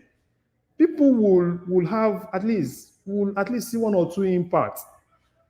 Because what you see in most of the state governors, hardly will you see a state governor doing things in other local government except the capital. People will say, oh, probably this governor is doing things. Go and ask that state. Most of them do things only in the capital because that's where their friends, when their friends come to visit, that's the only place their friends see. They said they call it urbanization. They call it all sorts of things. So, but if we can actually get this right, and those are strategic things, right, that for me, right, that's why I said Tinubu is shaking spaces that have not really been shaped, that have been left for long. So if he can get this right, the governors, I understand they have a lot of gimmicks. They will come back. They, at the point, some of them were saying probably he's against the constitution. No, he's not against any constitution. It is clear and clear. It's just for the Minister of Justice to work with the Minister of Finance and ensure that they implement. If anybody or any of them have any issue with any of the judgment, they should go to Supreme Court and see if there is anything they can do. And Tinubu, I've seen a lot of these things coming from Seyi Makinde. Yeah, I understand. Seyi Makinde has 2027 ambition. But it's so unfortunate, right? That it's so unfortunate. Probably he has actually had one or two plans with the local government finances. But it is now that Tinubu just needs to leave those guys, follow through to his own policies and follow through. Forget about the governors. Because there is nothing the governors can even do. The only thing they can do is to collectively come back and blackmail him. That's the only thing. Oh, is this, is that. So, and he's seen them. They've played all their cards. And that's why, for me, I said Tinubu is lucky with this protest and everything. You can see the cards. You can see the governors playing the cards. Even those that are supposed to be vocal to come out and say the truth. Some of them were even afraid to come out to say the truth. So all of them are just hiding, right? You see a lot of governors, they are kind of like hiding. You don't even know what's happening. And the opposition governors, you know, that's another opportunity to get back at federal government. Oh, no, it's the federal government. No, it's this, it's that. So for me, I think Tinubu has a battle. He has won this. He needs to stick to it. He doesn't even need to listen to any of these governors. They will play all sorts of gimmicks because he doesn't even have anything to lose. He should just focus, ensure that there is 100% implementation. If you know you don't want to do election, go and put your local government caretaker and all those things. Let them hold the money till somebody that is legitimate gets there. Let them pay that person. And this one is even good because what the governors do, because they know that the local government chairmen have 3 years, except Abuja. Abuja, this, I think, FCT area councils, they already, before this particular judgment, they already have their 4 years. So if it's 4 years, I will even appreciate, right, if we can have that election, if there is a way they can do everything, ensure that we have that election, that same period we are having election. Let everybody do that election that same day. If everybody do that election that same day, at least let's know everybody. Because at that point, we'll be able to, even if it's going to be the state electoral commissions that are going to be doing it, let them do it towards that time. So that at the end of the day, everybody knows we are coming in for 4 years, and at the end of 4 years, we are out. So you do what you are supposed to do. So this is a good thing. It's just for Tinubu. Tinubu has everything. He has the arsenal. He has everything to implement this. All he needs to do is to the Minister of Justice work closely and ensure there is 100% implementation. Don't listen to any governor. Let them go and be doing their meeting. They've been doing meetings. They've been playing a lot of gimmicks and everything. And I like what the president did. The governors felt that he was going to run to them before he made that press conference. You know, and they will now say, okay, we help you and all this. Now, they've all played their card. And he is also seeing the cards now openly that, okay, fine, this is the card. And he felt betrayed, right? Because for him, he felt, oh, the only thing he could do is to support them. And you support them, and at the end of the day, none of them is even coming out to tell you what they've got, right? You say, oh, no, we didn't get. You know, as things carry on, the federal space will be bypassing those state houses and going direct. Like these palliatives, for instance, now that they've mismanaged it, a lot of them are rebagging it. Some of them are claiming they didn't even get it. I think that in future instances they'll just bypass the state houses and go direct. Yeah. No, that is the best thing to do, because you've used those people, you've used these intermediaries, and they've, in most cases, right, they've not even come out. Some of them, they will rebag it. Some of them will even remove federal government's backs, put their own and put their name and everything, and keep it in their storage towards election so that they can use it towards election. That's what most of them do. They collect some of all these things, they store it in their, in different locations, and probably during election, they rebag it, they put their name, they put their political party, and they start sharing. So that's why, for me, I think the president have seen, right? When you see your enemies, even people that are close to you, right? You can see them. Everybody in Nigeria can actually see them. Look at Kano. Why is there a problem in Kano? Kano was still, it was still more of the emir grudges and everything, and they felt, the only thing they could do is to, ensure that they I support the protest, I will even lead you. And at the end of the day, the thing backfired. So it's just, for me, I think this is good. I didn't even know that this is even going to be part of the CTC, because nobody even talked of it. And it's good that the CTC is out now, and everybody we've all seen it. So it's just for the Attorney General to ensure 100% implementation. If they don't need money, they should go and sit down now. If they don't need money, just go and sit down. Do election. I don't even care. Probably it's your person. It's not your person. Put anybody you want to put. Put your family. Put anybody. In as much as you can't even protect your family when there is a problem. Because you can't use your own immunity to cover that your family that is a local government chairman. Because your immunity will not cover him. Look at Ogun State.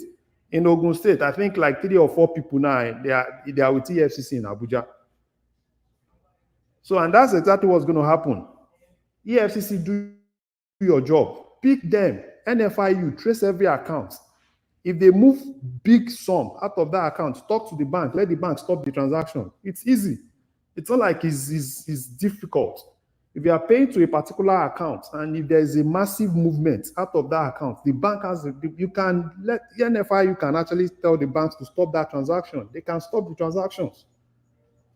So it's now left for them. So these are things that the president needs to consolidate on. These are sources. These are sources that can actually help him, engineer him towards success.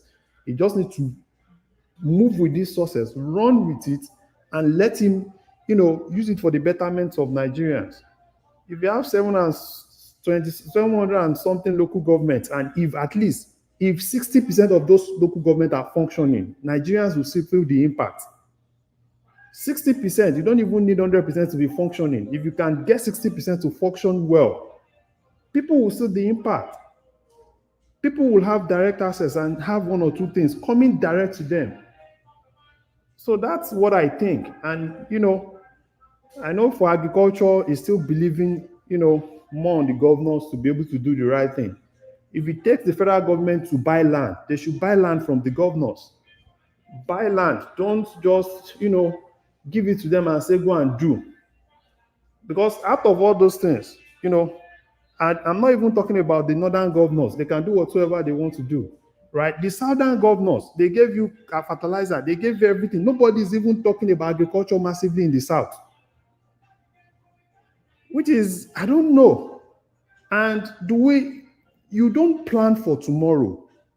And when there is a problem, you start crying. I've seen instances, when there is a problem between the south and the north, what do? They go and stop, all those trailers from Kogi, from Kwara and everything, and say, nothing is going to the south. And you start crying, the Hausas are not bringing food and all those things. This is another opportunity where the southern governor are supposed to now come together. All those meetings they are doing, south, southeast, south, everything. These are things that they are supposed to do. But they are not even doing it. You have an opportunity. Somebody is really helping you to make you less dependent on some people.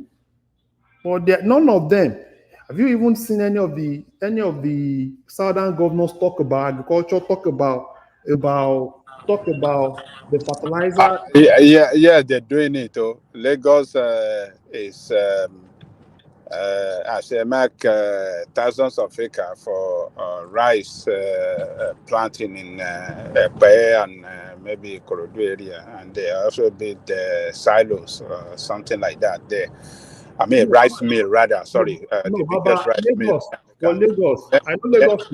Let me land. Okay. And your state, Makinde, you know, he has revamped this Falola farm settlement, the one that Awolowo had in this thing, and he has pumped a lot of money there. They've started, you know, they revamp it, yeah. So they have been trying to do something. So where they are not, it's not enough though, but at least they have started something. That Falola that this guy resuscitated, Falola farm, I think that's a good step in the right direction. Let's give it to him, your state governor. So. Well, Baba, yeah, you see, for me, that's the simplest thing to do. Because you are not buying, as a state governor, you are not buying land because you have the land. The state, all the land belongs to the state. It's not like you are buying land. And rather than people, most of them, you know, you've seen, okay, now we talk about several things. The decentralized power, no, it's not like they are really, except Lagos, right? That is really, you know, trying to invest, you know, like that Lagos. I know Lagos has they have a very good agreement with Binikebi, and that's Binikebi, and I think they just signed one with Niger State, right? Most of the rice that are milled in Lagos comes from Binikebi based on those agreements with Binikebi. So, but there are still several other things that they can do.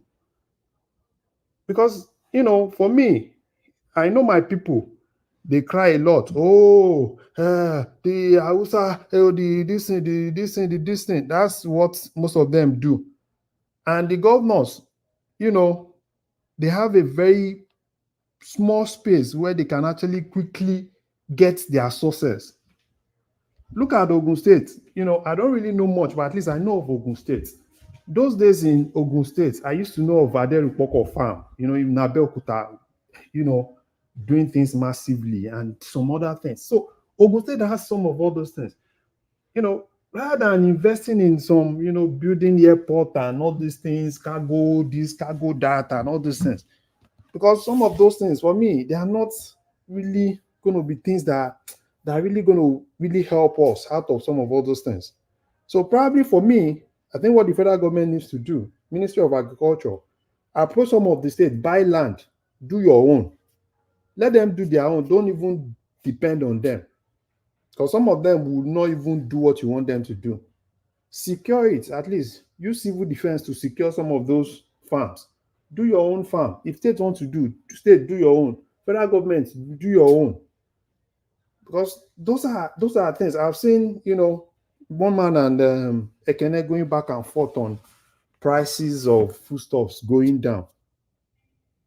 You know, and one man, basically why prices of foods are really going down was basically because, you know, most of like tomato and other things, they are perishables. And during protests, a lot of people, you know, went to protest, you know, those guys were not selling and they need to quickly sell things out. And that's why we are really talking about when we have enough, if there is enough. And this is even harvest season too. Yes. So and if harvest season. You know, if there is enough, if we have enough, there is no way prices will not crash. We just need to have enough. At least if we need to go and borrow template from Ghana. Borrow templates. If you need to steal templates, copy from Ghana. At least Ghana as a country invests massively in agriculture, massively. One of the smartest business to do in Ghana today is to go to Ghana and start exporting yam. A couple of people in Nigeria go to that place. That's another smartest. I was talking to somebody today, and he was telling me about how they move in one of the African markets. Larry, if you see most of the yam in the United States here, African, they are from Ghana now. Yeah, they are from Ghana now. Yes. Most of they are from Ghana basically, and their yam is solid. Very, very good. It's not like all those bitter yam, those bitter water yam that we used to eat in Nigeria. At least I was still telling my wife, I said I like this yam because it's solid. You can not like all those ones. They'll say, oh, is the head. Oh, this one is the tail. That's why it's bitter. That is why you are eating solid yam. So those are things that government need to. If you need to go and learn, copy templates, look for how to really, reproduce template and all those things. Nigeria is too big. We can't feed ourselves, not to talk of even exporting. So it's a whole lot of things, which I think the Tinubu administration, it's good for us to say, oh, we want to cultivate 10 million hectares, we want to do this, we want to do that. You don't even need 10 million hectares.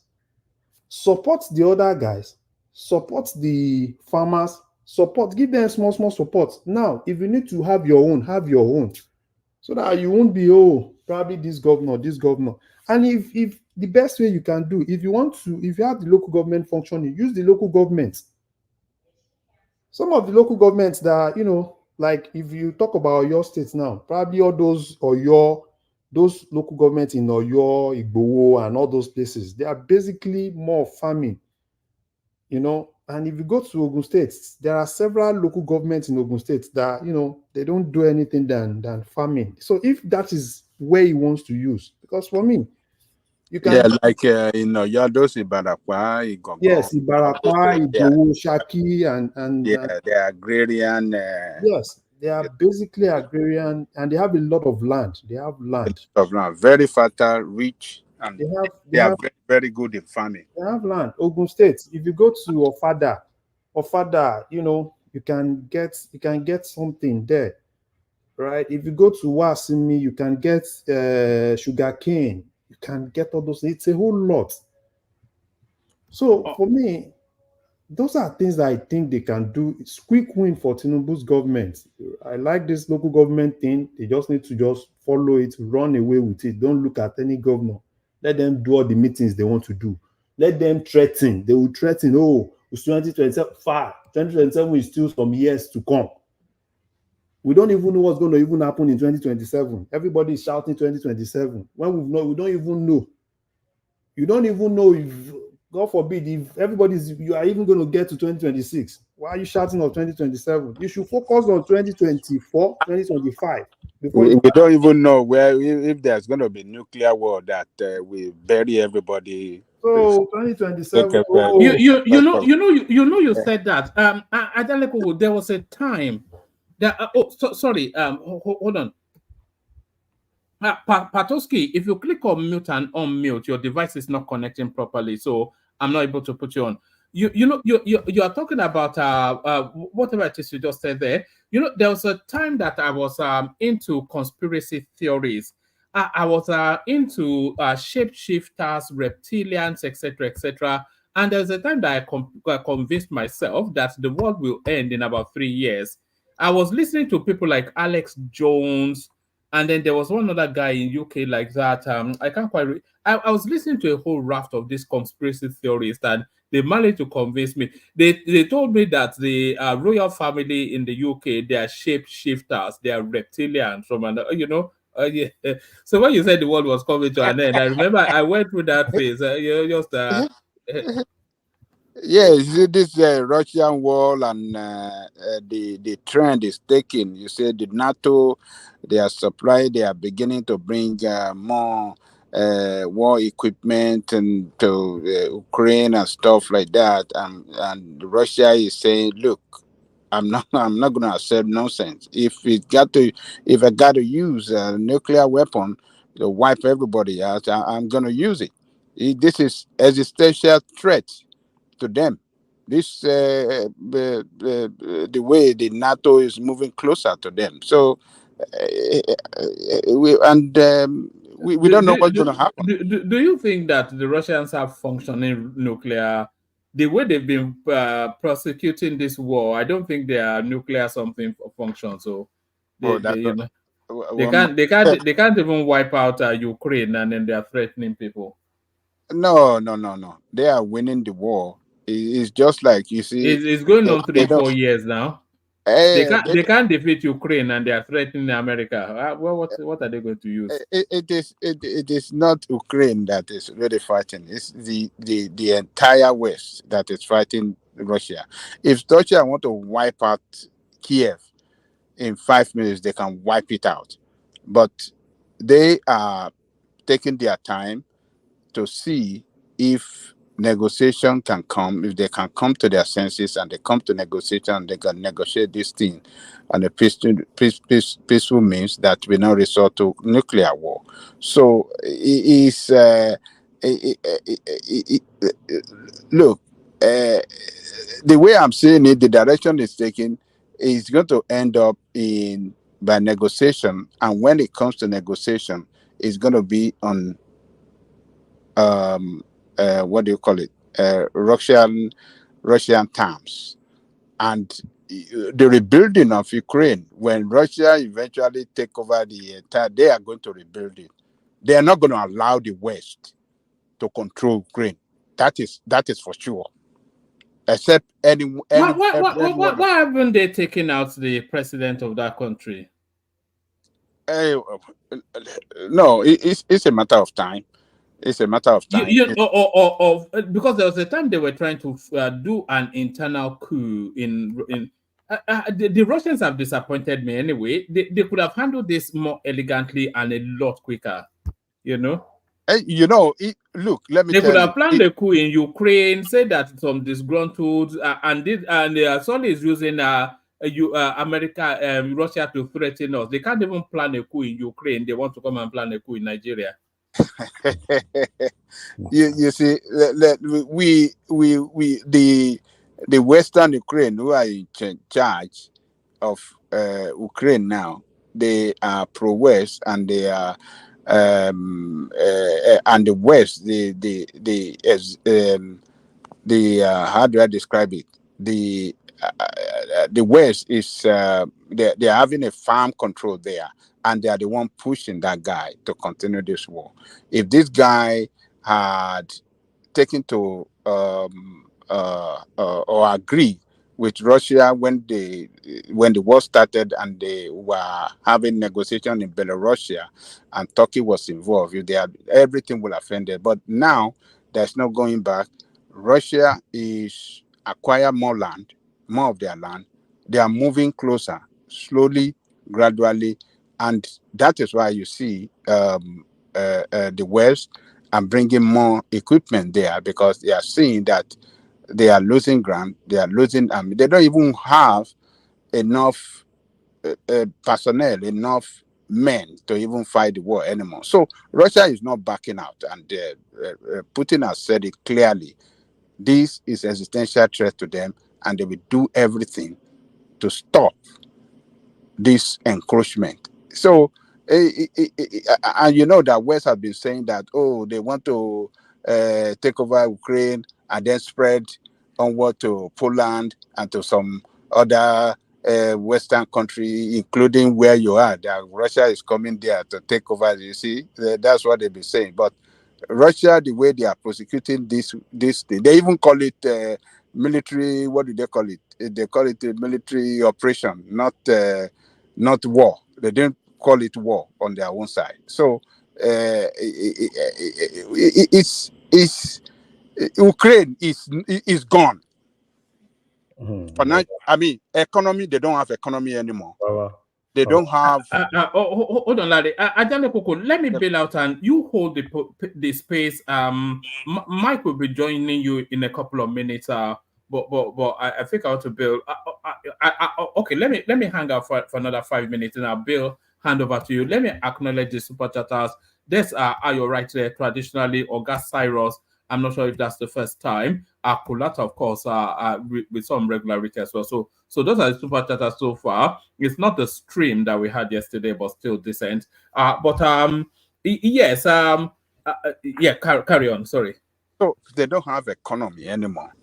They don't have, they can't trade with any part of the world anymore. depend on the West, particularly United States. So what is left? What they have been defeated, already defeated. So this one that they're saying, oh, they are like you said now, oh, you are disappointed. Russia has defeated Ukraine. They are not a functioning country anymore. Their economy is gone. All the everything that make them a country to a lot of 10 million of their population have gone out of the country. They don't. There is no more a country that can stand on its own. They are lost the war. It's the West that is still standing there. So, Mama, Larry, you are trying to come in. You can come in. Oh man, Baba. You see, if you ask me personally, I think Russia miscalculated. Probably they thought Ukraine was just God one bless you. small country they can just wipe out. They miscalculate, and this has actually even opened Russia. A lot of people are now beginning to see that Russia is not as powerful as we thought. Because if you ask me, probably some 10, 15 years ago, I'll tell you how powerful Russia is, right? But I can tell you now, we've seen the vulnerability of Russia. Even in some of the machine guns and everything they said they have, right? We've now seen, a lot of countries have seen their vulnerability. So probably this is probably a war that they never even thought. If you go and ask Putin, I'm very sure he will have actually said probably, probably will have taken another decision not to even go to this war. It's easy for them to say, oh, they are crushing Ukraine. But at the same time, Ukraine too are getting at them, which in a normal situation, a normal Russia, you'll be like, oh, probably nothing. If no fly should even touch Russia. It's both sides. And there is a lot of revolt in Russia itself. But Putin is just, he's just been able to cage those guys so that any opposition, there is a lot of in-house opposition in Russia. But Putin has been able, it's just like what this guy is doing in North Korea. You can't even talk. The only thing you can do in North Korea is to look for a way to run to south, escape. Even military, a lot of them find way to escape. So I don't really think Russia is as powerful as we are saying it. They are vulnerable, and we've seen their vulnerability. Well, Please, can I ask one more question, Ajani Coco, please? Yeah. One man, are you still there? I am still here, yes, Azita. You still there, UK? I still there here. Oh, they never. You know, the protest was meant to come to my neighborhood, but not to my neighborhood or to my borough. Because where I live, I don't think the protest will ever get here. But it's quite a spectacle, all this, Okay. Now they are targeting the blacks as well. Usually they target the Pakistanis, but now they are targeting the blacks. Because it was a black boy that did that shenanigan now. Yes. But they are still using it to target the Pakistanis anyway.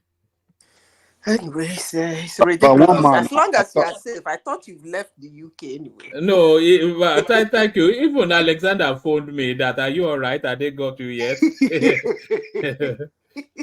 As long as you're safe, just stay safe, because what I'm hearing is not pleasant. Okay. I'm hoping it will fade out soon, but it seems to still have some sort of momentum. That thing is just a brewing anger. Any little thing sparks it. So you just have to. It's not just about that boy and what he did, though. It's about migration. It's about that's what I said. It's brewing over the time. Yes, it's about the changing demography in the country, because the country is getting browner, not whiter. It's about people feeling foreign in their own country. It's about being on the train and not being able to even hear the conversations going on, because so many languages. Is all those things pent up. That's what we're saying. Yeah, yeah. It's quite unfortunate, but anybody. It's about the pressure on social services. You can't book a hospital appointment, or even your GP will push you back 3 days. You can't get into schools, you can't get social house, all of those things. That's what's playing out. Yeah. But you guys have to be very careful. Just stay out of their way. As long as you're safe. That's all I wanted to ask. I just want to find out that you are okay. Oh, wow. It is what it is. Okay. It is what it is. The whole world is that. You see all these things that they are making noise about Nigeria. In Bangladesh, they've succeeded in chasing their prime minister. She escaped to India, and so. But you see, okay, Ajani Koko is the one talking. I keep saying that we do not tell our younger ones the truth, and then they go out and get us, all of us, into trouble. You see that woman that left that country? One man, mark my word, that country is gone. There were images of the protesters going into parliament and stealing chairs and whatnot, and just savaging through everything. Yeah. You know, when it happened in But that is not the first time now, Zita. That is not the first time they chase out their leader now. What in Bangladesh? In Bangladesh, that's not the first time. No, it's assassination. They've done it like a year ago. They've done it like a year ago or 2 years ago. The same way the leader then ran away. No, it's not in Bangladesh. It's where? It's Sri Lanka. Oh, okay, yeah. You are right. You see? You're right. Yeah. Sri Lanka is gone. You see that country, Bangladesh, is gone. But let's leave it for another day. But remember, I said this today. You don't do such a thing. You will turn no, they will get their country right. Are you sure? No. Yeah. Are we going to bet money on it, Ajani?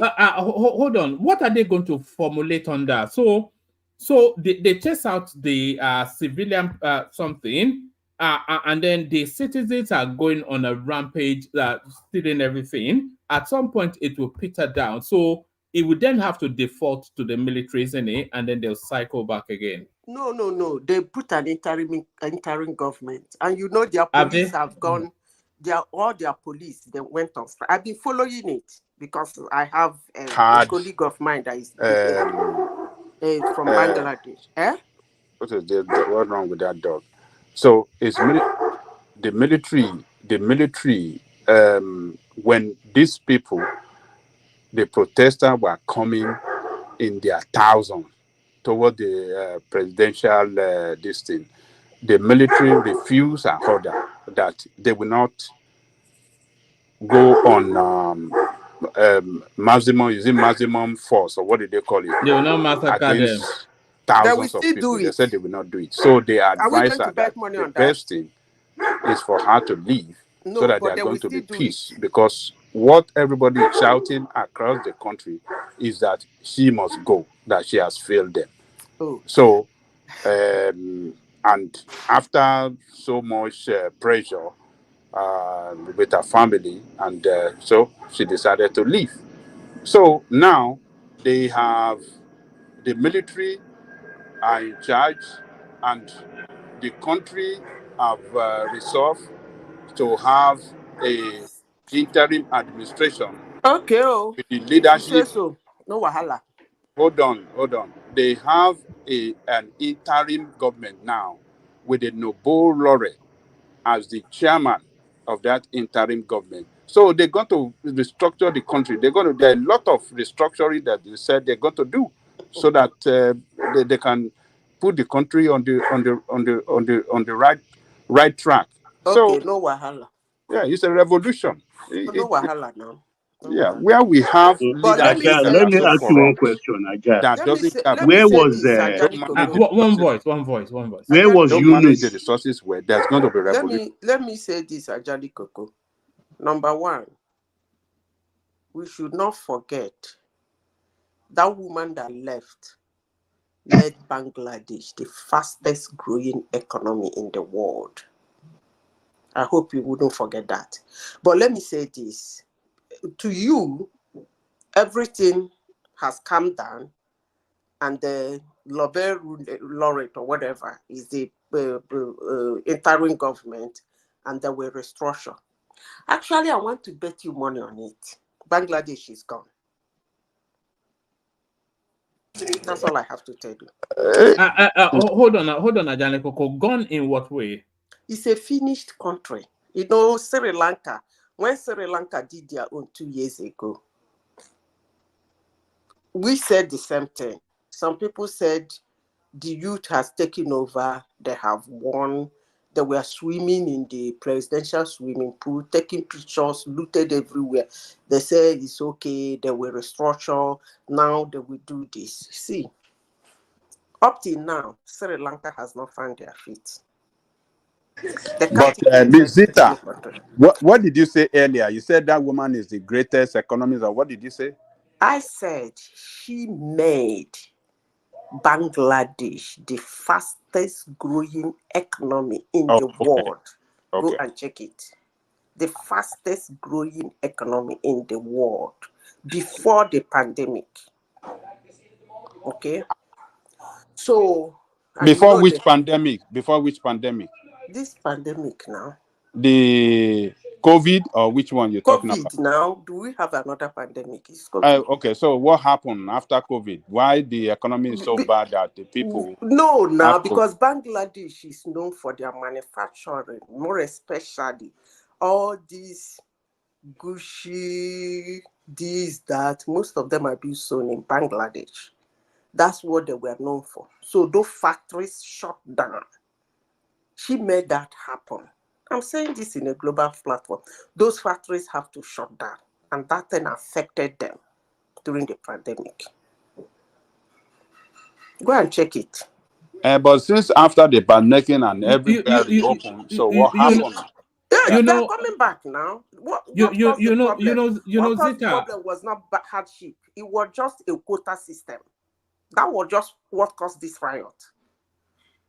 It wasn't bad economics. It's a quota system.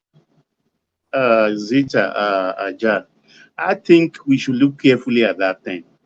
Where was Professor Yunus when this thing happened? He was in France. Exactly. And what happened? He was jailed in Bangladesh because of the Grameen Bank issue, where they said he was exploiting women. You understand? He brought that program even to Africa. They were trying to emulate him. And the military took over. So that is not a revolution. It's something constructed somewhere. And they made him this thing. Because Yunus himself is not an innocent man. And he is a multi-millionaire, if not a billionaire. So something happened. Should be Bangladesh with restructure, no wahala. I just seen it going in the same direction as the Arab Springs. Is that what when they chased out all their government and then ended up as a basket case? But let's Zita answer now, Abby. Zita. I think maybe our system is having problem. No, I think maybe she. It was the head of the student that demanded for that man. The head of this riot that demanded that man should be made the interim government. I hope you people are following it. I'm following it. I mean, I'm discerning. I'm not fooled. Who runs a country that way? There's no country. As long as and this man has a lot of money. Concerned economically, there is no more country. But if anybody doubts it, let's watch and see. We are still alive. Well, Johnny Coco, continue. When you reach my turn, I go talk. No, me I don't talk. I just say now Larry they talk. I'm not sure if Larry has rounded up, and then we're going to Kenny. Yeah, Larry, continue. No, you can go to another person. I think I've talked for a long time. So all right, brilliant. Let's see if Kenny's there. It's probably as if Kenny. I think he only came here to tell a story of Kenny. Or I know Kenny. So that defaults then to Dewale. So there's Dewale prints. There's Dewale Zeta prints. Adele Koko, I'm going to bail out. Mike will be joining you eminently. Let me bail out. It's only a couple of minutes away. So you just keep things going until they get here. Okay, no problem. All right, brilliant. Thank you, everyone. See you tomorrow. Bye. So Adewale na MAGA. I don't know. No, it no be MAGA. Nah, Biden no.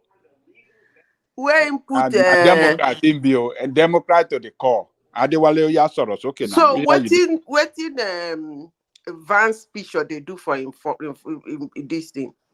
They mock them now.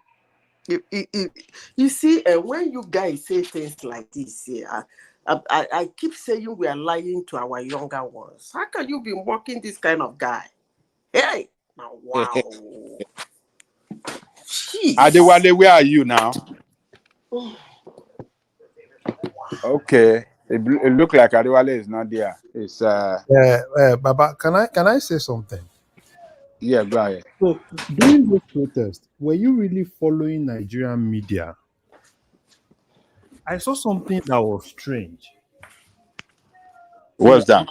When people were raising that Russian flag and everything, and the Bangladesh issue happened, and I can see the way the media was really pushing that,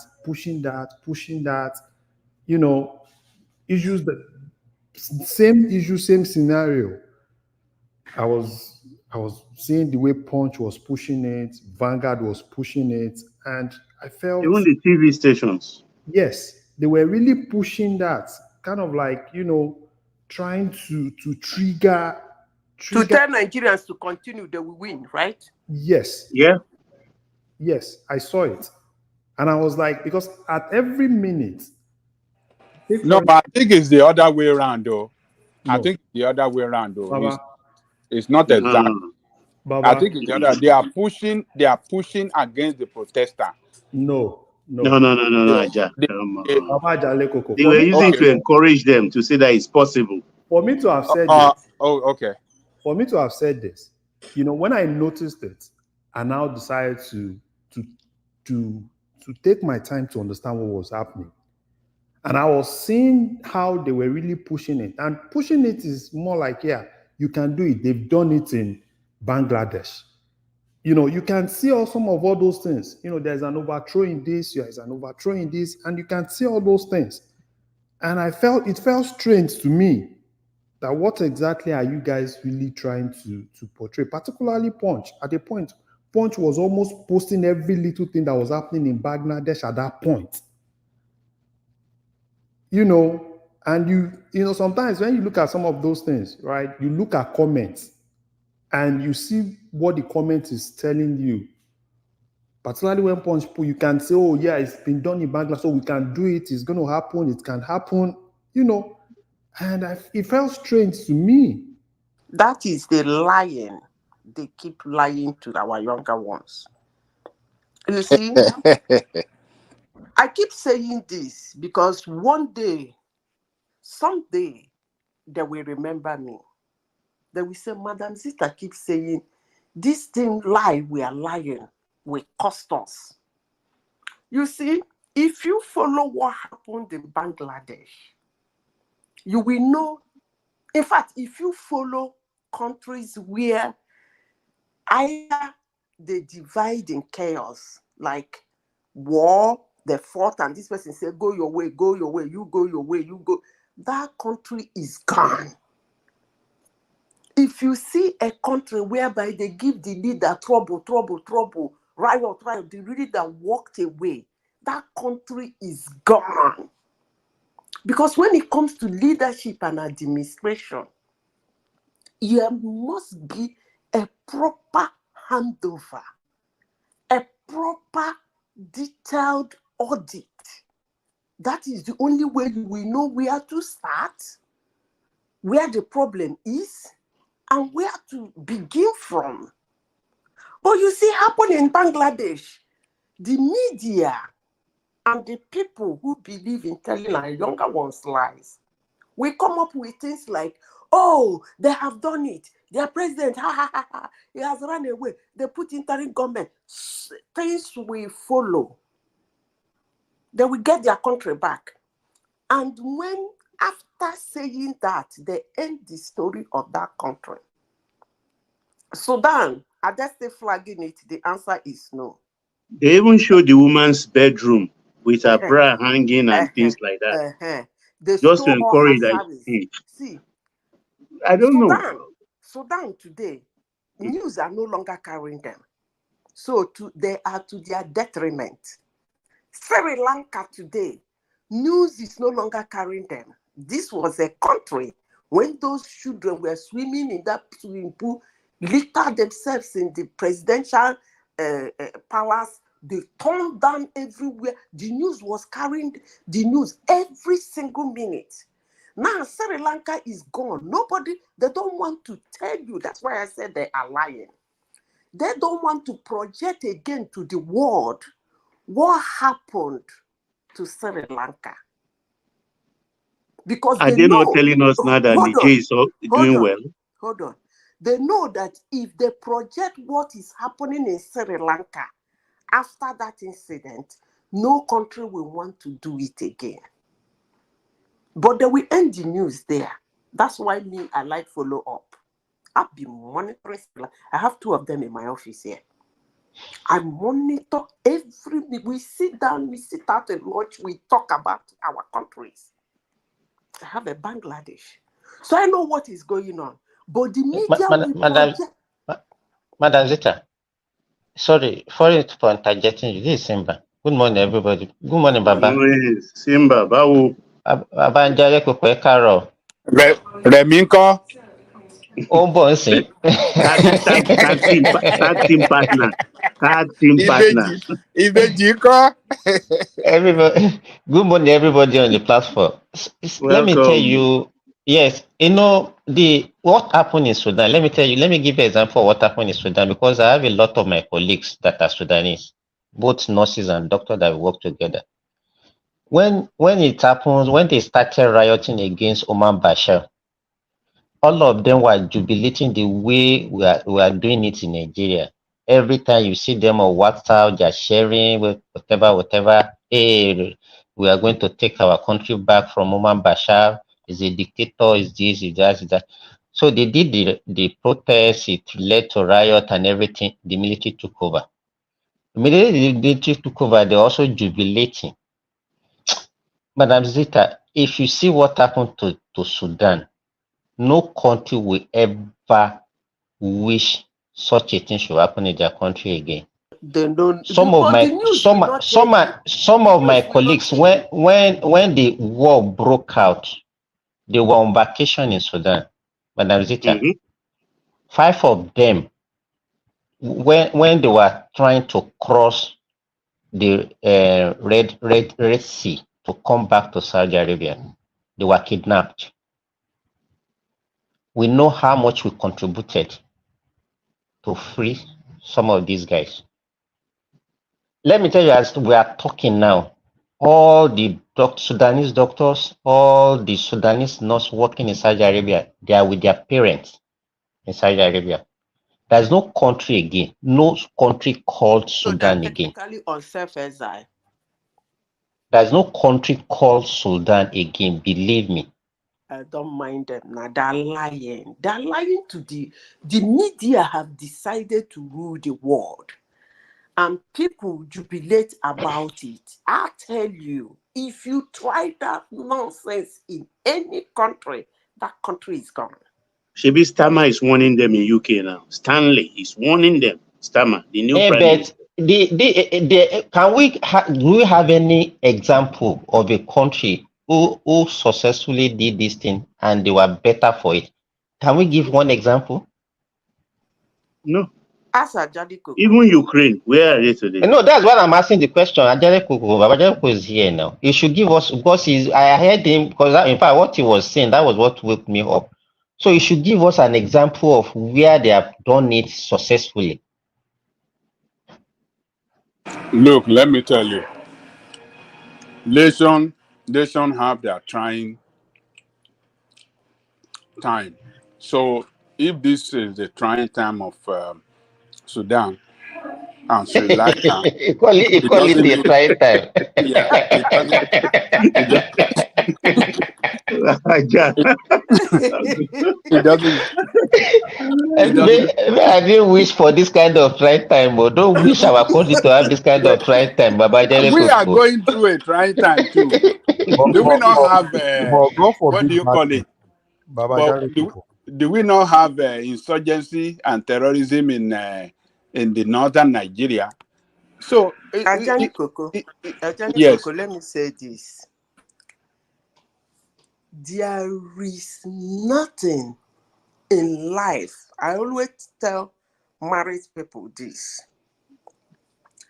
Absolutely nothing in life that you cannot find something in the middle.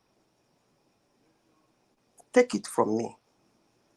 No situation in life that if you are really willing to solve the problem and not to bring chaos, there is always something in the middle that B can be happy with and A can be happy with. But when somebody has a selfish agenda, that is when it looks as though there can never be anything in the middle. You mentioned Russia and Ukraine. Let me start by saying this, that Russia-Ukraine war in the first place shouldn't have happened. Even the excuse that Russia gave, if the man really, it is his real reason, there should be something in the middle. Because most of you see him as a very smart man. And me, if I am my little head, if I am him, God forbid, I have an answer to what he says is his problem. What is his problem? He said, I don't want enemy beside me. Who are his enemies? NATO. What is he implying? That most people bought that shenanigan, he said. That he doesn't want Ukraine to join NATO. And me, with my little head, have an answer for him if that is actually his reason and he wants to come in the middle. It shouldn't have been war. NATO has how many countries? Go behind Ukraine, whether you want to do it for Ukraine to know that you are the one doing it, or you want to do it for him not to know that you are the one doing it. Make sure that 2 or 3 countries, Hungary is number 1. He's always telling them that he's hungry, just as the country's name. He needs some money. All he needs 1, 2, 3 countries. When Ukraine present their matter, they raise their hand. Objection. Chicken. Must you lose lives and properties and fortune, even your own, to achieve a point? That is selfish. But when he said it, everybody was jumping up. And I sit down in my little corner, I said, but me here, I have answer to this rubbish this man is saying. You don't need to beat Ukraine for them not to join NATO. There are several ways of doing it. They will never join NATO. Never.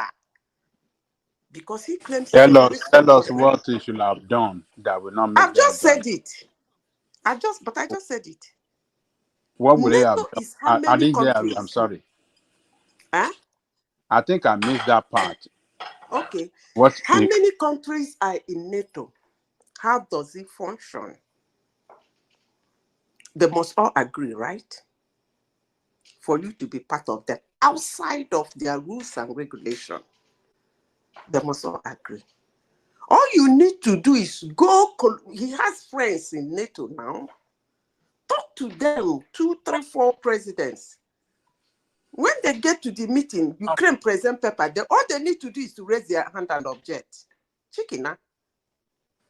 Who is going to object who? What are United States? Do you know that it's United States that is driving NATO? Hold on. United States and Great Britain. Hold on. And France. Hungary. Those ones are just follow. There's nothing they can do. He can object now. Which one is follow? You know how NATO function. We all know how they function. They must all agree before you join them. Is that not so?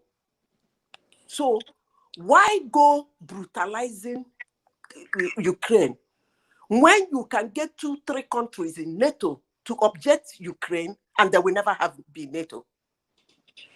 Madam Zita, let me tell you this.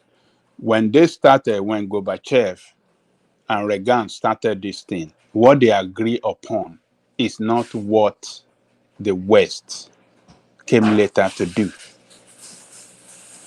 What they agreed.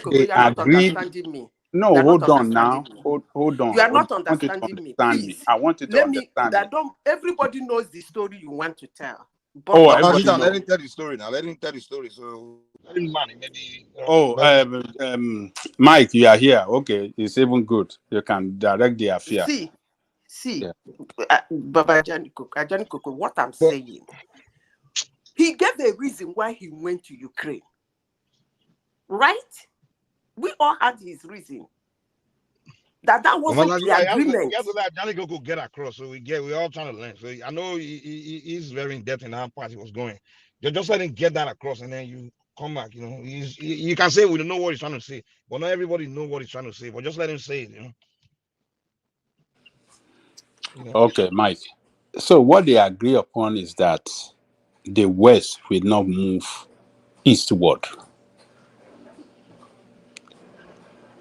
But the West, what did they do? They moved eastward. They started accepting all those eastern countries into NATO. Poland, Latvia, Hungary, all of them, they are moving. And those territories used to be under the control of USSR. So, and then the closest one to them, which is Ukraine, which will enable NATO to install their military instrument that they can use against Russia at ease. And you said that Russia should just sit down and let them do it. After Russia has done everything to stop them in the past, which they did not yield to.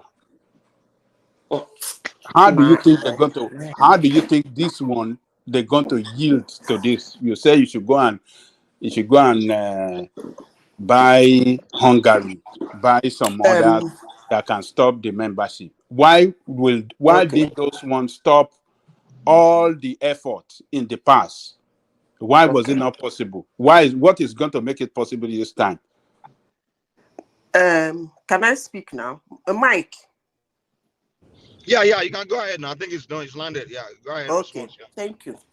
Mike, if you have map of the world, you pull it out. Because when somebody is talking, I listen attentively. Ajani Koko made 2 points. He said they should not move east. That was the agreement.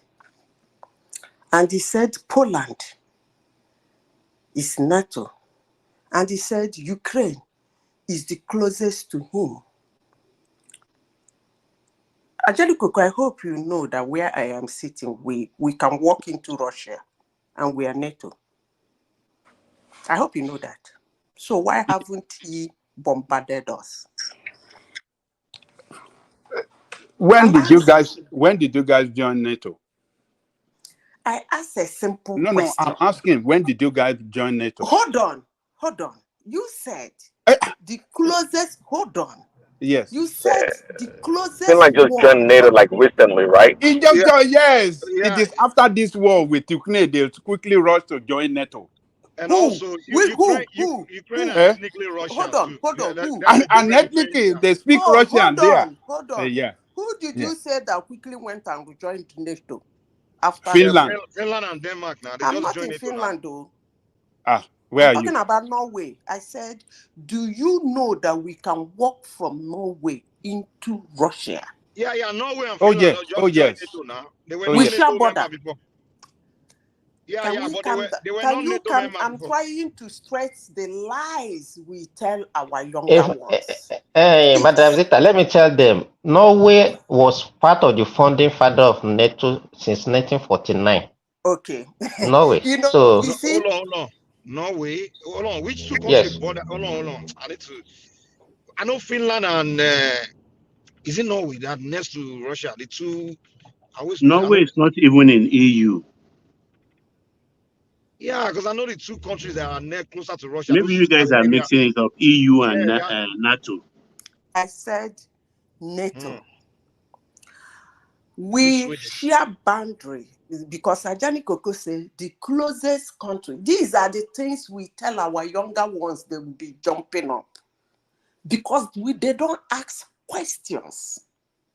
Is Ukraine not close to Russia? That you said the one closest to the and Ukraine, Norway, Georgia. Ukraine strategically it's too important for Russia because many Ukrainians are ethnically Russian. Also, Norway they are not entering to Russia. What's that sea where Crimea is? That sea, that water where? But is it Black Sea or what is it? Is it Black Sea? And Black Sea. Because Russian fleet, a Russian trading route, that place is too strategic for Russia. Ukraine is just way too strategic for Russia. And also, Ukraine, Norway is not too strategic to Russia. Wait. Moscow, the capital of Russia, is like few miles away from Ukraine. So you're already in the capital of Russia once you take Ukraine.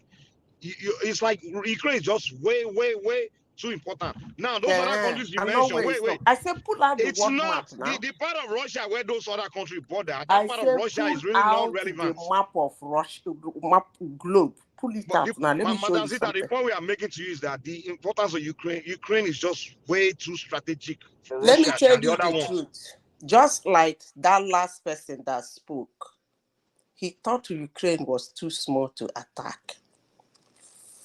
Let me remind all of you that Ukraine is the largest hold on, can I Europe. finish now? I know. I'm just trying to let you know that Ukraine is the second largest country in Europe after Russia. You know that, right? Let me tell you, when you mean large, I don't know what you mean by large. I don't know whether it's in number or in the land area. So I don't know what you mean by large. Land area. Let me continue with what I'm saying. You see, let me remind us that Norway got their independence from Russia. So if there is any country, he should have more control over is Norway, but he can't try that shenanigan with Norway. And we walk into Russia and they walk into Norway.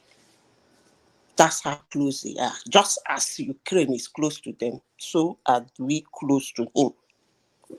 And they are NATO. And he do no shit. So this lie of it is close, it is closest, and because of that, and we lie to America one, and nobody asks question, okay, what if he takes Ukraine?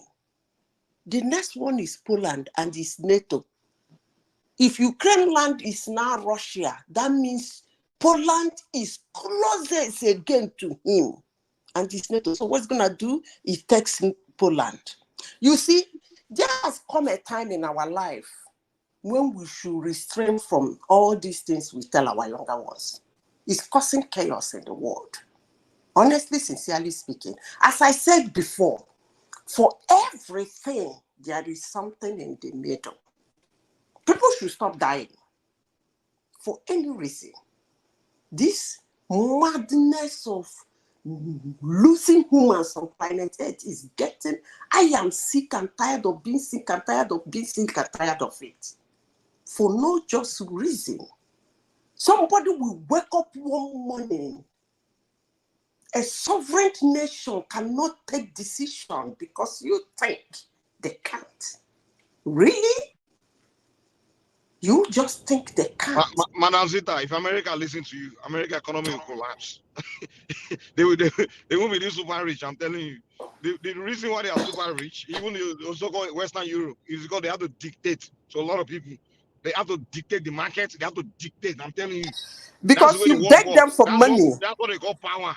Listen, let me tell you. Listen, let me tell you. If they turn this world to fair playing field, Listen, trust me, some people will not be super rich. You see, these are the lies we tell our younger. I will keep calling it out. These are the lies we tell our younger ones. You cannot come to beg me, and I won't dictate for you. That is just the truth. You cannot come to beg me for food. You beg me for help. You beg me for everything. And you tell me to mind my business. It doesn't work like that. The day you sort your ass up, then I will no longer have control over you. But as long as you keep running to America, they will dictate for you. That's just the truth. It doesn't mean they go about running down every country. And let me say this, for those who say America is always nosy packing or whatever. Let me tell you, all those places you say they intervene, you cannot intervene in a country unless you are invited. You don't. Go and check the international law and be respected. Madam Zita, they cannot unless you invite them.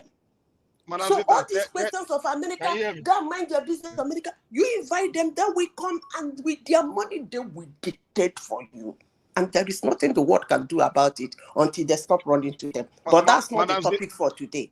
Can we continue with what we are discussing? Can you hear me? I can hear you.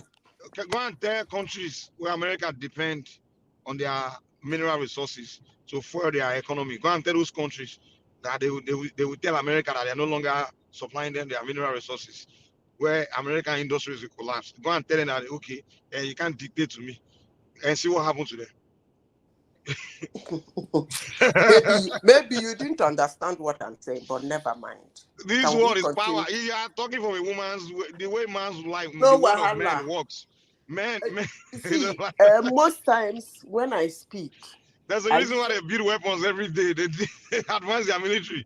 This is all of our economic, man. It's all of our resources. Well, that's all this fighting, the territory spaces.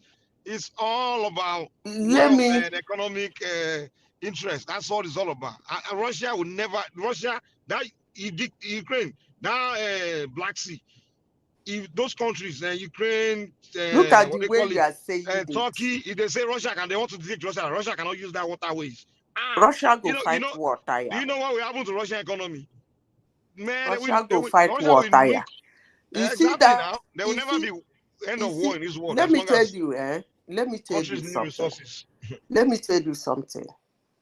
In the first place, it's very wrong for somebody to come up and decide what happens in a sovereign nation because it's your neighbor. That's wrong. But that's what they're doing to all of us every day now in the United Nations. Hold on. Who is doing to you? You know what they call Security Council? Who is doing to you? I'm telling you, the Security Council. Do you know what the Security Council? If you are not part of it, they deal with you. Do you know who the Security Council are? Do you know? Anyway. They dictate to everybody else. I'm telling you, they dictate the global policy where the world is going. They dictate. They finish dictating the global policy. Russia is fighting Ukraine, and you are celebrating it. I'm telling you that powerful countries, I don't discuss that way anyway. But let me tell you something. As I said before, there is always something in the middle. I've given one option why that war. Not only that I said the war should not have happened, I have given an option why the war wouldn't have happened. The policy. because it was Hungary. Is it Hungary? You people pronounce it, and Turkey that held Sweden for how many years without being NATO member? Anytime they mentioned that, they raised their hand. Russia would have walked around it if that is actually his reason. I keep saying this. If that is actually his reason, and he actually do not want Ukraine to be NATO, Ukraine wouldn't have been NATO. You don't need to make noise about it. Not But that's it. You know, Ukraine dying. hasn't That's joined my NATO yet. own. Hold on. You know, Ukraine hasn't even joined NATO yet.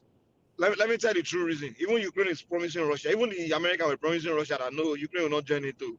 And Russia was like, okay, as long as Russia was waiting. You know the next thing. You know why Russia invaded? The moment America and the West started pumping weapons into Ukraine, moving tanks, preparing for war.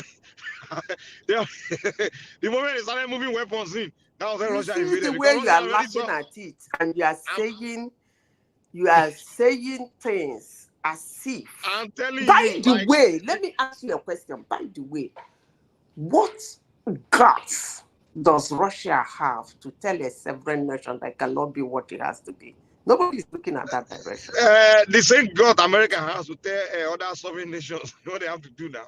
Okay, I bet you Mexico there cannot just tell Russians to fly their weapons inside Mexico and come and okay, no wahala now. America will invade Mexico right away. The same you see, reason. These are the lies. You see the way you are making it. You are rambling. But Azita, I want to ask Mike. Okay. I want to ask Mike a question. People who wants to listen have heard me. But Azita, the way the world works is not Mike, in Africa. Mike, do you think Russia will benefit from this war? No, the news is carrying that they are benefiting. They are benefiting because they see controlling our Black Sea. That's why they are benefiting. Oh my God! But do you know what? How long do you think Russia can sustain this war? Forever, my brother. Listen. As long as they have access to their markets and their interest, they will continue to fund the war. Bro, do you know the cost? Simba, do you know what it will cost Russia if Russia decide to say Ukraine is a sovereign country and take all your territory? Ukraine America is telling Zelensky what to do. Now imagine if Ukraine take Crimea back, as the entire territory back, and America now tell Ukraine, okay, your waterways, which is that Black Sea, and tell Russia they can't use it anymore. Do you know what will happen to Russian economy? I don't even know your argument. Don't know. Let me tell you. Oh my God, man. They're already in war. Ukraine can decide to bomb that Red Sea to the extent that it will take millions of dollars to clear for passage. You know that. Do you know that Russia has 5,000 nuclear bombs? Where I am telling you that. You see, this is why we are trying to make it look as if it is not possible. I'm not saying it's not possible. I'm trying to tell you why they will not do it. I'm trying to tell you why they will not do it. And why wouldn't they do it? Russia has a red line. As you and I speak right now, hold on, can I explain? Allow people to explain first now. The same reason why Russia has the means to drop nuclear bomb in Ukraine, just wipe it out right now. That's the same reason why Russia is not doing that. Is the same reason why Ukraine will not go that far too. They all know their red lines. Something. You mentioned nuclear weapon, right? I hope you realize that thing is digitalized. I hope you realize that. It's digitalized. Yes. It means if they dump it on the place, I asked you a question. Hold on. It's a simple question. Don't make it look rowdy and simple and laugh over it. I just asked you a simple question. You know that nuclear weapons are digitalized. Okay. What is your point? I just asked you. You know and I already answered you now. Yes. Okay. What does that mean now? It's no longer a big deal. It's not a big deal. Let them dump one in Nigeria. But that is if they let you hold on. let me say what I want to say. If it doesn't make sense to you, that's fine. A nuclear bomb is digitalized, and in the world of now, it's no longer a big deal.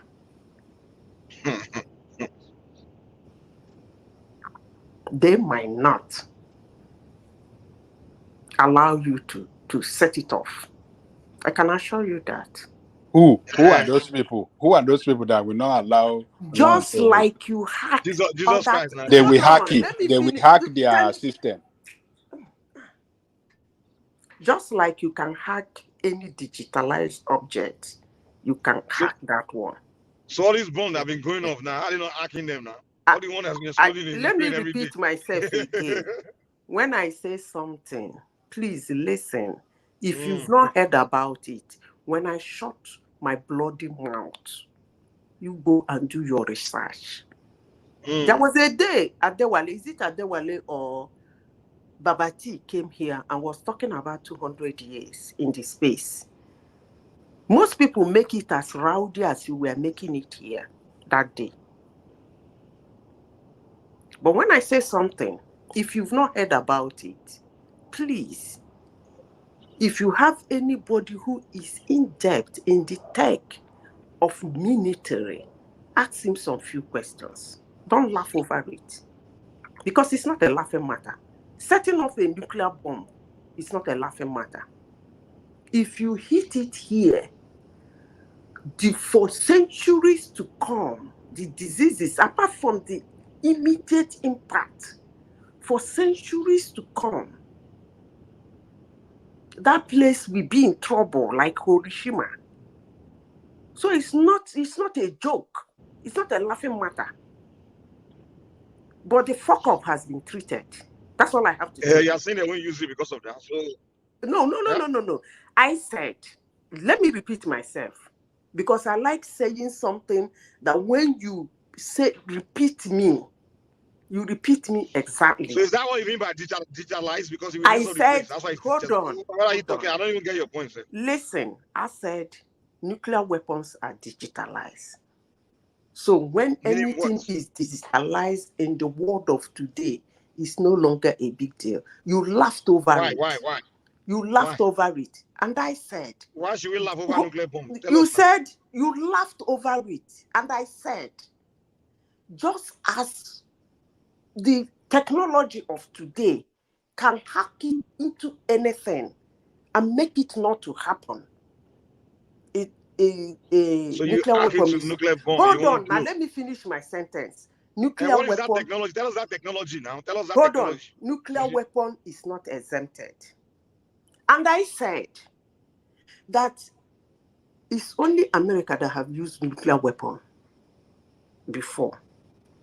Nobody will allow anybody to do it again. And I concluded by saying... Who will not allow anybody to use? But you're not clear about what you're telling us now. You just... But how else will I be clear? I said that just as you can hack anything that is digitalized. So they will hack the nuclear bomb. You will not listen now. Tomorrow you will say you didn't understand what I'm saying. You will not listen. Listen very well now, so that you will understand. Okay, we are listening. Yeah. We're in a global platform. You cannot say everything. The number of the nuclear weapon is 010, and therefore, if you put it cannot offset. That is not what I'm going to tell you here. But let me say it in simple terms, in tech terms. I repeat myself again. Just like you can hack into anything in the tech of today and make that thing to malfunction or stop function, nuclear weapon is not exempted. I hope you understand that.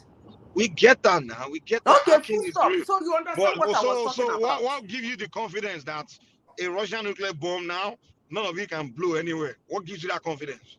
Did I say it cannot blow anywhere? I said... That's what you're trying to imply. Sorry. If they hack and you can't deploy it automatically, right? Then you can do it manually. You can do it manually. on a supersonic, they got a hypersonic missile that carry nuclear bomb. How can you Okay, hack down? never America is mind. even America is telling you that they can't stop the hypersonic missile. It's too fast. Oh, They haven't really? developed Okay, technology to no stop it. wahala now. And you are So talking what about did they wait for? Ukraine has next door. Now they will not. Betty, for your information, Ukraine has even done the worst 3 days ago. I hope you know that. It is not worse. And Russia are gaining ground. Russia has been gaining ground, man. That one, Hold on. I repeat myself again. They all have red line. Russia's red line is you block my interest in Madam Sister, what did you say last? I didn't hear what you said last. I said Ukraine has done oh, these people make me lose. I said Ukraine has done worse than across Russia 3 days ago. They went 10 kilometers into. I follow all these things, so I know they come here. They talk blah, blah, blah, blah, blah. I follow everything because I have people. I have people there. It concerns me. They have been pushed. They have been pushed back now. Russia came out. Russia came out with video. Russia came out with video of that of their incursion with the tank. How they were bombing them from the sky. Let me finish now. Did you watch that? Finish. Let me finish. I said 3 days ago, Ukraine has done the worst thing that Putin said nobody should try. They went into Russia territory. That's what happened 3 days ago. Putin said that is a no-no for him to kill his citizens and destroy property. So what is he going to do now? That is what we are talking about. For people like Mike, let him set up his nuclear weapon. So they enter death trap. So that means they enter where? They enter death trap now. So let's give them time. They enter death trap. That's what Putin told you. They enter death trap. And now if you soldiers enter Ukraine, no, what they need to do is launch. If you want them to cross red line, they have to launch a nuclear bomb into Russia or a very heavy bomb into Moscow to bomb like a real serious thing that will cost Russia economy, that will destroy Russia economy, and see how Russia will respond. Or even the Black Sea. The one you mentioned, the Black Sea, go and block Russia's trading routes to the rest of the world, block it. Or even as we speak right now, even Europe, they are still buying Russian gas, paying Russian money every day. That's a bribe money for Russia. I'm not talking about that. Do you know that? Do you know that? That's a bribe. You are everywhere. I'm not talking about that. Wait. I'm just giving you all this. Hold on. Let me land. Do you know that the EU, the reason why they're still buying Russian gas is more of a bribing Russia not to go too far with this war. Where they're still paying him money not to go far. Okay, keep telling our younger ones your lies and let them be buying it. I'm not gonna buy it. But let me say this. He said the red line is do not come into his country. I don't know why you said they are buying his oil to bribe him not to go too far. The same people are the one giving Ukraine the weapon now to go into his territory. And they have sanctioned and agreed that Ukraine can now attack, not only defending themselves. So I don't even know why you're saying they should what do real you're attack, saying. not this small attack, real one, the one that threatens No, Russia's I don't existence. even, they have not even done any attack except the one they did 3 days let me ago. correct you. What Russia said is anything that will threaten Russia's existence is when they will use nuclear bomb. So And somebody coming to bomb your neighborhood is not a threat. Killing your people and destroying their houses is not threatening your existence. Really? That's not threatening their existence. Really? Sending few Ukrainian soldiers to go and carry out or terror. That's not that. Russia know when their existence is threatening. You understand? Well, anyway, let me not even let's go back to our topic for you. Don't say I sabi talk nonsense. After so many 1 year in this platform, my nonsense go come make better sense. Now, so 1 year ago, I came here, I was reading out rubbish according to you people. So many people were doubting me, they abused me, they called me all manner of names, they changed my name, changed my ethnicity. I did not care. Because I don't say what I don't know. But after 1 year, over 1 year, most of them said that same thing I said 1 year ago. So do you know how I conclude? I conclude by saying, I always say nonsense. But after some time, my nonsense will come make better sense. So I end it like that. Let's go back to the topic of the day. Baba Jaliko, can they stay rioting in Nigeria? Because that's not demonstration. Now, we no want protest. They call them riot. It was a protest. Okay. now we be pro-government. Now that they call them riot. Well, Ajali Koko, God forbid, I'm not pro-government. I am not. okay. But So if you don't listen to me, we have ended it. We have achieved what we set out to Did it achieve. last for 10 days? Oh, yes. Okay. Today is 10th, right? Yes. So what did you achieve? We achieved a lot of nothing. They rounded it up with 1 million match. 1 million man match. Black man Abuja road don't scatter. achieve It was a The disaster. achievement. I want to hear the achievement. You want They to don't hear? have any. Black man never achieve anything. They You don't want have to? anything. Your black man strategy is always wrong. Well, So, number one, we were able to force the president out from his closet to come and speak. We forced him out to come and speak. congratulations, big achievement. Yes. We were able to embarrass him before the whole world that his government is You embarrass him and embarrass your country. that we have passed vote of no confidence on him. So we've been able to embarrass him. So what's His your work going to do administration. now? Since you have embarrassed him in front of the whole world. Embarrassment is the gain of the We have protest. embarrassed. We That have is So the whole world embarrassed is his. celebrate.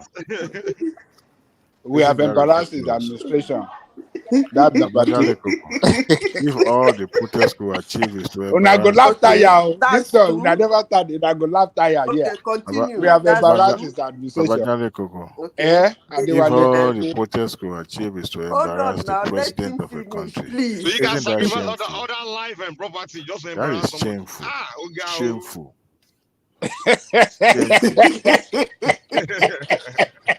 Shameful. Nah, no No, serious. he's coming to Honestly, the real honestly, thing. Babajale Koko, Give this him, protest let make him more get to crazy. the real thing. It make These more, are the. it make mockery of a real protest. See, gone are the days when we used to have people that are patriotic, that are authentic for a good cause, that will petition, put their life on the line, go on the street, protest even in the face of attack from the security operative. We're talking about the likes of Becker and some the likes of Gani and Fahimi.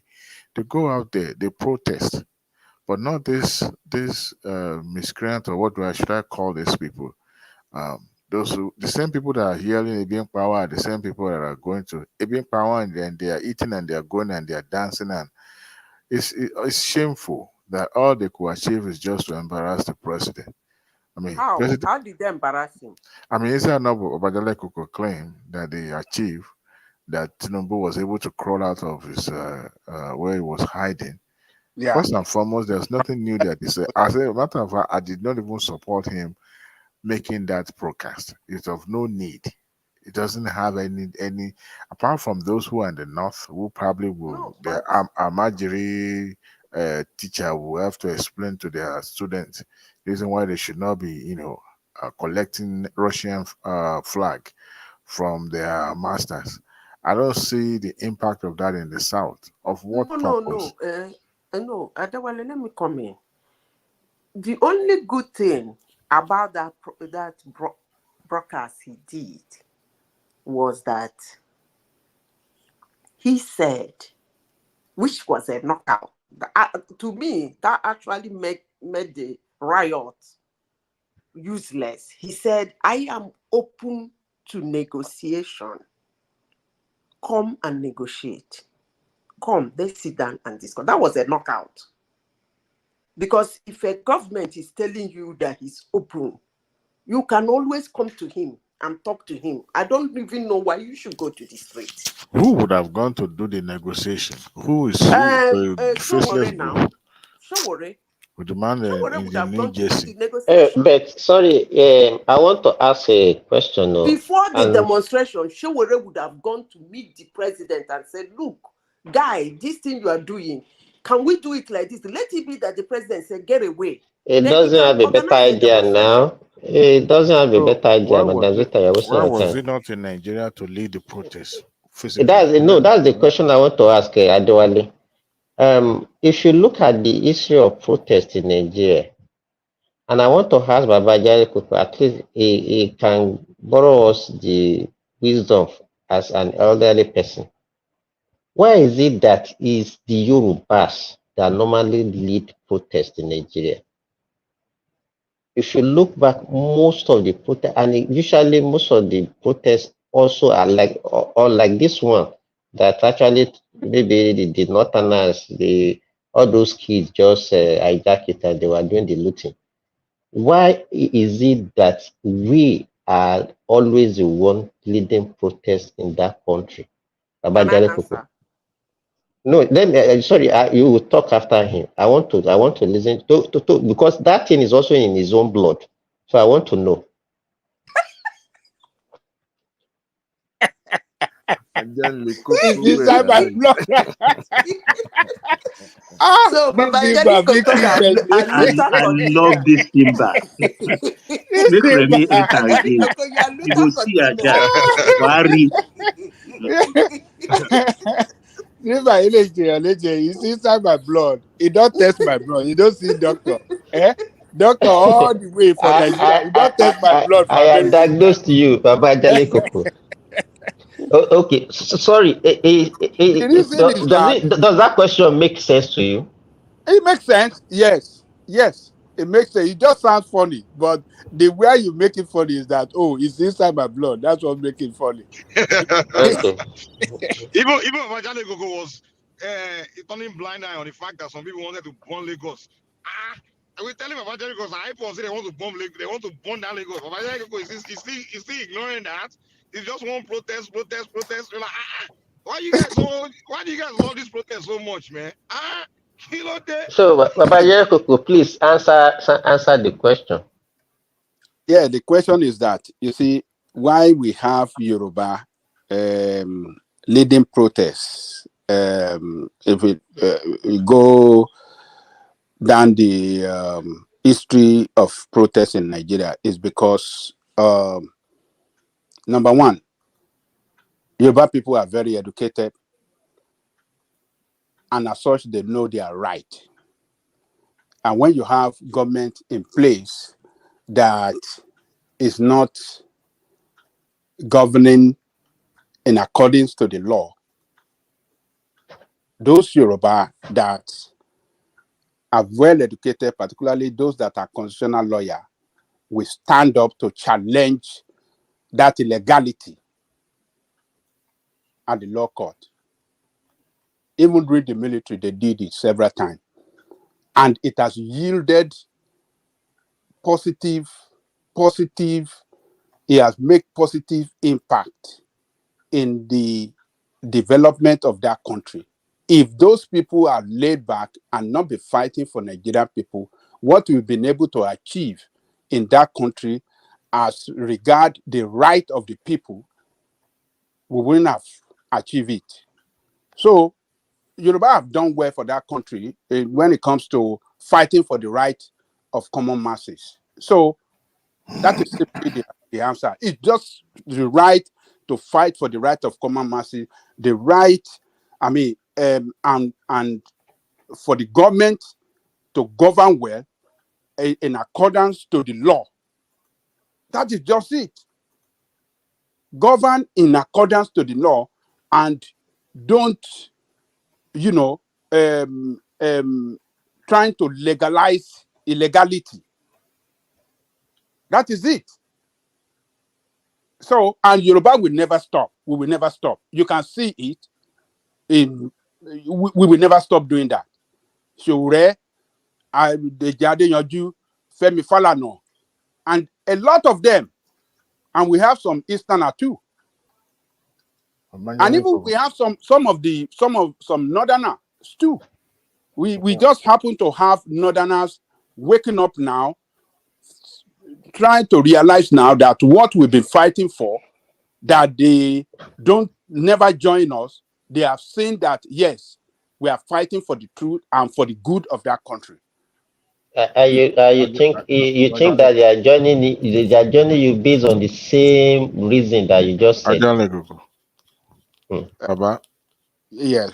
So when you are mentioning the name of activists, the Jadinju too also have credibility. I mean, if you are mentioning, so very soon you will mention very dark man too, right?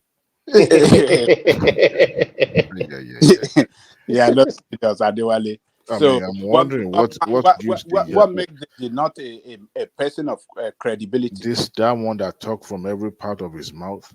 Tell me that protest that he has led. No, he's just a loud mouth. See, when you have a serious-minded people leading protest for a good cause, look, they don't have to, be overly loud or obnoxiously loud. People that have protested in Nigeria before now, government take them serious. If we what is his name? Yaju were to be in the one leading protest during the Abacha era, they will not even listen to him for 1 second. I'm talking about people that have strong mind. Tell me what the Yaju does for a living before now. Look, hold on. No, don't focus on even as a student union, we've seen some of them that are serious minded. Look, you see, let me tell you, even as you are, as you are saying now, as you are talking now, this is the same narrative that some people played against Chief Gani Fahimi, Alawaka Basharun, Femi Falana. Those are professionals. No. Hold on. This is the same way some people play some narrative against them in the past. Right? So don't worry. No. They were credible lawyers that have won cases, not just small cases, but landmark cases. Forget about whether credible lawyer. Do you know when Femi Falana started his own struggle? He started from University of Lagos when he was a student in University of Lagos. Do you know how many times they slammed him in jail? Hold on, don't go that you have to win case before you be a protester. I use that as an example. Yes. Those people you mentioned their name. They have credibility. They were professional to the core. They have what they do for a living. They started somewhere before they got to where they were back then. I am not disputing that. Before they came to the limelight, they started from the little and they grew and they emerged as have you listened to yes. Hold on. By the way, have you guys been following the news? You guys heard that they said the federal government has told immigration that all those Nigerians in the diaspora, they have been sponsoring protests or promoting the protests in Nigeria. That once they get to the airport, that they will arrest them. So all of you guys, luckily you haven't been showing your face. So there's no way they can. All those 2 Nigerians, all of them have been showing their face. It's just a matter of time. I knew that will happen someday. But actually, not that kind of people. All the people that just they are not the people.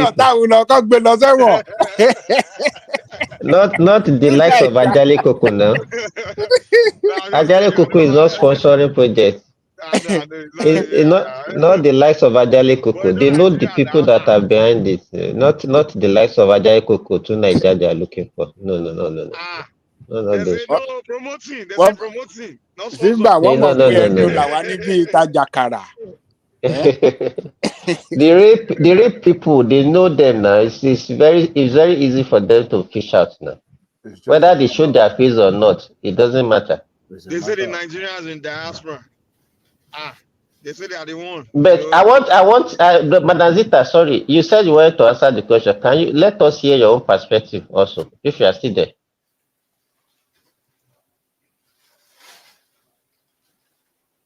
Okay, she's no longer. And I'm sitting at the job.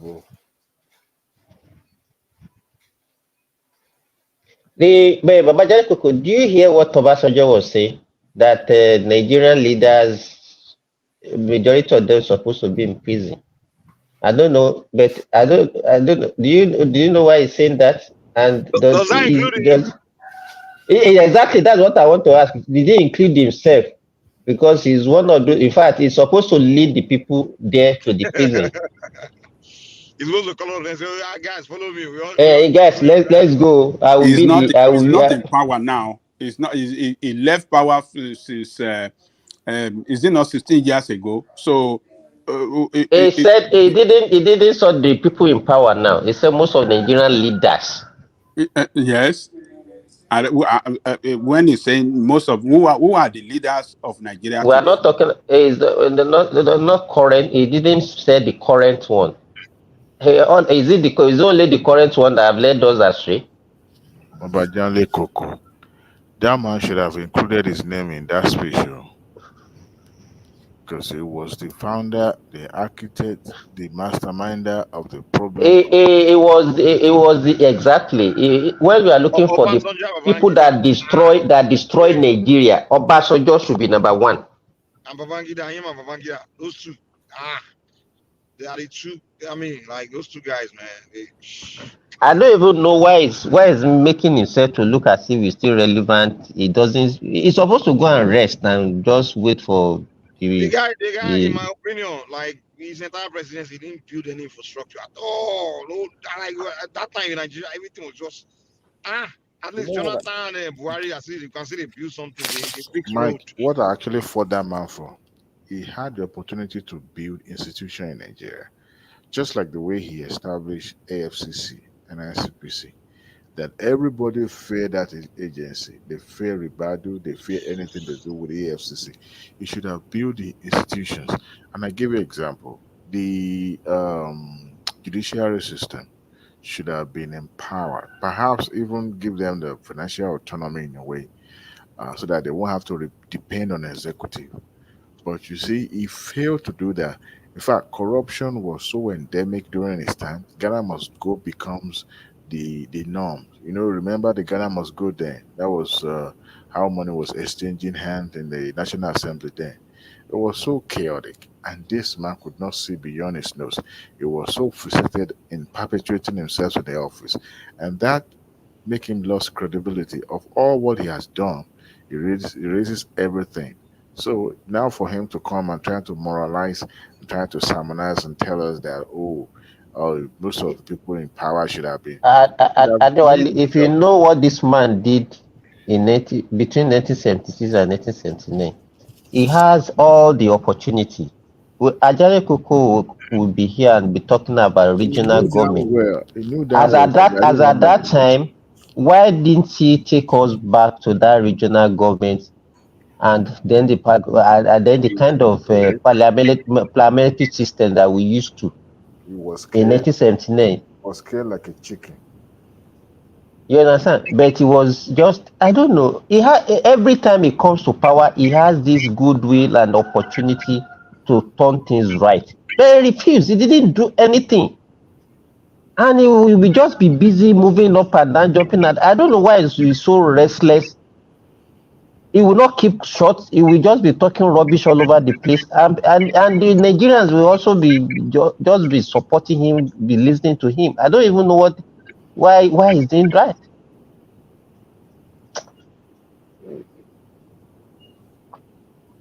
I think God deliberately spared the life of that man to punish this country called Nigeria.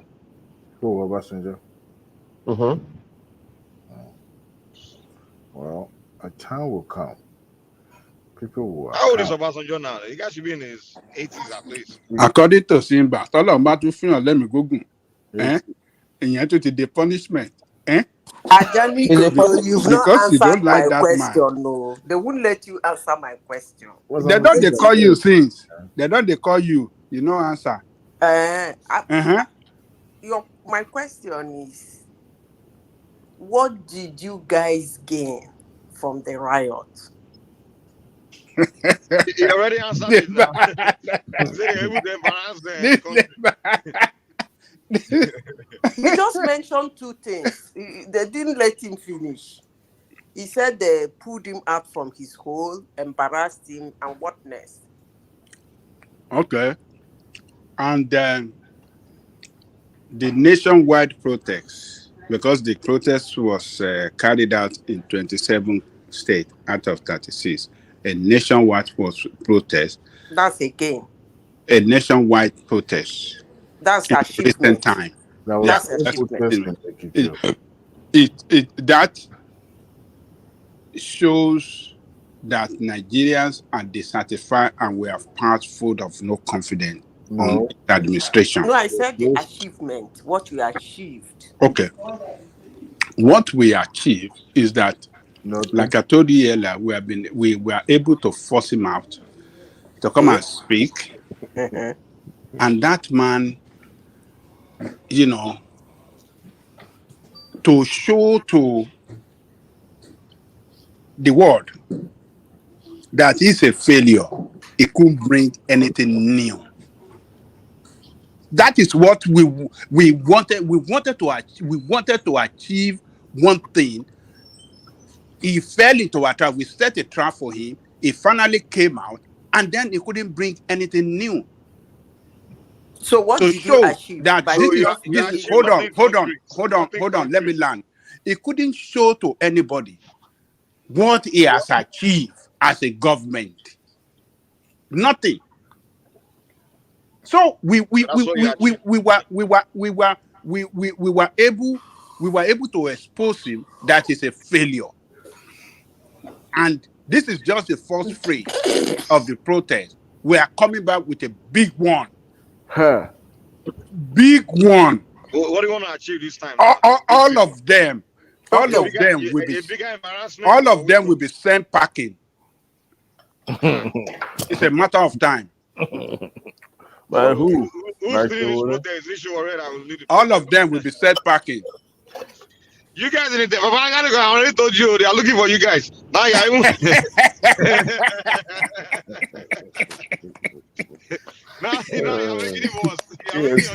know there's a DSS in the airport, right? once I hope I satisfy you are joking. Your question. You would have still achieved that without breaking into people's stores, losing lives, and then, you know, I remember a woman that went to do the riot. By the time she came back, everything she had in the house. That one, I no pity that one though. I no pity at all. And she was crying, whoa. Why is Simba now? And why should I pity her? No send that message. Was she part of the protesters? She went to protest now. Before she came back, they don't loot her house. So waiting my problem with that. Who sent that message? So the achievement you said doesn't really need a riot to achieve such a thing. It's not an achievement that it's not a military thing that you have to do. Madam Zeta, you know, if we have not pushed hard, that man wouldn't have he wouldn't have spoken to us, he wouldn't have come out to speak to us.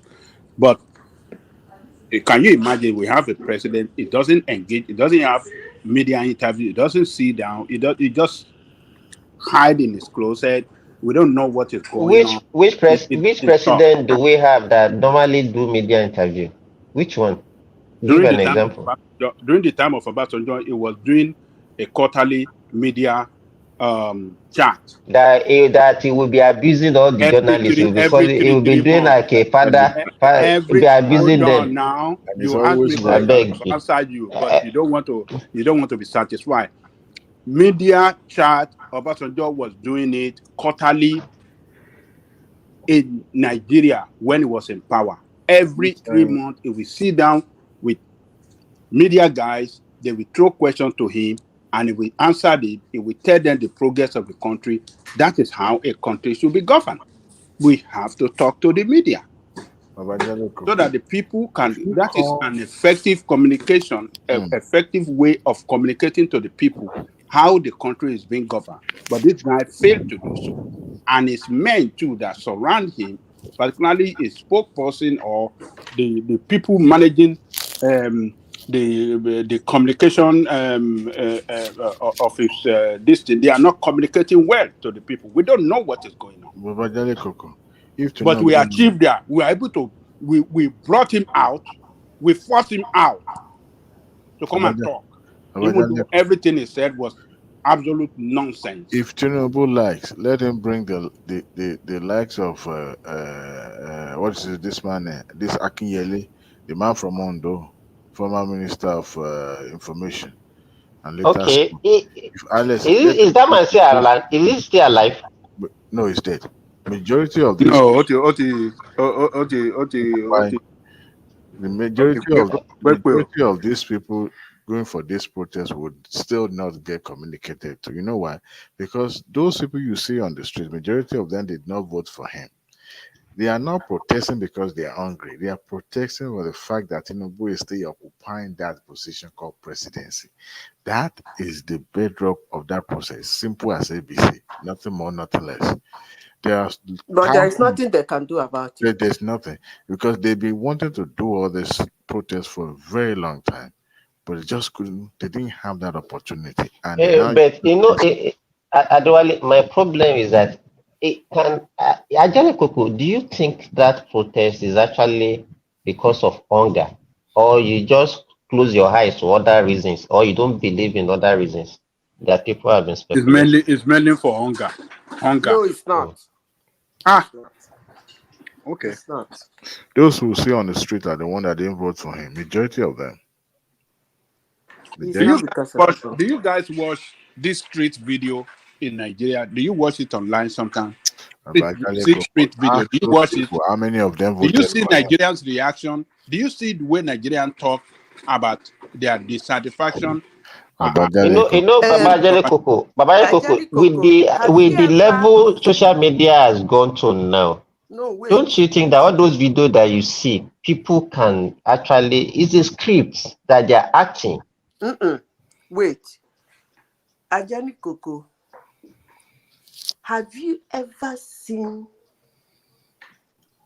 a Nigerian anywhere in the world, typical Nigerian, being even right inside Nigeria, being interviewed about Nigeria, and he says pleasant things about Nigeria? Have you ever seen that before? Do you? That to tell you. No, I'm not talking about today. I'm talking like from time immemorial, including you. Including. Yes. If they put 10 years, 15 years ago, or 20 years ago, if they put microphone in front of you and ask you a question about Nigeria, I am sure you're going to talk about hunger, you're going to talk about electricity, you're going to talk about health. In fact, you will end up saying everything, jagara, jagara. So what difference does it make now? The difference it makes now is that some people felt that the person there is not supposed to be there. So instead of going through the process that took the man there to remove him, they want to go round through another process. But let me say this, because I know most people are listening to us. Let me say this, including Showore and his cohorts. I hope he hears this. Nigeria is the most populous nation in Africa. Shenanigan might work in other African countries, but not in Nigeria. I repeat myself again. To Showore and his cohorts, there is always something in the middle. Always something in the middle. But let me double down on this. Shenanigan can work. You see that thing they're doing? It can work in other parts of Africa, anywhere in the world. But in Nigeria, we are so learned. We are well exposed. You can start a riot. Along the line, you will see that some people will pull out. Because Nigerians, in as much as they say bullshit about their country, they know that the last thing they will want is to destroy their land. Yes, I know some people want it destroyed, but majority, they show the majority of Nigeria doesn't want that land destroyed. So you see that shenanigan? It won't work in Nigeria. Madam Zeta, you are right now. You could see by the second day of the riots, most people are now saying, no, they are not supporting this, they are not supporting that. The moment he goes to that direction of trying to destroy Nigeria, everybody will pull out. The moment Russian flags start going up, the same thing that has been happening since Tinubu got into that place, they will start riot. The moment they were actually doing a protest then.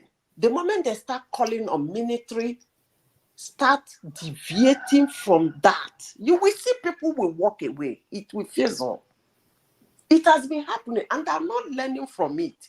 They keep pushing. The same thing when a musician that most Nigerians don't even know who he is, did what he did, died the way he died, they woke up and they said they want to protest.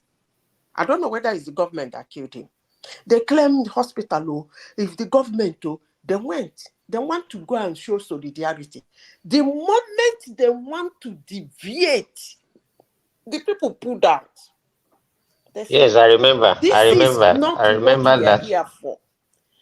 Let me tell them again, before it will cost them something. You see that thing they're planning in Nigeria? Nigeria is too big for it. Maybe they should be looking at the next one. It won't work there. If you listen carefully, all these things African nations say, we are fighting the West. We are beating the West. We don't want them in our land. We chase them away. We do this thing. We do.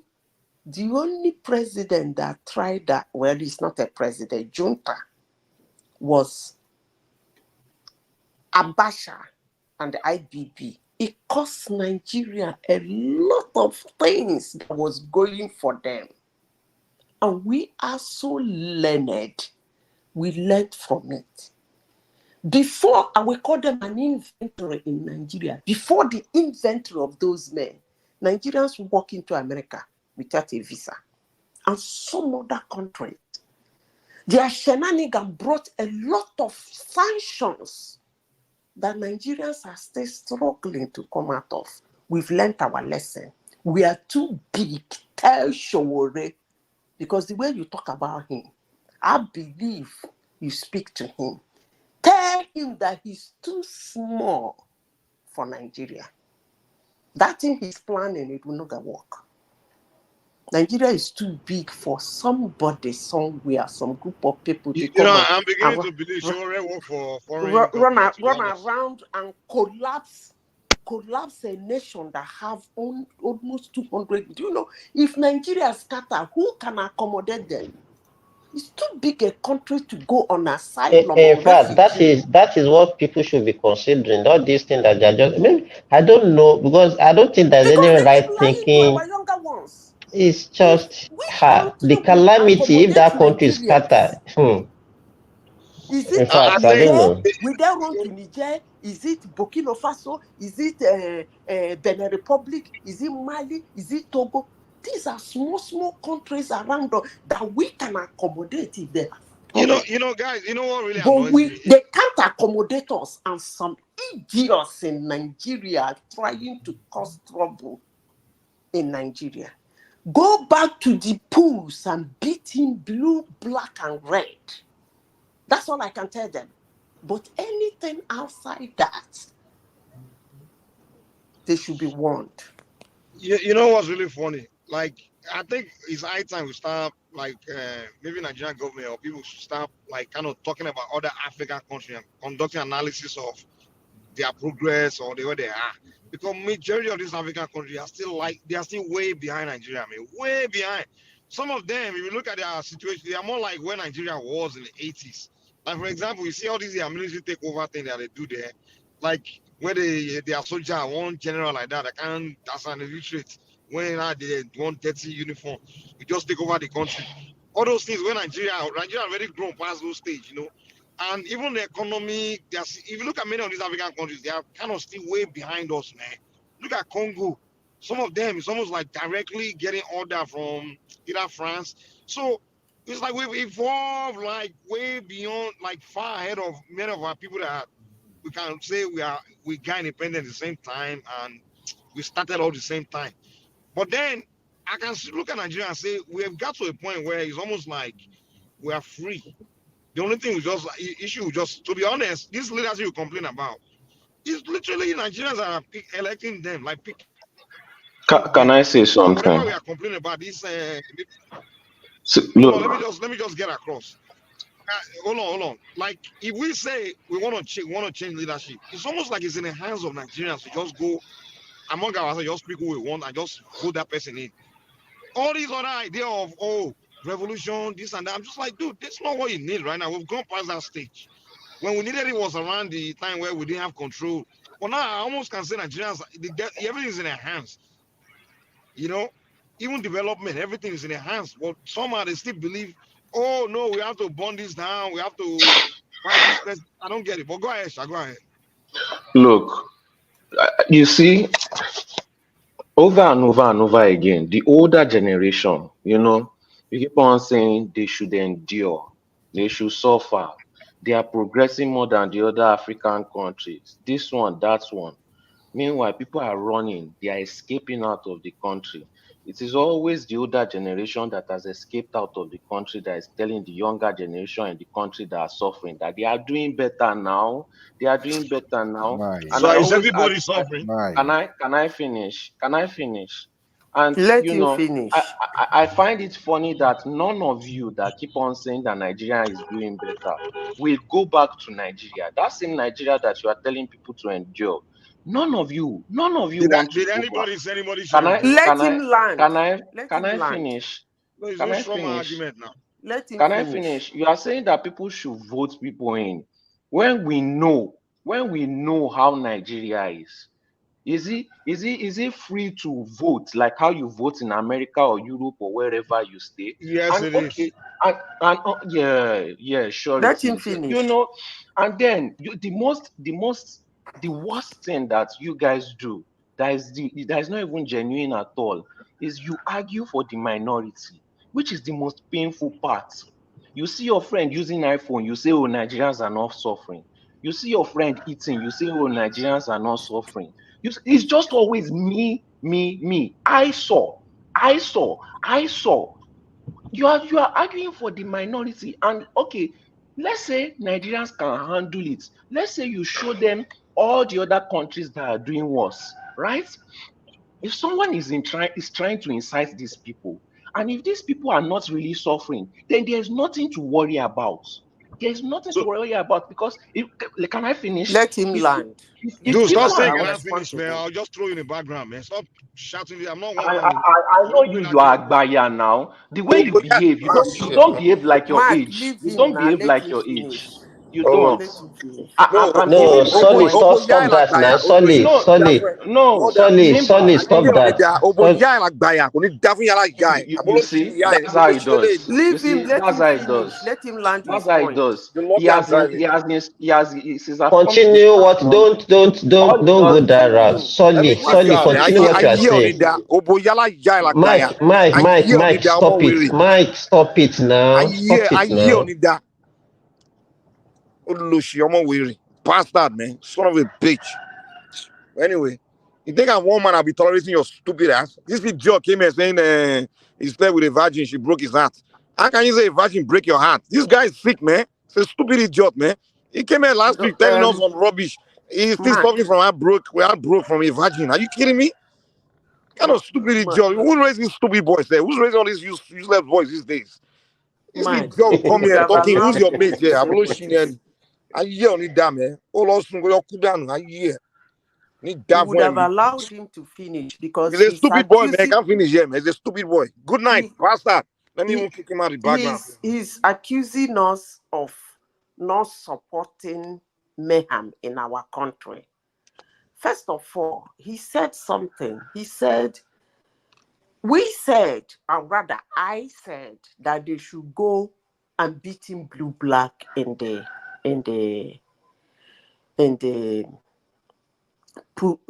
polls. Funny enough, the 4 candidates that contested in 2023 have won election in the same pool. This guy called Solly is saying that we know it is not possible.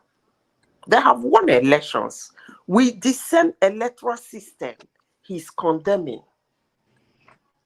2 was a governor. One governorship, then later become a vice president twice. With the same electoral system he's condemning. That's one thing he said. The second thing he said is, how many of us will go back to Nigeria?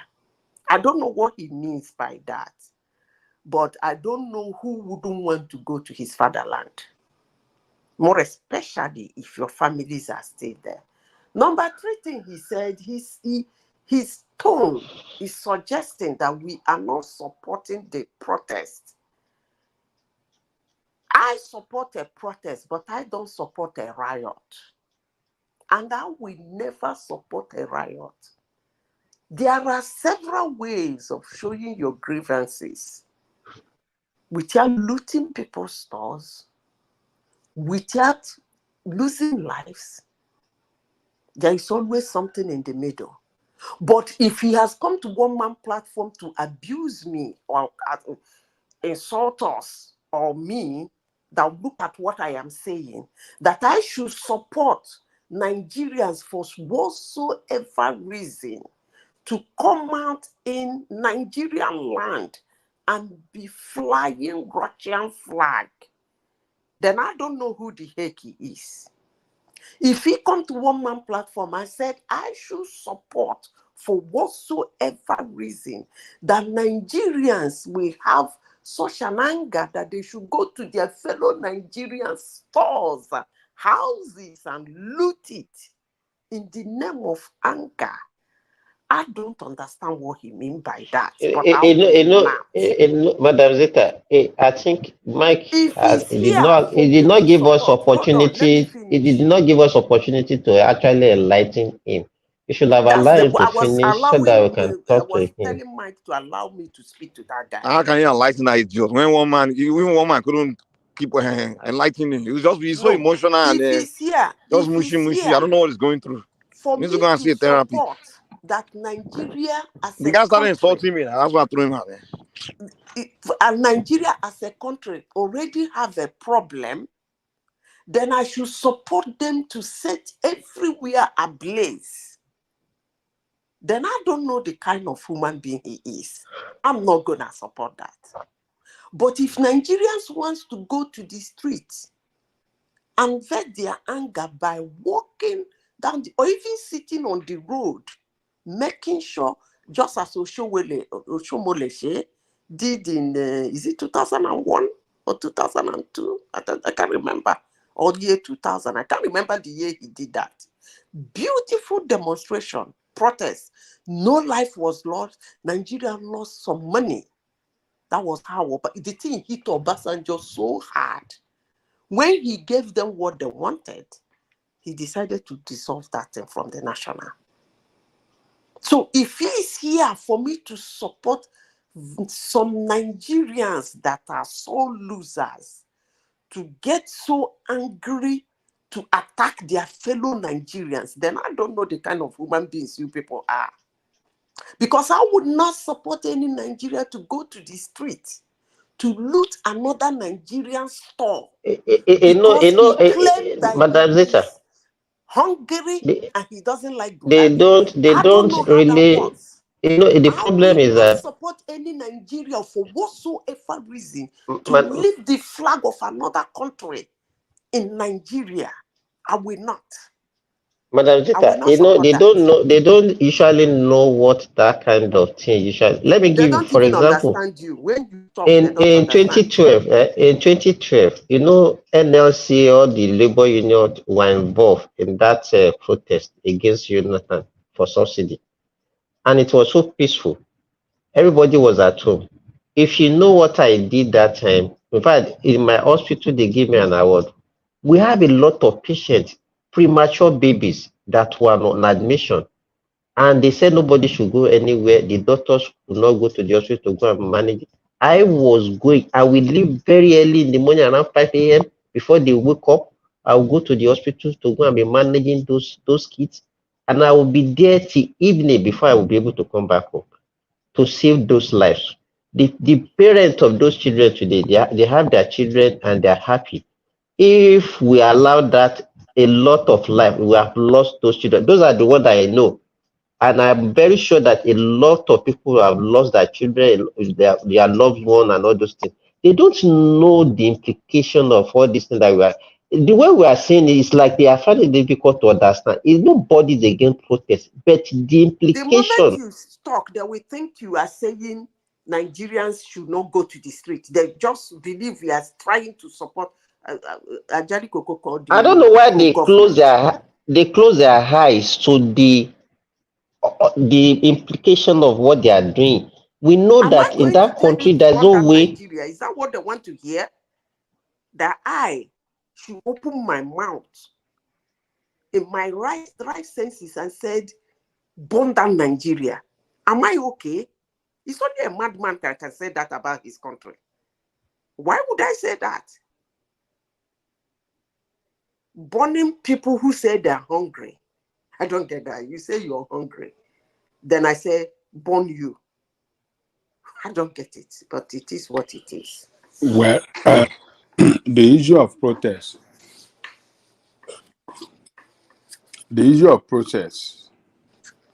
and people that call for protests did not do so in order to burn the country down, but rather to express their dissatisfaction at the way the government is running the state.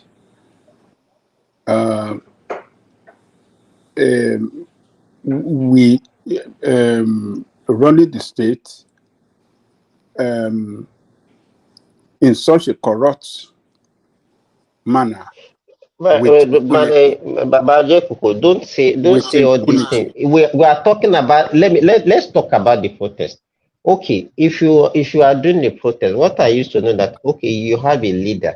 Okay, this is where we are going to. This is where we are going to gather, and this is where we are going. You must have plan. This is the way we are going to do it. Okay, we are gathering at Ganifa Emi Square, and this is where we are going to. This is how we are going to do our procession. But in a situation whereby you see even your principal Sowore that is calling for rage, calling it rage, how does that one sound to you, Baba Jale Koko? Well, he too is hungry, right? He too is hungry, right? When people are hungry, oh God, they are mad and they can be enraged. So somebody who's an aspirant who's supposed to lead a country should be hungry about his country that he wants to lead. He should be the one calling for rage. For how can you call it a That guy rage? can never be the president of Nigeria. Let him get ready. Look. Participating in politics. It should be that guy is supposed to be a leader that should be able to coordinate people.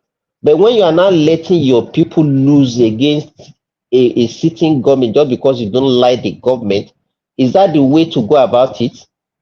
That is the narrative of you people. It's not. Which narrative? Are we dumb and deaf? We didn't see what he was talking about. This is the propaganda that you people have been carrying against the opposition. By the way, why wasn't he in Nigeria?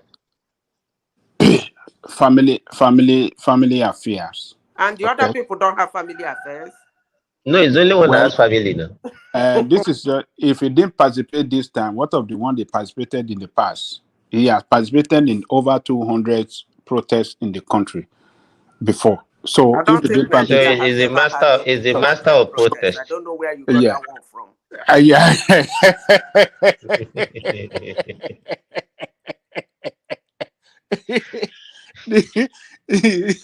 Now you don't know. Now you don't know where I got that one for. Eh? I don't know where you got it from. Una dey funny. You people, you don't want Nigerian people. How do you want them to express their dissatisfaction at the government that has not done that? Baba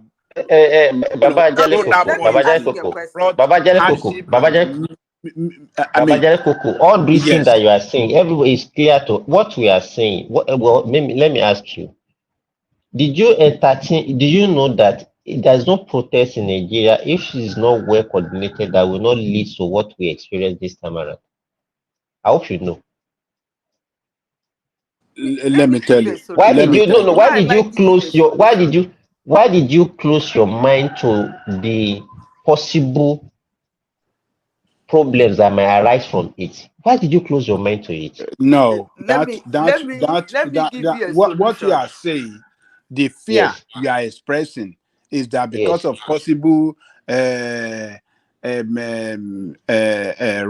or destruction that could happen, we should not protest. No. That is what you are insinuating. No, that's not my fear. That is what you guys. No. Yes. Not at all. Okay. Not at all. All you right. See, you solve your problems before they come. So when you hear that somebody is calling for a protest and then the person is not in the country and the rest are faceless and the protest is being organized online, I've been following that thing. That's how you have fear of the outcome. Not that I am saying that because it's going to be chaotic, they should not protest. No, normally when people say they want to protest, the first thing that comes to your mind is that it will not be chaotic because they say called it protest. It's not an uprising. Uprising is the one you don't organize. Something will just spark, maybe a boy slap a man or police by the boy. It will start from there. That one is not organized. It's just angry. Those are the real angry mob. This one claimed to be organized. So when they became faceless and the one that tried to show his face ran out of the country, you start imagining the outcome because it's already no control. But let me give a solution, because when I say you say something is not possible, I bring something in the middle. The people that put up this the legislators, they go into session. Since you want to be faceless and you don't want them to know who is the organizer, why don't they, when they sit, you besiege that place and everybody, like 1 million Nigerians, block their entrance, their exit. And then you tell them what you want. Of course, in that case, nobody is gonna, you are not armed, nobody is gonna shoot at you. 1 million, more than 1 million, they will just saturate the whole place unawares. You think they will not get an answer? You think so? When they are seated inside of that place, you don't let them come out. That's a protest. And that's very peaceful. And when they know you can do something like that, they're not going to try you again. But when you don't reason, they just plan some. I keep telling people that protest is not what they call it. The protest is on Tinubu. And every time they raise that protest, it doesn't work. Every time they bring that protest to throw him out of the city, it doesn't work. Because if it's actually that is for hungry, it's a legit something now. So why hide your face? It's a legit something. Why fly Russian flag? It's a legit something. Why call for military? It's a legit something. Why say somebody who is elected should come down, let another person go? Are you sure that person will get it right? So why don't you find something in the middle? If actually that is for hunger and the cost of living, I won't use the word hunger, let me say cost of living. So why don't you plan it in a way you get a real gain instead of all this? We forced him out from the hole and then we embarrass him. That's why lives are lost, right, Baba Jadi Koko? Let me tell you, Madam Simba, if the government had called for a meeting before the protest, even you people should be thanking the protesters and the organizer of this protest for the maturity that they the matured way they handle that protest before and during the protest. Before the protest, they gave notice to the government. At least They do that. Yes, they did that. How did they do that? They communicated to them. How? In written? No, there was nothing like that. There was, madam. There was nothing like that. It was through social media, Baba Jali Koko. That's the way they communicate. Yeah, it was through social media. They did it on social media and they wrote. And no, there was nothing like that. Let us not lie. There was nothing like that. And listen, you cannot just write a letter. Madam Zita, sorry to interject. The kudos or if you want to really set people that tried in this protest that does not let that country burn down, it is the police and the military. They were well organized. If they have done like the way they used to be, things we'll be talking now will not be the same thing. They are the one that we're supposed to be praising, not the so-called 3 people fighting against themselves. How come that you have a protest that the item on the list is more than 500 and different faceless organizations? At the end of the day, what I see is that 3 sole loser want to take opportunity. Shore take his own part, Obi take his own part, and Atiku also take his own part. Is that the set of leaders we want for Nigeria in future? And I think this Shore, the only thing I would say is that pray that Tinubu does not win 2027. Because if he wins, that guy will never step foot on Nigeria for the next 4 or 5 years. He knows what he's doing now. It's a safe place. And I listened to Bajan Lekoko. He was in America because of family something. What about those people that buy during this protest? What is different between him and Simon Ekpa now? They're the same thing in my eyes. Remy, you know that his case that treason case that got dropped. You know it was Tinubu that dropped him. And then he turned it. Yes, it's the same case. Now you went back to America and instigate people unnecessarily. Why those people that can buy in Nigeria and you are there with the comfort of your wife and children continue to instigate people, burn down that country because you have another passport in your hand?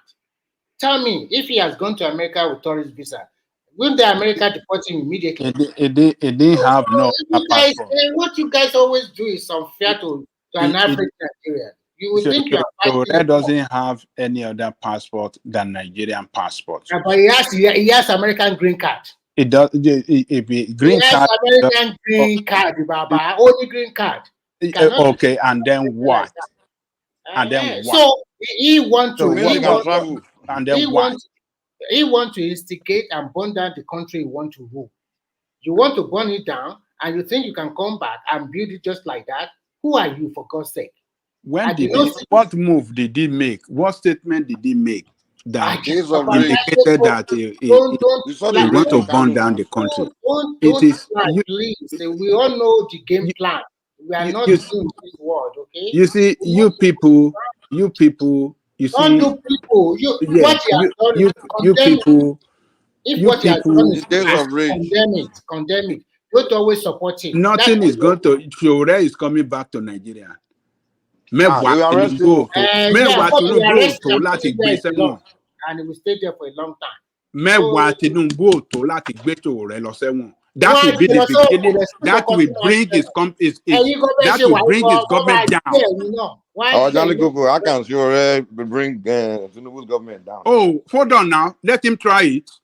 So who will go out there? Is it the few followers they have that will go out there and bring the government? Let him try it. Jolly Coco, are you the one that will go to Nigeria? You know most of Fiore followers. Let him try it. If they arrest Fiore, what will happen? Mama Jolly Coco, most of Fiore followers like you guys are all abroad. How are you going to bring government down from abroad? Buhari with its military might or military mentality. But Buhari jailed him now. He didn't bring the government down. Again, he released him and restricted him in Abuja. He didn't let him stay long in the jail. Okay, so let Tinubu put him in jail. Now, what will happen? Let Tinubu try it.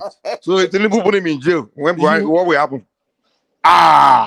Tinubu hit the law nìyẹn. But Buhari put him in jail and nothing happened now. Ó ti parí fún ìjọba Tinubu yìí tẹ̀ ń support nìyẹn. How? Ìjọba yìí máa wo, ó máa forí sọ́pọ́n nìyẹn. So Yoruba people will come out. Ìjọba yìí máa forí sọ́pọ́n nìyẹn. Bàbá Jálẹ̀ Kòkó ó máa gbé jígà, ó máa fi uproot ìjọba yẹn. That will be the end of that government. Let him try it. Yeah. You all will come here and say, Jálẹ̀ Kòkó, you said it. Okay, that will be the end of Tinubu government. If we can pick up Jálẹ̀ Kòkó, what do you call it? Nnamdi Kanu that have a big support base. Have everything. Exactly. Who can die for him? They pick him up. Who is sure? Ẹnu làwọn yẹn ní. Lọ kúrò ẹnu làwọn yẹn ní. Don't worry, let him come back. Ẹnu làwọn yẹn ní. Ẹnu bẹ́ẹ̀ nu àjàkàrà. Just tell him to come back first. Ẹnu ẹ̀dá pẹ̀ mọ́jì kan gbé bàbá Jálẹ̀ Kòkó ẹ̀yọ́. Má dá wọn tí Russia tó bá kọ́kọ́ fire nuclear weapon àwọn ẹni Russia máa kọ́kọ́ wipe out náà. Àwa ní dóòmù bíi ta wà yìí tó bá protect wa. So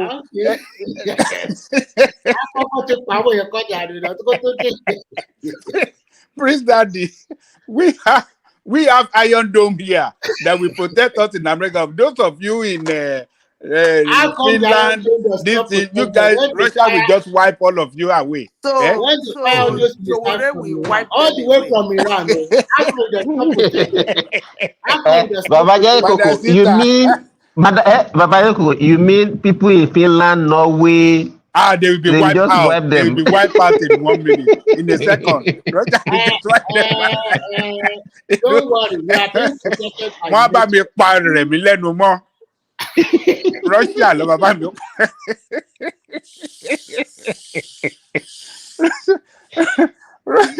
Russia will close Remi mouth permanently.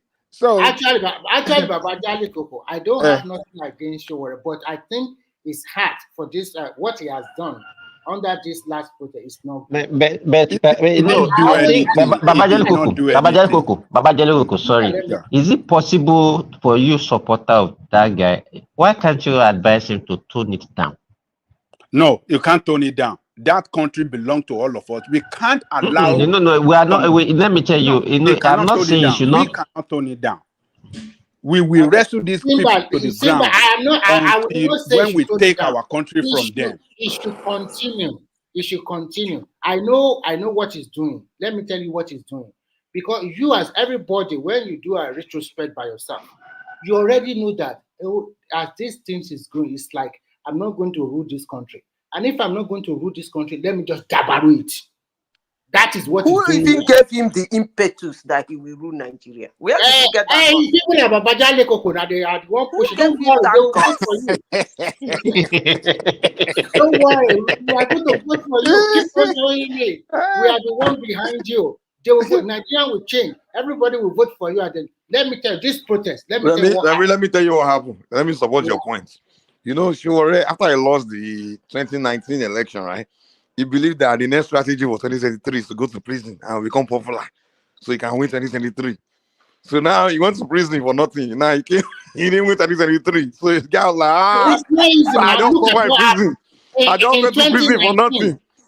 So the guy In now, he now 2019, believe, okay, since I suffer for no reason, so I have to burn the country. in Everybody else must suffer. 2019, he You know, got 50,000 his votes. performance in 2023 was even worse than that of He got 2019. 33,000 votes. The moment 30,000 he votes lands in in the airport, 2023. they should give him Nande Carlos treatment. And Let to the not sky make it fall. worse, Obi also take most of his followers away. It's like, I have tried. Even some people that believe in me. And I see that dictatorial tendencies in Showore. He likes to be. But Remy, let me say something. Yes, look, I don't even know how we assess humans. If you listen to Showore over the recent, forget about during Aluta Continua, why would a normal thinking person, Showore, will call for protest? The person will adhere to it. Because if I'm in Nigeria and I'm really hungry and angry, if I hear that it's Showore that is organizing it, I won't step out of my door. So why would that guy of all people say he's organizing? They don't know him or what? Anyway, make I Madam talk my Zita, mouth. it's not that way. He called for his. I think what happened is that he planned with some of his boys, but at the same time they have ulterior motive, and they just hang it under hunger. Then Atiku and Obi also learned that these people are planning their home. They quickly also strategize. Because Obi is neither here or there, that is why he does not really come out fully. But Atiku also used the opportunity. Okay, let me do my own in the north. But Remy, but it was only when Obi came out now. I think he joined them for 1 day. No, I'm telling you, Obi does not plan very well, does not know what to do. He also want to take the opportunity. He wanted to take the opportunity too, but he does not know. And unfortunately for him, even he started, they do that Monday sit at home. And you want the economy already been paralyzed already. And if you also want, he went there now, he was with Alex Oti. Alex Oti was saying another thing. He was saying another thing. Atiku, everybody wants to use the opportunity to sell themselves to the heart of Nigeria. And that is why you see in the north, they are saying Atiku should come back. That they should take it from Tinubu, give it to Atiku. But in the south, that kind of idea will not sell. You cannot tell an average Yoruba man to say, I don't even think that any of them can be trusted. All these players, I don't think any of them can be trusted. Let me say this. Why is it that? Let me say this. Why is it that sometimes people do wish Nigeria some certain things, but they can't wish that thing to themselves? I ask a question. If Nigeria separate today and not go their way, will Northerners agree Atiku to be their president? The answer is a total no. Never. They will never. Then come to Yoruba land. If say Nigeria separate today and Yorubas go their separate way, will Showore I will reject it in Jesus' name. the president of Yoruba? The answer is no. Let me finish. Come to the Igbo descent. Ẹ máa gbà fà ó lérò tó tún pè orúkọ If Jesus. Igbos go their separate way today, will they ever allow Obi to be their president? The answer is no. Now, why are they wishing Nigeria such a person? That is the question. No, but it shows that we don't even love our country. And that is in fact, what you just highlighted is a big problem. It's a big problem. That's the fact. You mean that Obi will not win in Igbo land if Igbo land go separate?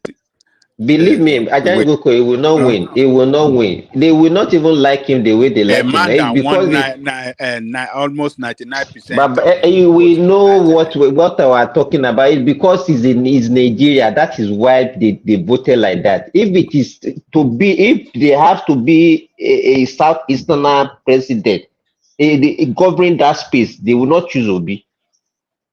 They will not even give him that popularity. Believe me, they will not give him that popularity. Do you think everybody will go with the lie they are saying all everywhere? Nobody will follow them with the lies. Ajay Koko. What do you say? If Yoruba land is a country, will you vote Showore to be the president? Why can you ask me such questions? Who do you think I'm going to vote for if I don't vote for him? Really? Who do you think I'm going to vote for? Okay. Showore cannot. It can't be the best that we can offer in the Southwest. Forget about it. Okay. Who is it? Let's wait until then. This is not about let's wait till then. We are all Yoruba. Some of us are Yoruba here. We know our Yoruba properly. And we know our capability and capacity. That guy cannot win a local government chairman. Even if I will vote for those of you who are talking about Yoruba, are you more Yoruba than me? I am more Yoruba than you. Because your own Yoruba is too biased. You are not looking at the totality of Yoruba. Your own Yoruba is neither here. Abajale Koko. When you are half Yoruba, you are half Yoruba. Abajale Koko is on the level of GRV.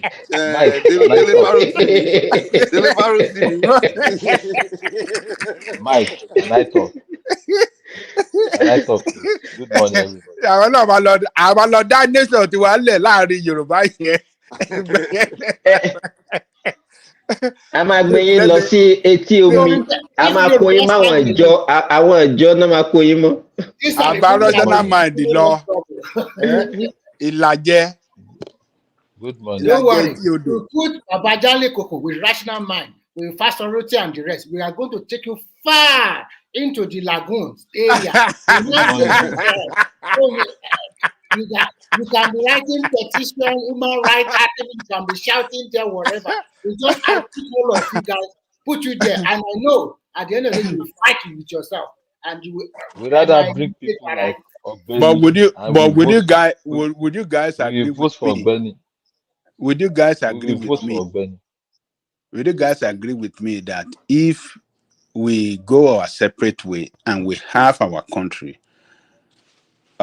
separate country, would you guys agree with me that this current politician will not be relevant in the new countries in any one of those countries? I disagree with you. Do you agree with that they will not be relevant? I disagree totally, but I disagree with you. They will be relevant, but at the same time, because you are now in your own country, it will be easy to be managed. People will now pick their own right choices, even the contest. If another person contests, they can people because it's like I'm Yoruba. It's not about the whole Nigeria, because the whole Nigeria is that no matter what happens, it's still the national cake. But this one is my man. We are the same thing, so I can pick Mike ahead Babajale Koko because I know Babajale Koko will do trouble. It's too. I tell you, these people will not be relevant. They will be swept away. They will be swept away. It is Nigerian. Is Showore not among the politicians?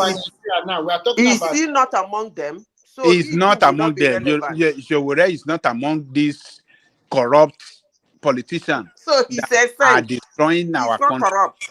He's not one of them. No. Because he also entered here. Let's do this. Ajani Koko, are you saying Showore is not corrupt? Not that I know. You have anyone to point? You have anything to point to me in that direction of what you said? If I talk now, this internet goes down now. Talk calm, make it here.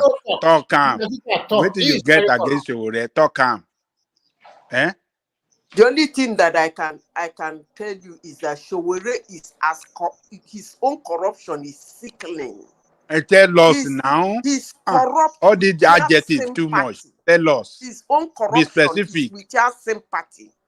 That's why he can stay in his house. I don't want to talk.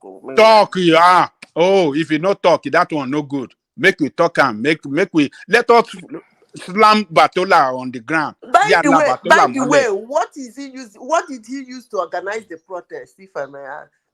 Huh? You heard my question. I didn't hear your question. What did he do? What did he use to organize the protest? No be mouth. They call on people, and he have his people on the ground. Hold on. The Take It Back movement is on the ground everywhere. No. Who meet Showore before he started the call for the protest? Who he met before he called for the protest? Yes, I asked that question in a global I don't know. Find out. And make you talk now. Now, why you go to talk? They hide your waiting one say under your tongue. Talk them out. May we hear. I don't talk waiting. I want talk. Showore's corruption is sickening. His own corruption is sickening because his own corruption doesn't have mercy. His own corruption past those one we don't run Nigeria ground, right? Now you won't talk. At least those ones we know they are corrupt. And we are dealing with them as corrupt humans. So when you go to them, waiting you see, you take. But for this one that formally presented himself as Sahara reporters, and Baba Jericho, leave me. I better make you talk. I won't hear them. This one now your own speculation, now your own way you not get fact. You don't have fact to back by it the way, up. let me ask you a question. You don't have fact to back it up. Nigerian government said not get anything to use against you. Hold on. Calm down. You say I should talk. Yes, talk. Do you speak with Showore? Talk now. No, I asked you a question because I want you to ask him something. No, he does not speak with him. He does talking. No. If you don't speak with him, so Madam Zita, he does not have that link. He just support just as a fan. Because if he speaks with him, I would have told you when you see him, ask him this. And they speak with him. Okay, make you tell him. Tell me. And they talk to him. The 4 digits of his number if they speak with him. You want make I tell you? Last 4 digits of his Nigerian number. If you speak with him. That one, maybe you forget about that one. If you give it to me now, we know that you speak with him. Because I know the number. If you give it to me now, I will know that you speak with him. Then I will tell you what to ask him next time you speak with him. Abajeleko could give it in the private session so that he can now give you the question. At least you claim that you always speak with him. At least this one, where is it? I didn't say give me. Look, I didn't say give me all his numbers. I said the last 4 digits. How does that matter? Because even if I give you now, you go still talk. How does it matter? Talk the thing where you want to talk. I just want to make the whole world hear. To him. Listen, I want to establish that you speak to him. So that means you know his number. Madam Zita, you know what? Madam Zita, my advice is this. Baba Jeleko, even if you know, he will not give it to you because he might be thinking a lot of things in his head. So you yourself, that you have a lot of information about him, I will also ask you to keep it. Don't release it. So don't say nothing. Let's just continue what we are talking about. Because it's clear that you cannot be a presidential candidate so there will be someone behind you. Because you don't have the money, there will be somebody sustaining you. And we all know that this protest that happened in Nigeria recently, it is politically motivated with a lot of the politically motivated is not it's not really about hunger. If it's about is not from Nigeria. Yeah, because if it's about hunger, the least we should have been saying that okay, where all the states should go to farming. Or maybe the federal government should do this or do that. It's not about hunger. It's not about releasing Nnamdi Kanu. It's not about. Let me. It's not about suspending the. Gane, can you mute yourself?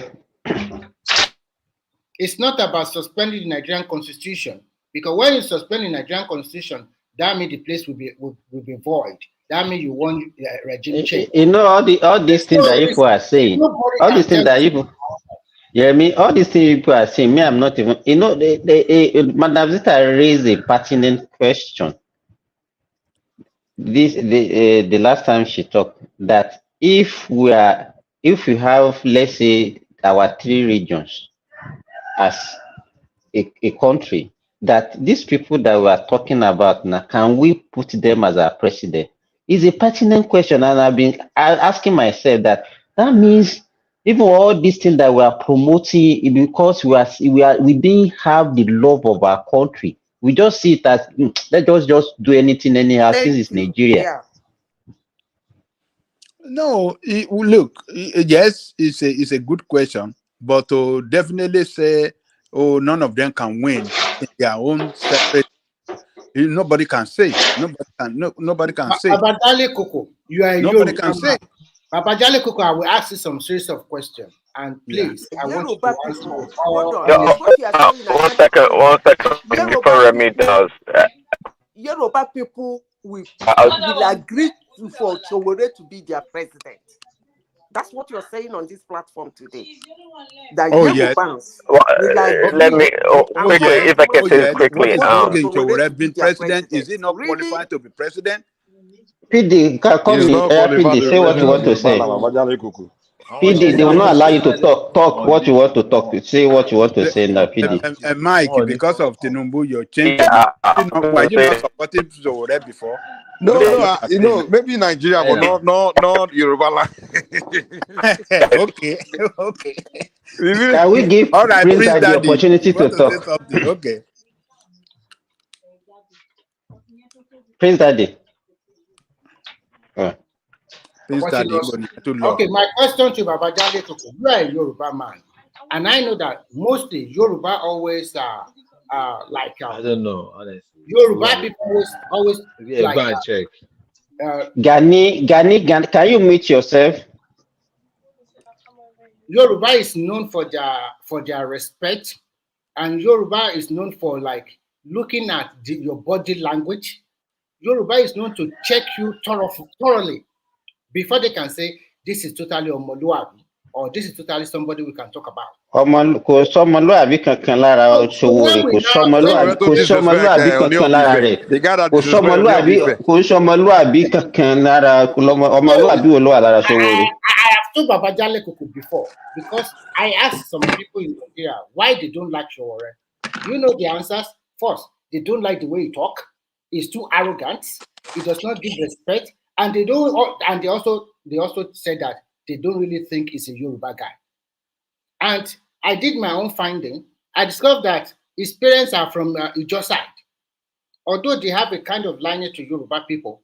And I asked you a question the other day. I asked, where exactly is this Sowore come from? Some people say it's from Kwara. Some people say it's from Ondo. Some people say it's from Ekiti. So I'm not sure. Now, I listened to a tip recently, and he mentioned that his parents are Ijo, but Yoruba people colonized them. So he's trying to tell us that he is not really a Yoruba guy, but because his parents are Ijo, maybe they live in Lagos, and then probably not choose, I don't know which state it belongs to. In a nutshell, what I'm trying to say is that if Yoruba people have their own country, this is the way an average Yoruba man will see him. Uncultured person, does not have respect, too arrogant, does not fit to hold the position. And then they will make him their president. All those 4 things. And even Tinubu, as extremely wealthy as he is also humble. He also knows how to talk to people sometimes. So as a politician in Yoruba land, you must bring a lot of things together for people to now assess you that, okay, this is the person we are really talking about. Go and ask people that have ruled us before, people like Bola Ige Awolowo and the rest, that the way they present themselves. I do not see that guy. When they interview him, I can see he'll be rubbing on his stomach, he'll be pointing on his head. It's like, is he on something? He doesn't even have any attribute of a Yoruba man. That guy doesn't have any. The way he talks and the way he behaves and his recklessness does not show any Yoruba man that has gotten to that level in name. Even here in this platform, here in this platform, Babajale Koko, you can say it, you can attest to this. A lot of Yoruba guys here, they don't know you before, but when they listen to other Yoruba people giving you that respect, whether the people that want to talk to you is even older than you in real life, because most Yoruba people here give you that respect, it will also follow suit. And that is what you have been enjoying, which is good. But Babalenje Koko, play it cool. You can answer my question now. You see? You try. You see, let me tell you, Showore will never respect, and I support him, never to respect any one of these politicians that you people are promoting. These people destroy the country, destroy He's the not people. a respectful person. He lacks respect. So don't use politician. He doesn't have respect in his dictionary. So I don't attribute it to politicians. Showore lacks respect. It's as simple as ABC. Somebody who respects somebody, you don't need to be a saint for you to get respect. Respect is when you see an elder, you accord him a respect. You must not be rude to send your message across. Showore is rude. It has nothing to do with the politicians. He's just rude. Rude to politician that you like, and that justify or that No, you he's rude. describe him Whenever he wants to be a rude, person that whether is a very politician rude. or not, Showore is rude and arrogant. I don't even know what gives him that impetus. You see, when somebody speaks very confidently, so that is what you term as arrogant, right? No, Because he doesn't speak most of the confidently. time very No, confidently. he doesn't It speak can learn. confidently. No, It said the truth to no, power. that It you Sorry, can I ask present one your question, case, Baba Jale Koko? that you Does he speak present your case confidently rudely is than not Adenyika confidence. grandson? Does Showore speak confidently than Adenyika grandson? Look, both of them, Adenika's grandson is operating at a different level. Is fighting a different cause. No, not at all. He's Totally fighting different for you. from that of Showore. Adenika's grandson doesn't want Nigeria. He wants Yoruba nation. Why Showore is fighting for a greater Nigeria, for the good of Nigerian people. He is a Pan-Africanist. So they are fighting a different cause. So you can't you can't compare them. They can't. They are not operating at the same. They are operating at different level. So don't Instead even of bring that up. Yoruba people to vote for Showore, we vote for Ogbeni Kole. It's Don't up to worry. the task to be a Yoruba president. Don't worry about that. No. Whether you vote for Kole or you don't vote for Kole, that is fine. Anyway. Yes, so But what I who is know, Showore? Who is Showore? Showore can never come to my space and said he want a vote. okay, fine. But you will be surprised when it comes to that time. Yoruba people. You put him there by magic. It's only you going to vote for Showore. There's a lot of Yoruba on this platform. Let's just do the voting now. We don't need to do vote. Forget about that. Don't want it. You don't want him. Other like you doesn't want it. Impose But I'm Showore telling on you, us. a lot of Showore is now a criminal. You know that. After this riot they've done now, he's a criminal. He's wanted. Okay, fine. Let him be. Abaja, why are Let you him so be. particular about Showore? Why I'm so particular about Showore is because Showore is fighting for the right of Nigerian people and is fighting for the good of Nigerian nation. So No. It's Are you because certain of the that, hate you Abaja? have for Tinubu. Yeah. It's because of the hate he has for Let Tinubu. us That's remove why. Tinubu from the equation, because I don't Yeah, like the this hate is too Yoruba much. Baba this, Yoruba Jale that. Koko has that big hate. Let's remove No. Tinubu from the equation. Gani, don't bring that kind of argument here. That is not what you're the liberal. What is it now? It's not everything is what is this thing Let's that you're remove doing. Tinubu from the equation. and let's just focus on the character of Omoyele Sowore. Mm-hmm. You know, the man, number one, is, I think someone that's going to lead must be capable of being moderate, must be capable of listening to different people's positions. Tolerance also. Tolerance, Aro. Yes. Yes. He Not doesn't tolerant. have a single leadership style. He's not composed. Even one. He's not composed. He doesn't have the capacity to bring people of that people should be able to. You should be able to bring people that don't agree with you, bring them towards the table. I mean, I look at Tinubu. You can say anything you want of Tinubu, but I think people should appreciate the fact that individuals that last year weren't necessarily, supporting them. Look at Bode George. Bode George claimed that he was going to leave the country within 24 hours if Tinubu wins the presidency. Within less than a year, this same Bode George was advocating that people should give Tinubu 1 more year. Can you believe it? I mean, so these are the other.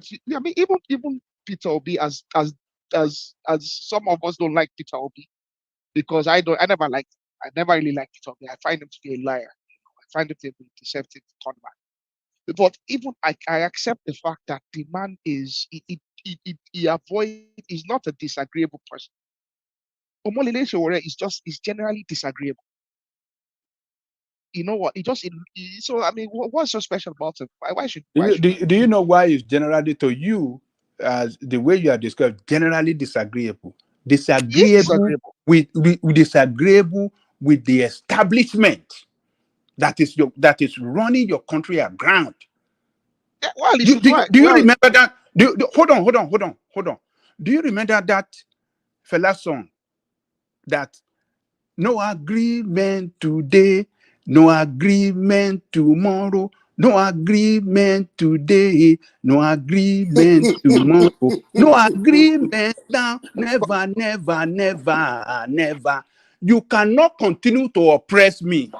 Baba, I give you one. Let me give you one. See that fella you are talking about. You cannot continue. I find it to be a rather unusual man. Yes. Okay, a man's character is flawed. So I never use fella when they are not. I like his music. But fella is a very flawed man. Okay, he should not be the example of what a role model for anything. I know he likes to chant that he's fighting the system. Okay, but I think you've seen in history that there's people that can fight the system and be decent. Wait.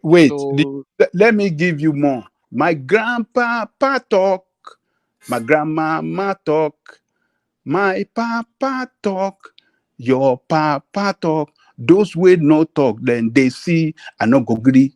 Make my brother hungry. Make I no talk. La.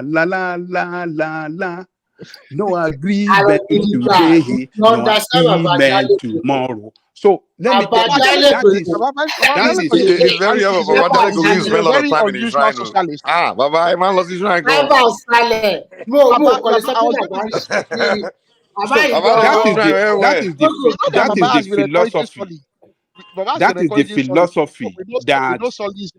That is the philosophy that Sowore represent. No agreement today, no agreement tomorrow with these criminals that are taking control of our country.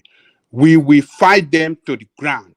We will not respect them. We will continue to fight them. He should start a revolution, but let him lead it from the front, not from. How many times does he lead in call? Many times. How many times does he lead in call? I know lẹ́lẹ̀ yìí Yorùbá yìí táwọn kan máa ń pè yín lọ ọ̀lẹ ni yín, ọ̀lẹ èèyàn ni yín. You can't stand up for your right. You are lazy people that can never fight for your right. That is the problem. Leave us to be lazy. At least you are progressive. Àní ọ̀lẹ ni yín. We accept. Ẹnu bí àjàkàrà lẹ́ni lè dìde kẹ́kọ̀ọ́ wọ̀ sí. Wọ́n kàn sọ pé kẹ́kọ̀ọ́ wọ̀ sí ni wọ́n sọ pé kẹgbẹ́ nǹkan ìjà ogun. Wọ́n sọ pé kẹ lọ sógun lọ ẹ̀kọ́ ìwọ̀ sí. Ẹ̀ńgbà ìwọ̀ sí mọ́ra. Irú Yorùbá wo lẹ́yìn tẹ́ máa gbà wọ̀ sí mọ́ra? Wisdom is more than strength, Baba Jale Koko. Wisdom is more than strength. Because we are wise, Babajale Koko. What you just said in Yoruba now, I say it in English. It's very easy. It's very easy to express in Yoruba. Say it in English. Yoruba say ologbo to su bi ole. You see? Ologbo to su bi ole. So it doesn't mean that we can't stand up. It just means that we are being patient. You know, patience. I mean, no. Babaja, I just want to let you know. There's limit. Yoruba, and there is Yoruba that say that he said the patient dog eat the what? The fattest bone. Ọ̀jẹ̀ ní Nàìjíríà, ọmọ patient in Nigeria. Wọ́n á jẹ́ máyé. Babaja, calm down with this your revolution, because the customs lady said it the other day that all of you, once you come to Nigeria, they'll be waiting for you at the immigrations in Muritala Mohammed. Come at the power of DSS. No more Babaja. I told Baba earlier now.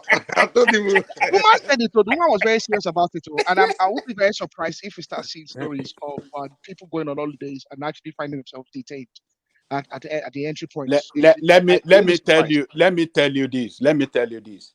I want to guarantee you that that's not going to happen. Because the person we have Attorney General in Nigeria today is a man that respects the law. All right?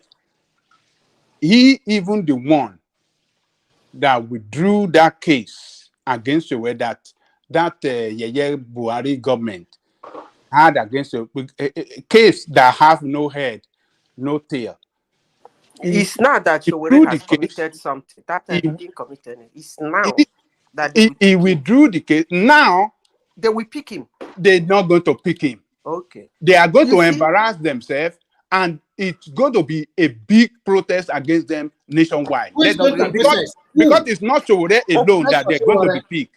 It's not only Showore they are going to be picked. You will see the biggest progress that we've never seen in Nigeria before. Get ready to do that. Join them all.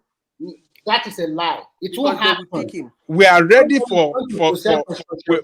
we are ready for them. Let him land tomorrow in Nigeria. Okay, and let him be picked up. Let him go tomorrow. Okay. What you don't understand, Babajale Koko, I will ask you a question. Have you ever been in police custody in Nigeria for 48 hours? It won't back the I know, I just asked you. I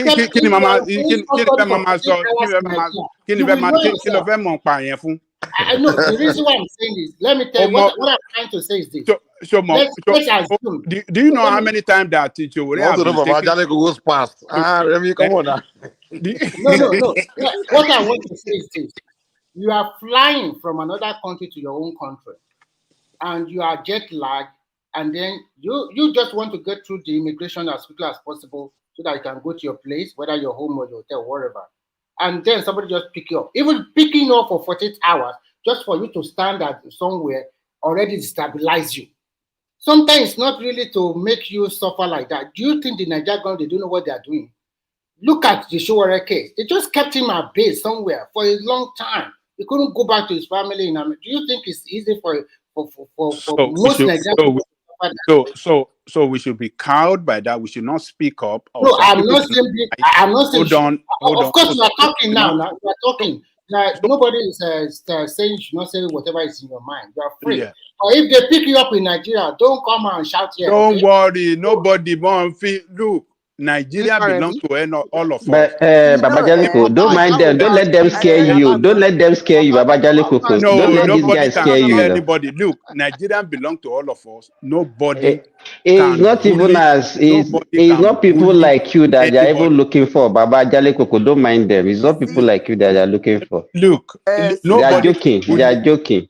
Nobody can bully anybody as far as that contract. It's not even Showore. All this that you are doing, you think Showore is scared of anything to go to that country?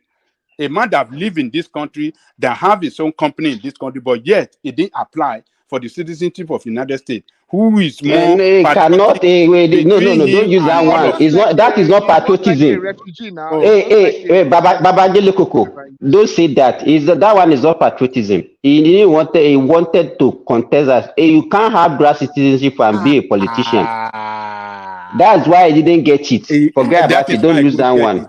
Do you know Yes. how many years he's been in the United States before he contested for president? What I'm saying, he knew. Everybody that knows the, and he you know can the. apply once you get your this thing, your permanent resident. You can apply 3 years after, on the way to 5 years. What I'm to get saying, if you have the ambition of being a politician, you can't get dual citizenship. That is it. Look, that is not the reason why he didn't get it. The reason That is why he didn't get it. He don't say that one is not patriotism. It's not. It's not bias. Not patriotism. Don't twist it. I've been supporting you. Don't let me withdraw my support from you. No, don't solve. You never support him. Get away. We don't want your support. Support all He get away. Come along, baby. My support you want.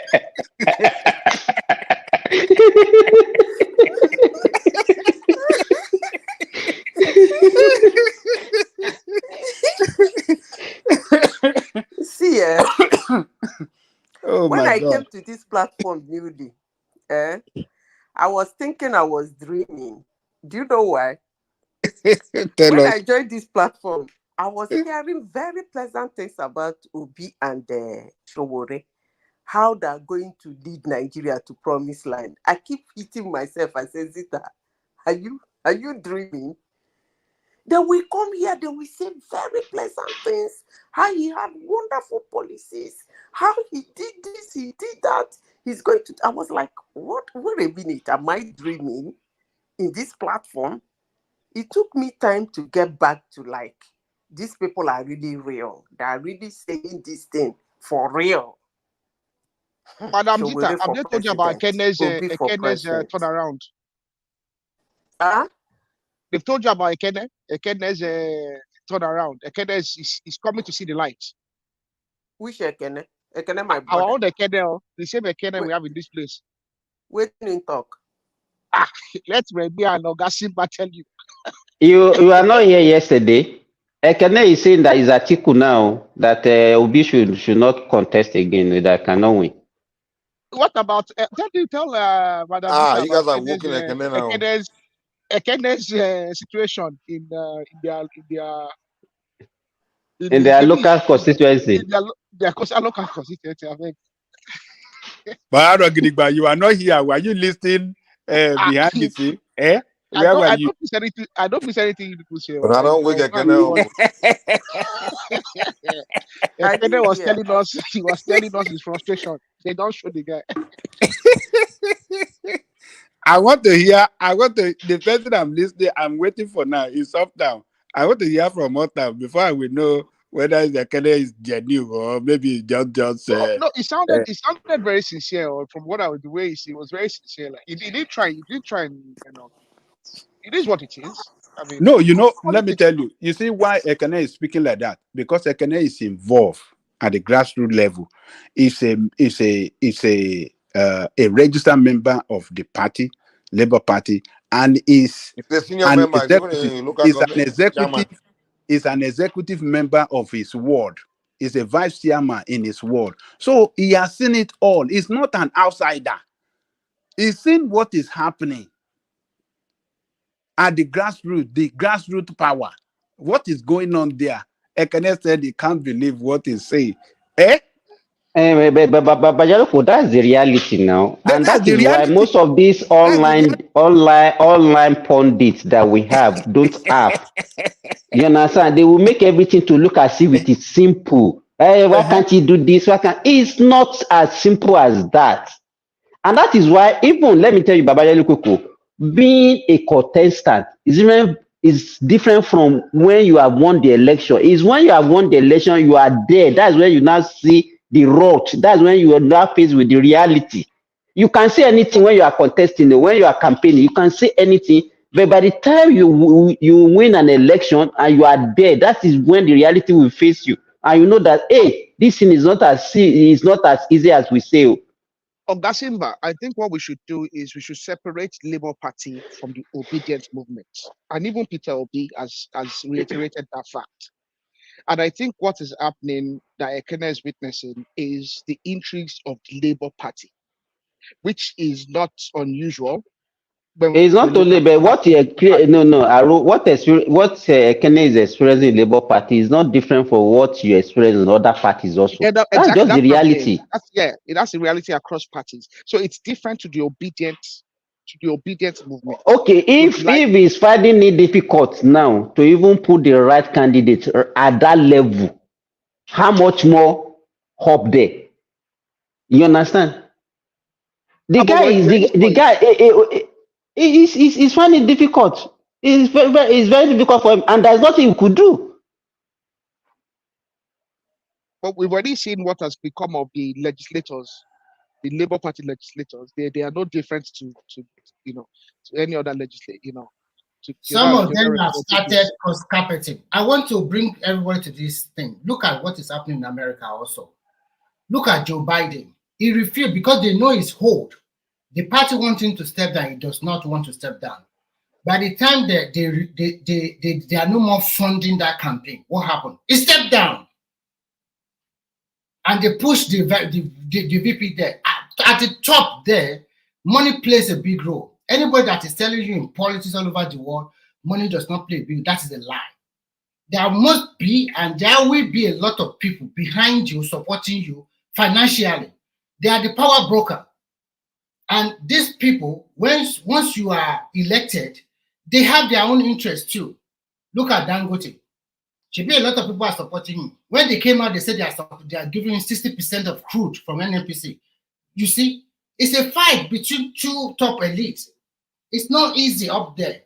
Ekene is not in the grassroots, just a vice chairman of a ward, and say the politics they are playing. But wow, it's tough, man. It's a pity. It's a pity. I wish them the best of luck. The last, is it Simba? Simba, what happened in the United States is a coup. So it's not as you explained it. That's a coup. Because they wanted to invoke 25th Amendment on the man. It's not because of the fund. He already have more than half of the delegates in his pocket. So it's not what they are presenting to you guys. That's a coup. Continue. But Madam Zita, it's looking like the Democrats have found a new they've got some momentum again. They seem to be out there before, and now with Kamala. That's what I think anyway. Maybe I'm misguided. That's what they found. You heard me. You heard I don't know. Tell me. You heard the laughter. Did you hear me laugh? That's media hype. That's what That's media hype. They just found that laughter. So they're still going to chop their plug. Make you not come United States too. This is what they do. Not come, we go carry you for airport. Now vice president they make like that. I know the thing what they do. We go carry you for airport if you land here. But Baba, you're a silent MAGA as well now. You're a silent MAGA as well now. You're a MAGA. But you people are funny. You people are funny. Make I beg una. Muna no collapse the world. I beg una. Because the world allowed you guys, your currency to become the official currency of the world. You do those your shenanigans there, it affects the whole world. For those who are looking forward for what the woman call it that time, hegemony. Everybody wants that hegemony to get away from you people, but it's so bad that you people, you're like holding the whole world to spare. You collapse. Most nations will shut down. Now beg with the beg now. You people are joke. Is that really what you people want? I mean, I don't get this. But we're just begging you guys. Because as it is now, the wokeness is beyond repair. I wish one country can just stand up on their feet and take it from there. Walai talai. Because I don't even understand it any longer. I don't. Do I hear you where you say walai talai? Now everybody they talk walai talai for Nigeria now. Eh? On the 4th of November, you go and vote.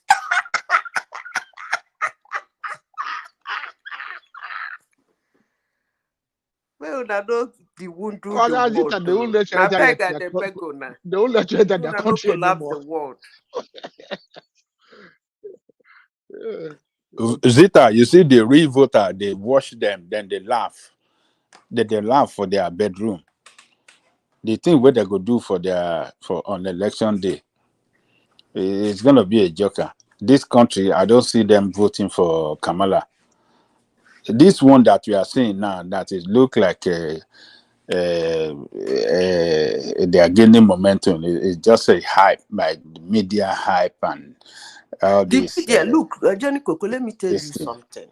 To be honest with you, you know, there are things that happen on earth, we overlook it. We just saw it happened, and we forget everything about it. The media is doing a lot of damage on the world. When that woman in question, that same media was calling for her to step aside. That woman has the lowest rating in the history of America as a vice president.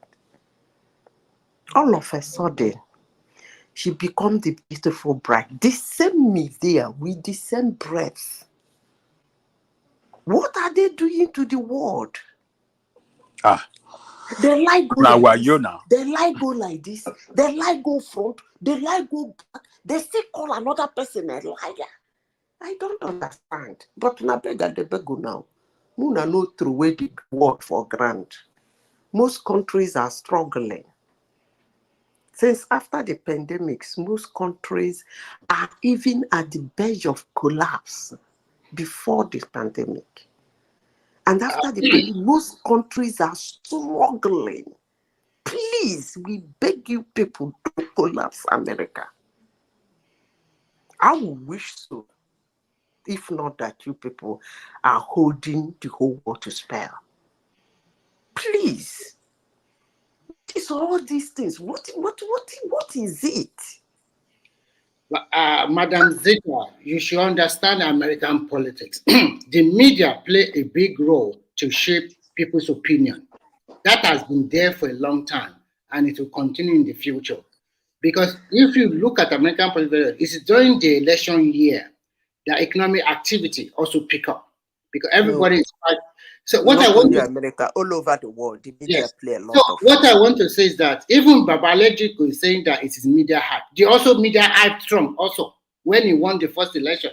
No, that they is didn't. not for you, okay? No, they didn't. No, they didn't. You see, you don't understand American politics. That's why you are No, they talking. didn't. Adewale should just come on board and say something. At least he's here. Adewale is here. Which media hype? There is no media hype for Trump. Media was don't hype Trump. Rather, let me tell you what happened. Yes. You see, let me tell you. Well, you can call it media hype in the sense that they keep criticizing him. You know, when you talk about somebody regularly, and they're still making that mistake again.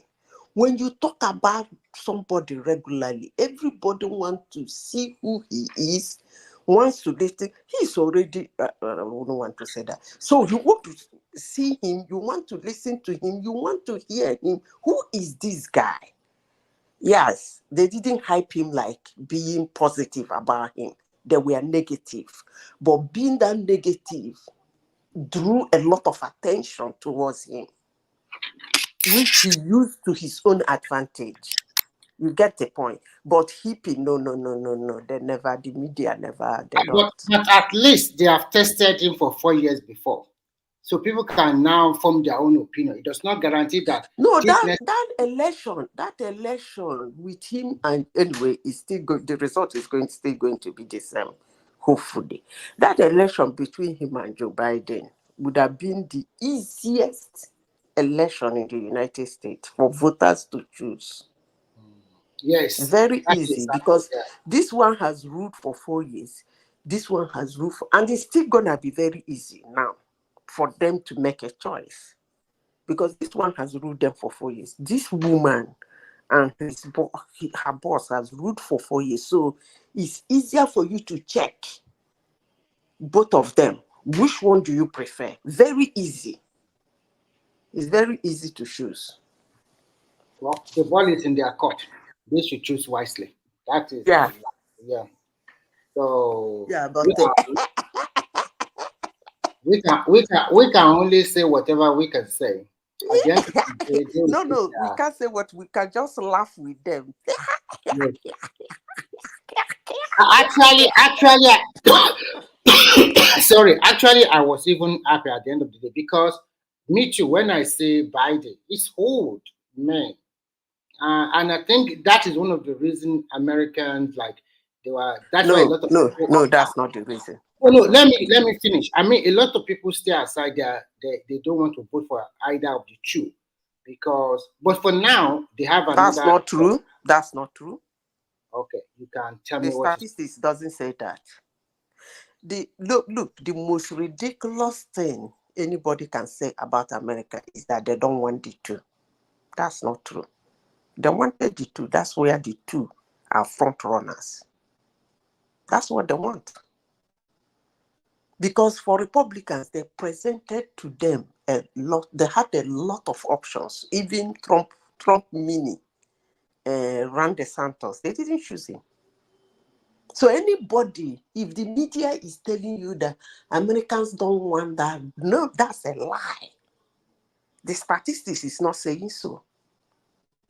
Because they wanted them, they wanted that rematch, and that's why they are there. And it's not because he's old. He was old. He picked all those delegates. It's not because he's old. But now you mentioned old.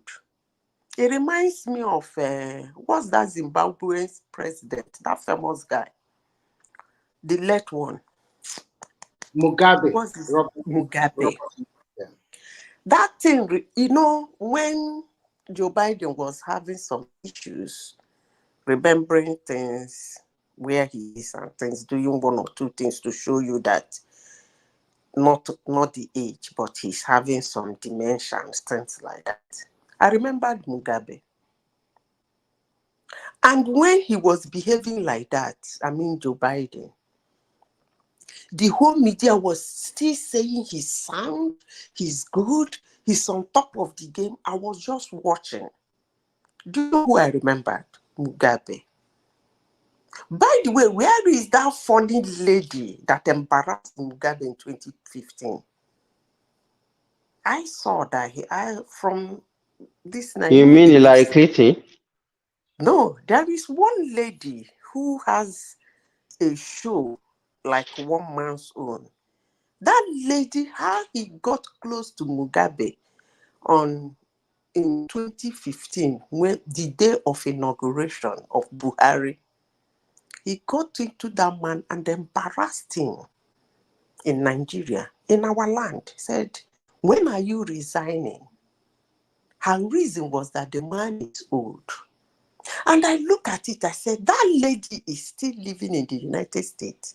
And Joe Biden was doing all those things. And I asked, where is she with her microphone to go and ask Joe Biden, when are you resigning? But though they got Joe Biden out. When it is a Mugabe, everybody, including the same American media, was saying all manner of rubbish about Mugabe.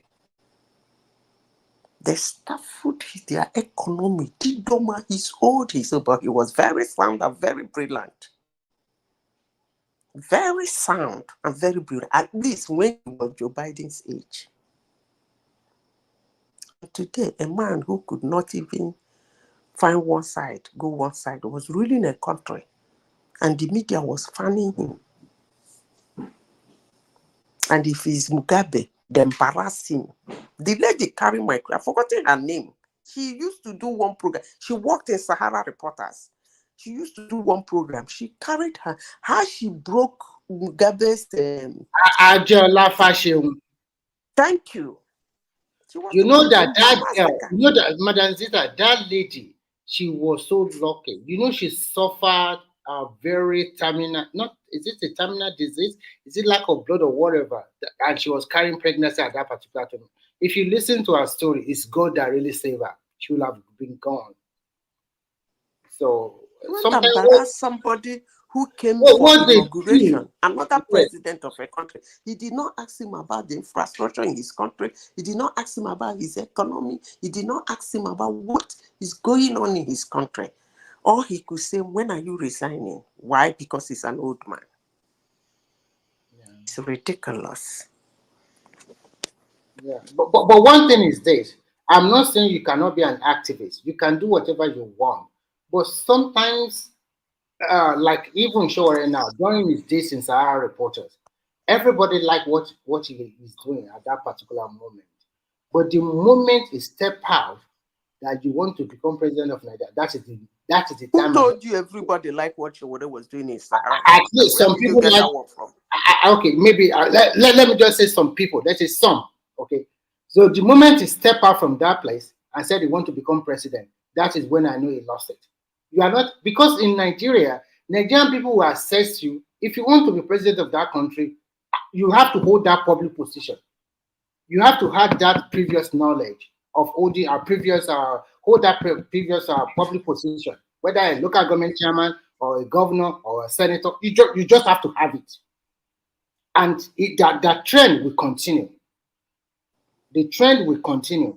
And another trend I see in Nigeria that most people does not see is that if you are a vice president before, you can never be the president again.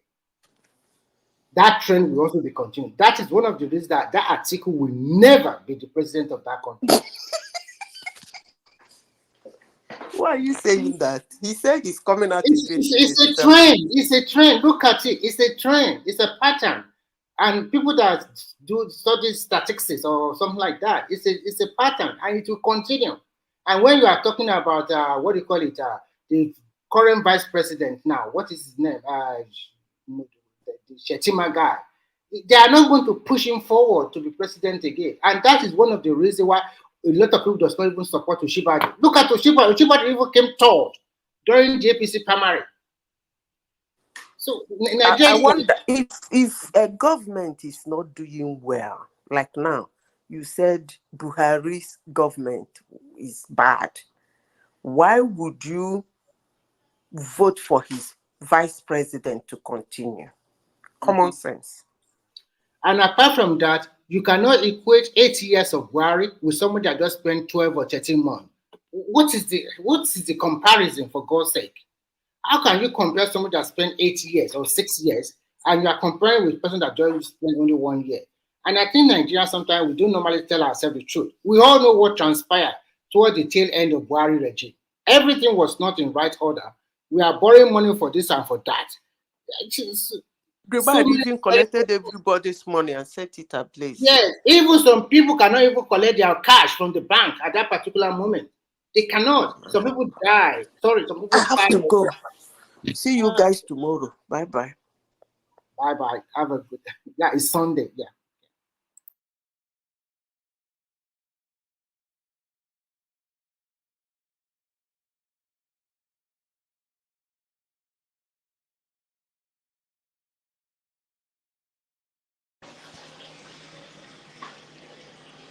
You guys stop talking.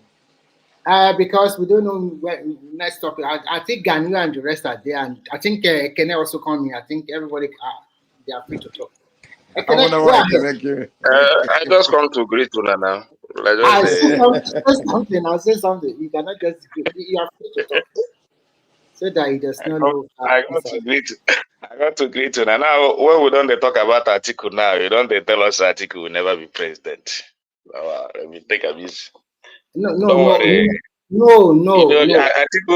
is still the if you are being truthful with yourself, you would prefer Atiku to step down and support Obi. That is the right thing for him to do. Let's be factual here. At 82 years old, for God's sake.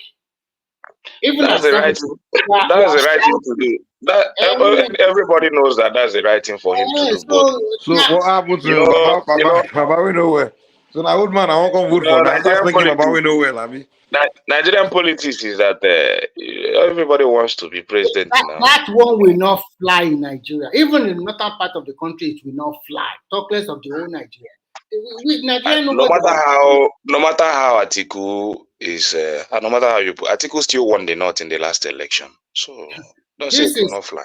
Because that time. So if they gang up again and gave him the kind of support they gave him in the last election, it's easy for him to win if he can get the southeast and south. No. Let me tell you something, Ekene, I will tell you something. See, PDP himself, they don't want to give him anymore. He won't get that ticket.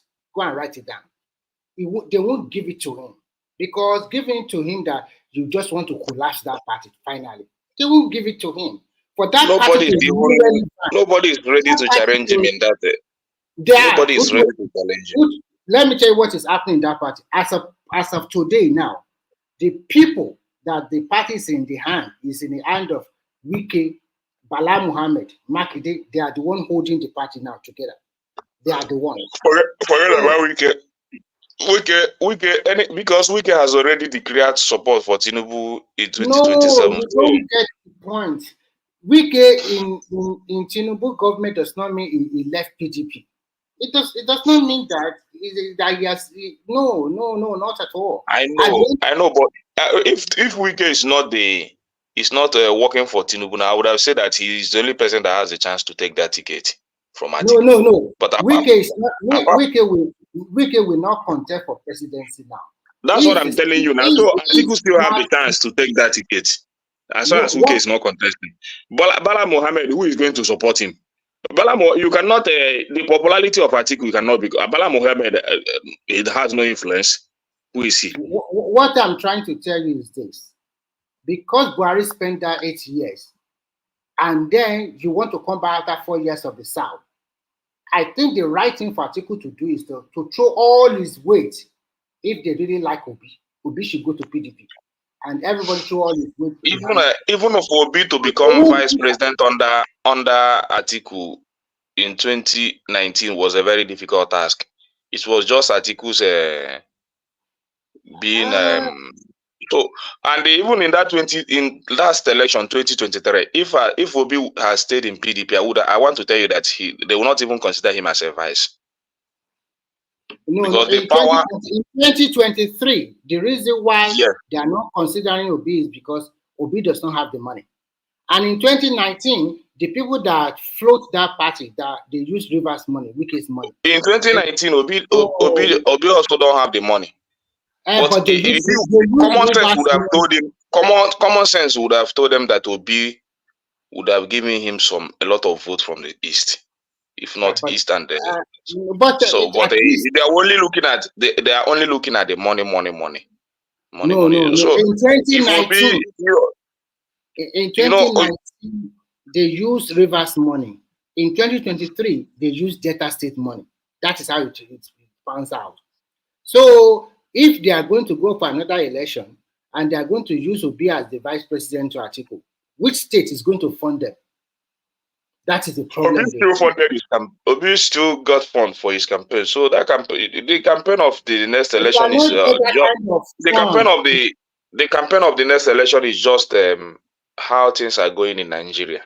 Not necessarily about the it's going to be and we know. Let me tell you, people like us that are sincere really know that Obi cannot win 2027 election. It's very impossible. You understand? Especially so we don't if we don't have the wait. With all these things that is happening, people have lost confidence in Tinubu. Obi is getting momentum with the youth and everything. You still don't believe that? Yes, I don't believe. You should know now. Why? It's a very difficult task now. To me, it's like he's more popular now than This 2023. is Obi not is more the popular this is now not than the issue of 2023. Timber. This is not the issue of being Hmm? popular. Being popular is not what wins election in Nigeria. So anybody that is telling you is because I'm popular, I will win Tinubu. That person is deceiving himself. You need a strong support, especially from that north. So for you to not go and waste people's time and people's effort and all that, then just do what is being done to become a president of this country. You understand? So if Obi can cool down and become vice tactical, I think he has an opportunity to be the president of this country. Because if the South gives the North that kind of support for Atiku to be the president, I don't think that they will not reciprocate it the way they Okay, just now, did. now, now, you are just being reasonable. Do you think majority of the people that are supporting Obi now will believe in what you are saying? I think a lot of people are already understanding. It's just all these small internet operators that don't know what is happening. So if you are into it, you know what is happening. It's a very politics is something that you need to. In fact, if you watch the way Tinubu played his politics, he didn't concentrate much in the southwest. He went to the north, and when he's giving them money, he's going to their ward in the north to spend his money. He's looking for those people that you see bribing going on during that time in the northern election. We are the ward executive, as in grassroots executive. So in the last election, in this our local government here, in this our area here, in this our ward here, we have a chief APC chieftaincy, and it's an Igbo man, because they understand that this place is a well Igbo populated environment. So the only thing they have to do is to plant a very strong, vibrant Igbo man. So the man, he cannot compromise APC here, even though he's an Igbo man. You all will shout to Obi from morning till night, he not go listen to you. The only thing he knows that money that he wants, APC will give and he will deliver. So he will not win, no. But to scatter that ballot box, that is all he will be doing, and he achieved in doing it. You understand? So all these things are the things that are playing out. We know the man very well now. We know the man very well. Send you. Send you. Even if you call him bastard from morning till night, send you. When election comes, they go still settle him. They go still give him enough money. We go free carry him for a very long time. And so that is why all these ones, if they are shouting popularity, it's not all about popularity. So you have to understand how they play this thing, then play your own. Just find a way and play your own and know if you can win. That's what I'm telling them now. Are you going to kill the man because he supported Tinubu, or make sure that he's and he's an Igbo man? That is why most of the time politics is not about all this ethnicity, religion, you guys, is because that person he have not received his own share. If you receive his own share now, if an Igbo man receive his own share, you see him singing at the praise of Tinubu. That's what is happening. If you say a Yoruba man now that is favored by Obi well, you see him singing the praise of Obi. So it's just the common people that will be suffering it. That is how the thing is going around here. So let them just cool down a little bit and understand the structure. And this is the structure that these guys used to talk about. This is the structure. So let them understand the structure. That agent is very, very important. If you cannot keep a strong agent in your polling unit, forget it. Whether But you have all these things that you are talking about, those are the things that you normally argue against before now. So how do you learn all these things now? I normally argue against it now, but because I've been, it's not that somebody is telling me now. I see them.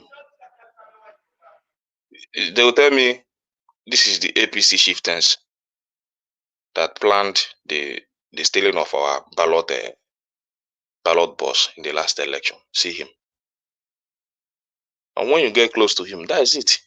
But you know, okay, what about the narrative that people used to say that is the Agberos that they are using? Now you are saying this, you know, that all this story that we used to, you know, we are doing a lot of disservice to ourselves as citizens of Nigeria and even to our country. We tell a lot of lies just because we want it suit our narrative. Do you understand? Now, because it takes, you know, it takes you sometimes to know the truth. Do you understand of what you are saying? Ordinary people, you are talking because you have experienced it. But we have millions out there that have never, they don't even have an incline to what is happening. And you'll be talking authoritatively as if they know. They will Most just, of them will as just you used come to and say, vote. they will just be speaking English. You just be speaking English and you think that they are talking, they are making sense. But in the reality, they don't even know what they are saying. They're just talking. No, they don't know what they are saying. They don't know. You know, when you are in there, you will understand. That structure is very important to win an election, and that structure is not my. So that most of the time, if Baba Jah they talk about Showore, I will just be laughing. Showore never start politics. All this shouting, all this Showore, what of that guy that has appeared in this show? I forget that prince. All those guys, they never start politics. Before they can become president, it's still very far. They don't even know whether they will be president. They're Okay, just coming Prince out. Adewale. Yes. These ones never start politics now. So if you want to align, you align with the already established structure that at least this one has started politics. If you count people that are into politics in Nigeria today, you count Atiku is into politics. Tinubu is already has already gained his own. I would say I don't know about Wike. Wike would have. Wike is into politics, yes, because he knows the game. He knows how to play that structure of a team well. Then somebody like this who again Obi has started politics, but Obi, it will be very difficult for him because there will be a lot of forces from other side that will deny him presidency. So he need to give a little bit to be able to gain that structure from that side, and that is what I'm pleading for him. Just give them a little, even if it is 4 years. It's not too much. You are still a little bit younger. But So if Obi is, let me give you for example. So if from what you are saying now, if Obi should go and now be vice to Atiku, let's assume that okay, Atiku wins in 2027. He probably want to do 8 years. So we'll be talking about 2035 or so. About if I'm it not depends. mistaken. I don't know. I don't know their plan, but So we're talking anyone, about even 11 but that's years, why I said that's why instead of him not to, yeah, No, just if he hold all on. this, So we'll yeah, be talking about 11 years from now.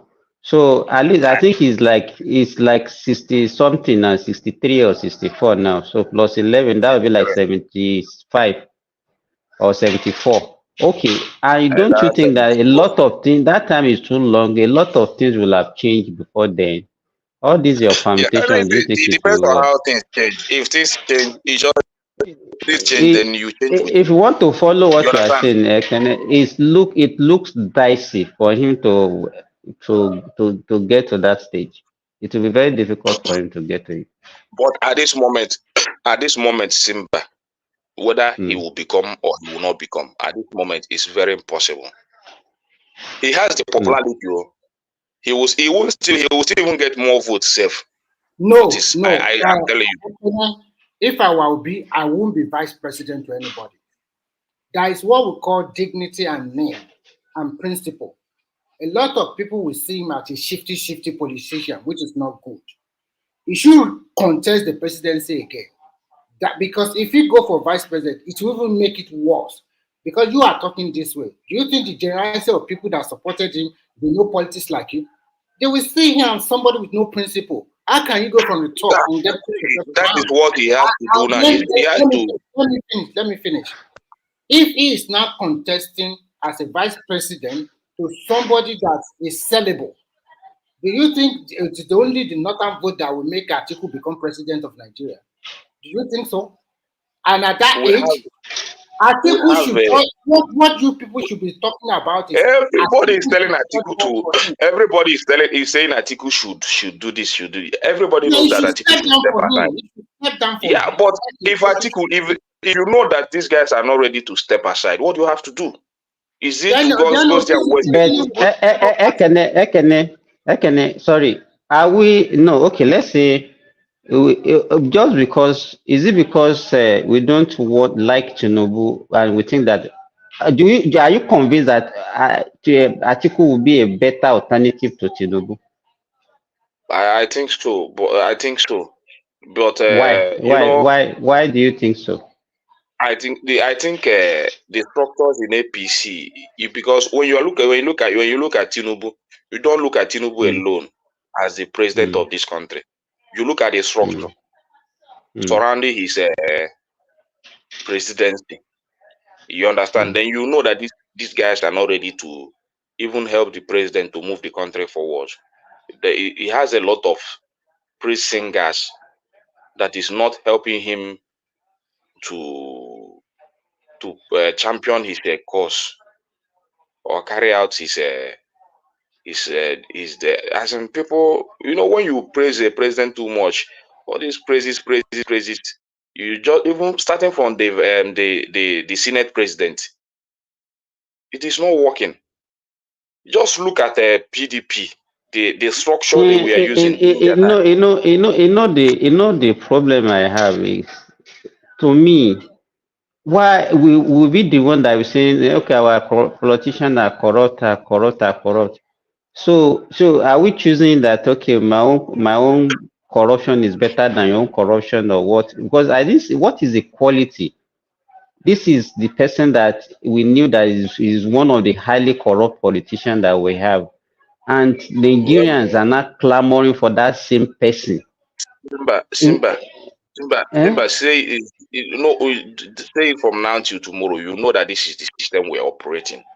So if we are talking about a good, if you So listen to the kind of, if let you me tell you, listen to, Ekene, is that let me finish. If you what listen kind of to, if you Nigeria do you want? What kind of a country do you want? that is what let me. I'm coming because if we are talking about a strong institution that is going to champion our nation to greater level, you should be talking about people you can have your say.